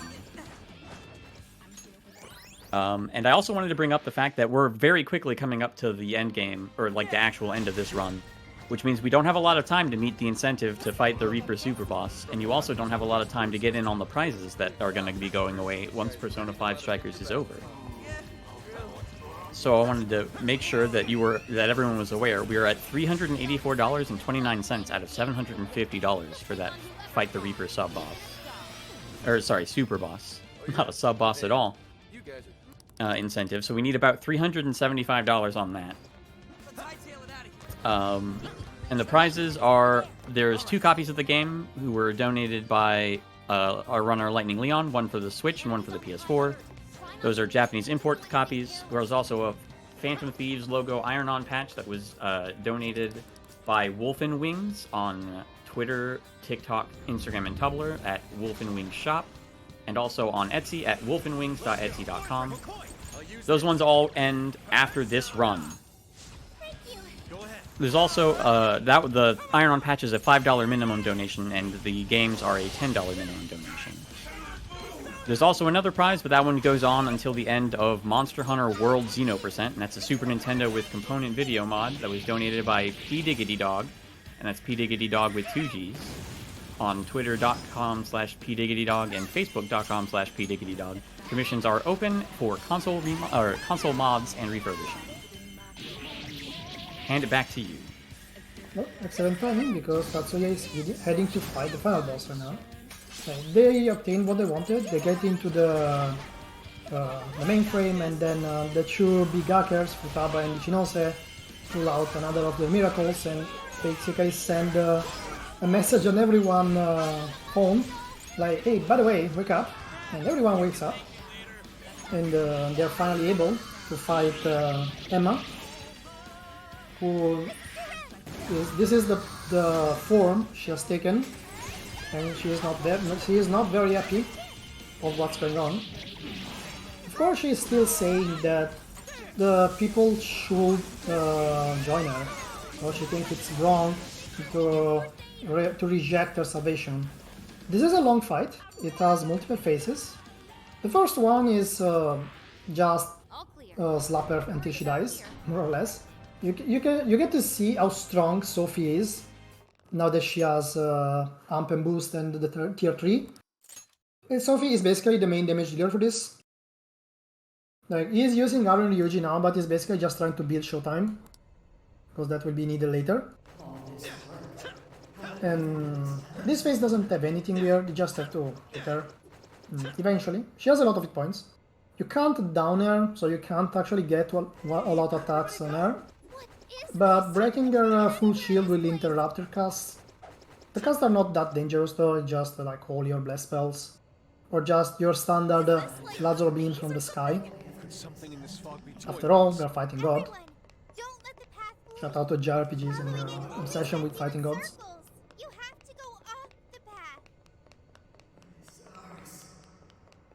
She's almost dead, and after she dies, the more interesting part of the fight will start.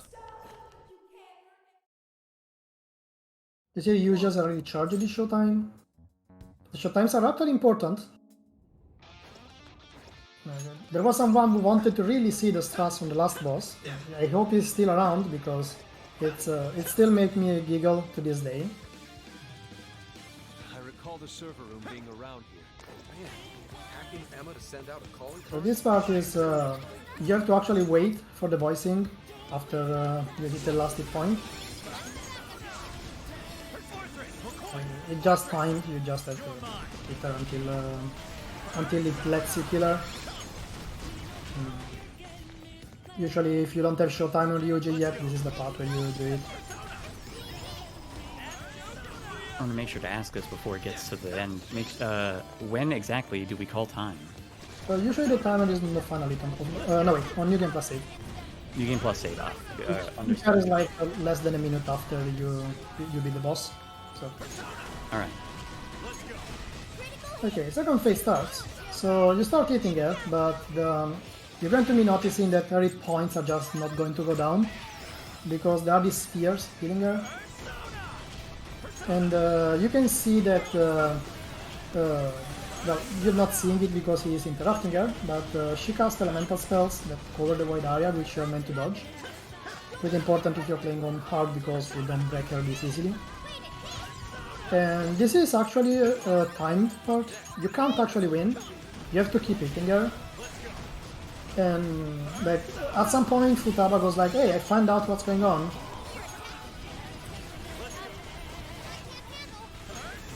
I mean, it is, we called it up 3 for a reason, Ground.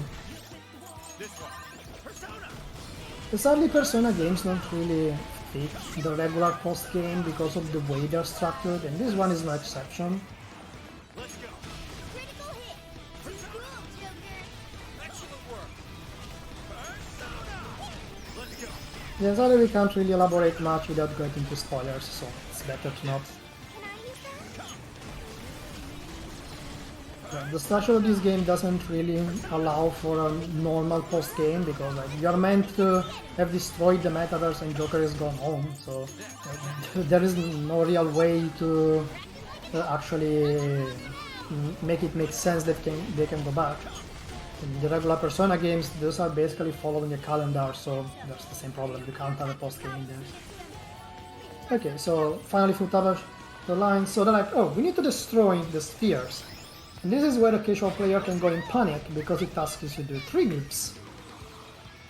And these 3 groups are going to be very specific, and the 3 groups are going to be fighting these spheres. He is going to getting a lot of pop-ups of skills learned from the characters he hasn't used in 3 hours. And now they're going to split. And this can be traumatic casually if you basically only play 3 characters and suddenly everyone else has nothing. The spheres that spawn have different weaknesses, and here's the Galaxy Brain Struts that come through. He's charging the Showdown part, and basically our fellow P5S runner, of which I will never manage to pronounce the name, as Leon anticipated, found out that if you shoot the Showdown in a specific direction, you hit all the sphere and either kill them all or kill almost all of them. And so they basically buy the best weapon for Ran, the best weapon for Ryuji, and then that. And this works in R2. You just have to actually do more than 1 showtime. I think it's either 2 or 3. On easy they go down in 1. And if you're wondering how do you get in the correct spot, you press L2 to backflip 3 times. And Ryuji does exactly the same.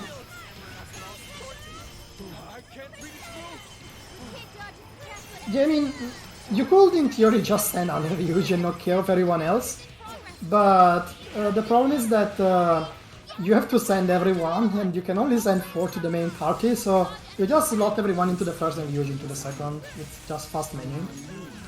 The only thing that are important are Ran and Ryuji. You can put everyone, whoever you want in the other 2.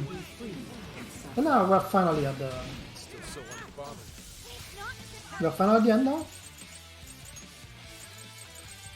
And now he has to just fight the boss. Like, it is implied that what just happened with the party is happening into the backstage. And you basically see the party is saying the same things they were saying where they were on the balls. And they're going to be basically cut-ins where the balls explode. And that basically means that every time one ball gets destroyed, she loses access to 1 element. And after all of them are dead, she gets killed. It's a cool fight. It's very scenic, and especially on hard, this fight is actually pretty intense because you often don't have enough SP items to just brute force through it. So it can get to a point where you actually have to keep slapping her with no SP and try to not die. Yeah, it can be monk-ass if you run out of items on hard mode for sure. Basically, all the SP items crafted earlier in the game, all the showdown items bought earlier, come down to be used in this fight. And there is also just a bit of RNG into what she does. She can Tatsuya used showdown to interrupt the skill she was doing, which is she just goes to the back and does a swipe with her with a weapon. That's just dropped from Discord. You think so? Yes. Well, that interrupts the animation because else you can't do anything. And there we go. The boss is dead. You can also just go to the middle and shoot a laser that you have to run from. You cannot attack her. So using showdown to interrupt the animation is very good for the speedrun. That's why you charge the showdown on Joker first. Maybe it has something. And there will be a nice scene here, getting the boss. And that's the final boss on Tatsuya. You see Leon is also the boss, but in the first phase. Well, the second phase. And normally you have to go to the credits before you can do the New Game Plus save. But because let us skip the credits with the joy of all the runners. It's historically been a New Game Plus save time on the runs. We wanted originally to make it on the final, the hit on the final boss, but for consistency we kept it at it. Leon crashed.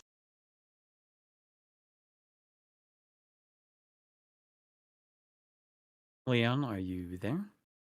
Yeah.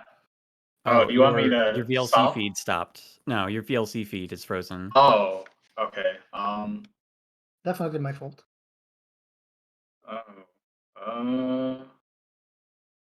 Well, that's why we went through the aftermath, where Yeah, hold up. I'm gonna try to.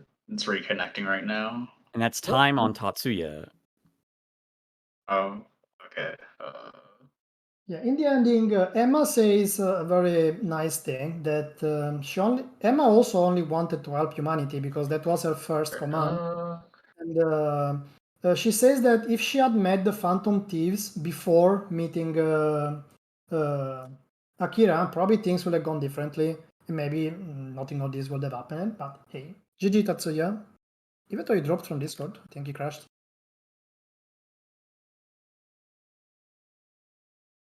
No, I didn't drop from. Oh, Tatsu dropped from Discord. Yeah, Tatsu dropped from Discord. Oh, but my VLC is still bad, right? It looks like we're working on it. We got a black screen, which probably means it's being restarted. All right.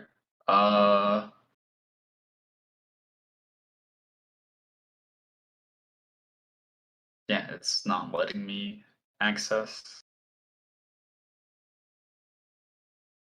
Actually ahead of estimate. That's pretty nice. Yeah. Pretty good run RNG wise, honestly.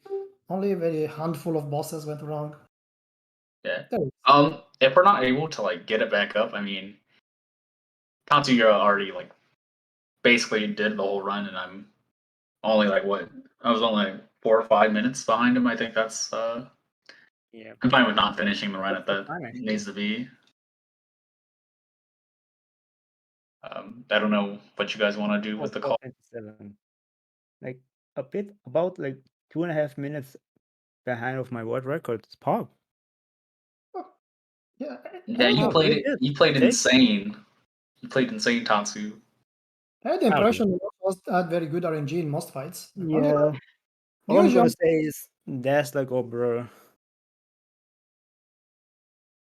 That's all I can say to that, to be honest. And so is the Reaper inside of been met or not? Unfortunately, I believe that one. Might as well do it. I believe the Persona 5 Reaper incentive was not met in time. Unfortunate.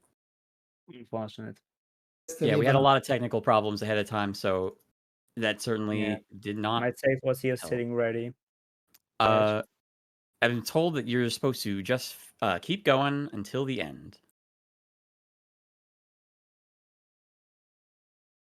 We're getting everything prepared for you to be able to at least get a nice video of the ending. Oh, right, because you guys exported to YouTube. That Yeah, makes yeah. sense. I believe our tech person has gotten in contact with you, and they Yeah, they're gonna send me a new key and a new server. yeah. Reminder: do not say them on the air. Oh, are we still on air or? Yeah. Hello, everybody. Sorry, I apologize about this. No, it happens. I do not currently have a donation to read, but I can say that uh, we are requesting for glory, hope, and healing too. We're a RPG speedrunning marathon for NAMI, the National Alliance on Mental Illness. They are the nation's largest grassroots mental health organization whose work is focused around 3 pillars: education and support, awareness, and advocacy. The timer is still running because the runner is also still running. It's just that we've had some video tech problems that just all suddenly happened. We're recovering as we speak. Nami gave us some statistics. For instance, suicide is the 3rd leading cause of death in youth aged 10 to 24, and the 10th leading cause of death in the United States overall. And 90% of those who have died by suicide had an underlying mental illness.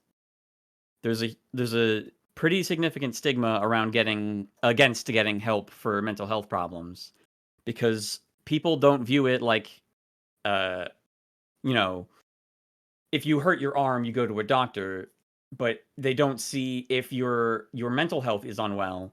They don't see that as a thing you go to the doctor for. It's just a thing you work through. And that works for some people, but health for everyone is different. So it's okay to not be okay right now. And you are not alone. If you need help, reach out. NAMI operates a helpline at 800-950-NAMI. That's 800-950-6264.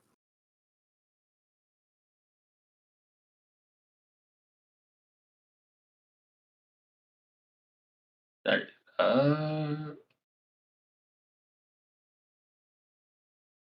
It appears Alright. we've paused the timer, so once we're able to get you back online, we can get that started Yeah, again. I'm having issues with my gigabytes. Hold up, does the image look fine? I think it probably looks bad, doesn't it?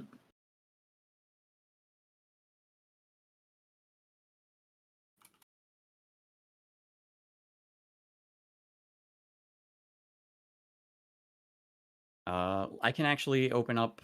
Oh, I would not be able to because I would also need the information. Yeah. I believe he is working on it like actively, so we'll get it online. Just keep working through. Yeah. I'm thinking about just going to like look at my router and maybe that might be the issue or I something. mean, you're in Discord fine, so Yeah.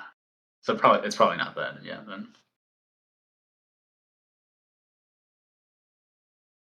there's a whole lot of stuff over at nami.org. You can find out more information at the link that the Moobot is going to post here in a second. That helpline, by the way, is available Monday through Friday from 10 a.m. to 10 p.m. Eastern. It provides information, referrals, resources, and a compassionate, understanding, trained volunteer to support the caller.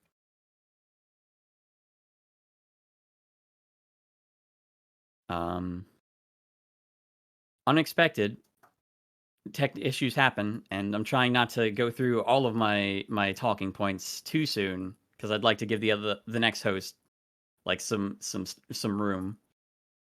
Good time to thank. Sorry, go ahead. Oh, they're telling me it's You're up online. now. Yeah, you're Okay. good. So Alright. I can give you a countdown for when to start, and it'll also give our restreamer a countdown. So Alright. that is 3, 2, 1, continue. And hey, if you missed the strat before, you get to see it again now.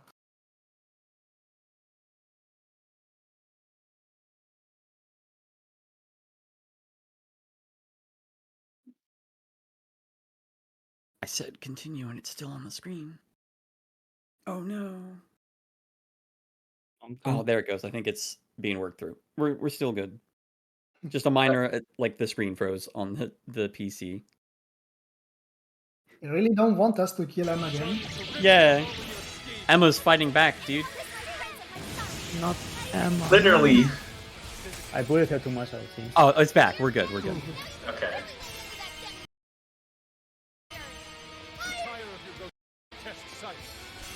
You can do it, Leon.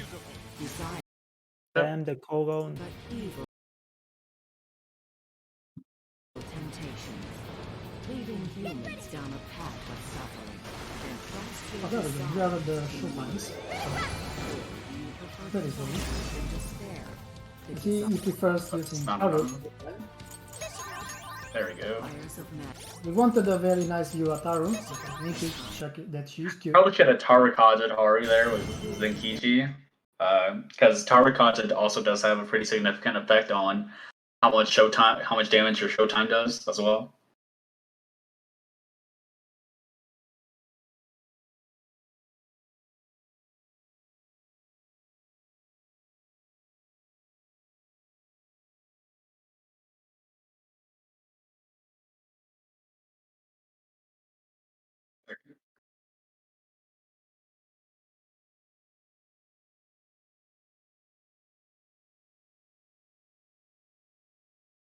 Misfortune. Would you care to join Bring us? this to light for them. What? Get ready!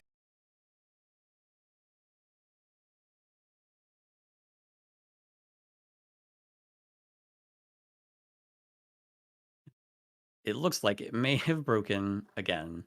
Oh no! Do I have to pause? Give it a sec. I'm gonna wait for word from our tech. Oh, it appears to be it's your connection with VLC that's having an issue. Alright. I will pause. I would say you continue. Just continue. Alright.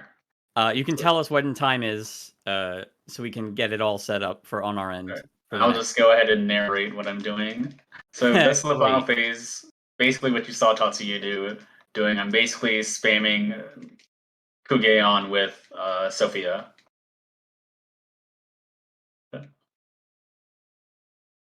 Oh yeah, this Yeah. does give you a little bit of extra time to get in for those prizes.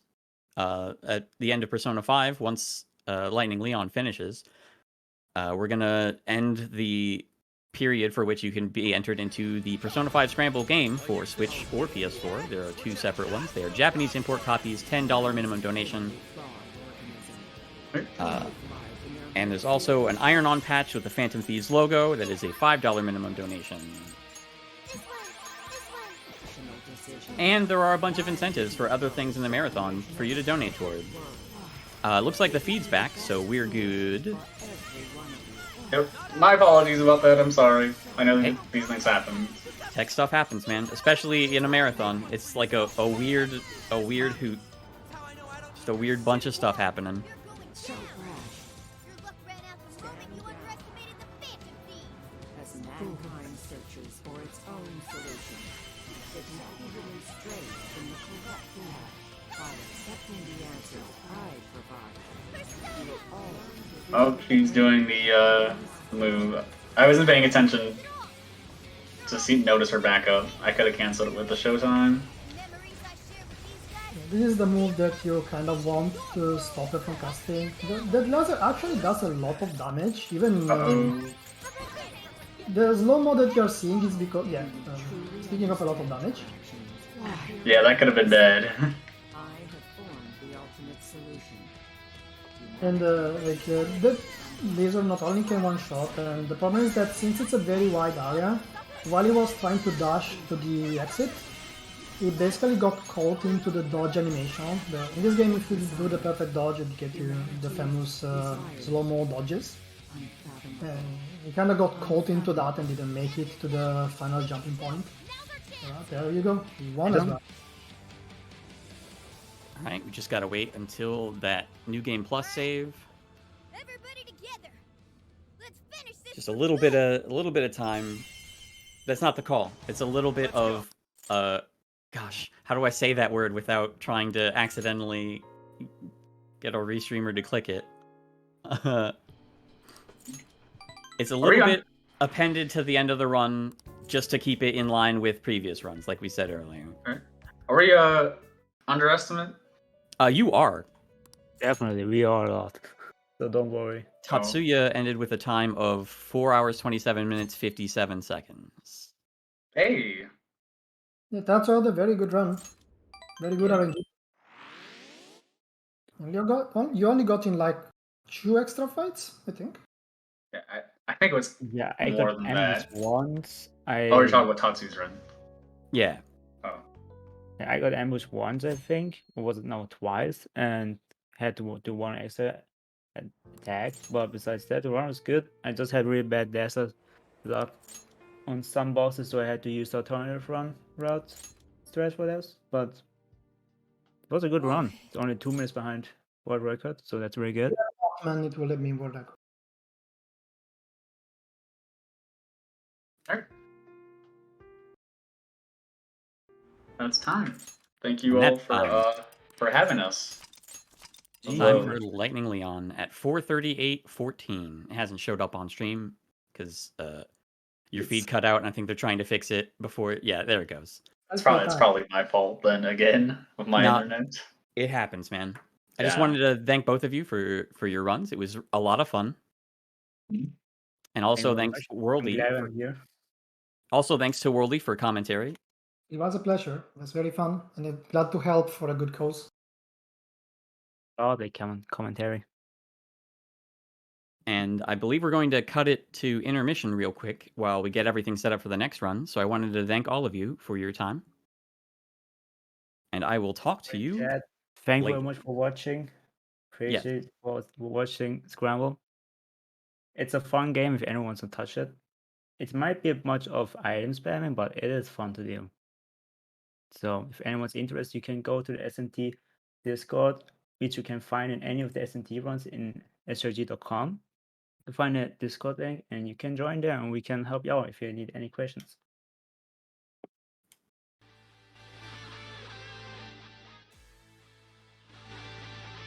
All right. Thank you for that. Any other like shout outs you want to do before the end? Just while we still got a hold of you? No, I think that'll be all for me. Not that I know of, or not that anybody comes to mind. All right. I guess shout outs to High Spirits, of course, for letting me and us showcase the run, and Nami for raising money for mental health and all that, of course. Mm-hmm. And I would like to thank Mothman. So we're going to cut it to intermission. Stick around. We've got a run of Lost Kingdoms coming up. I want to make absolutely sure I get the name right. That is Lost Kingdoms, an any% run by Double Double. Stay tuned.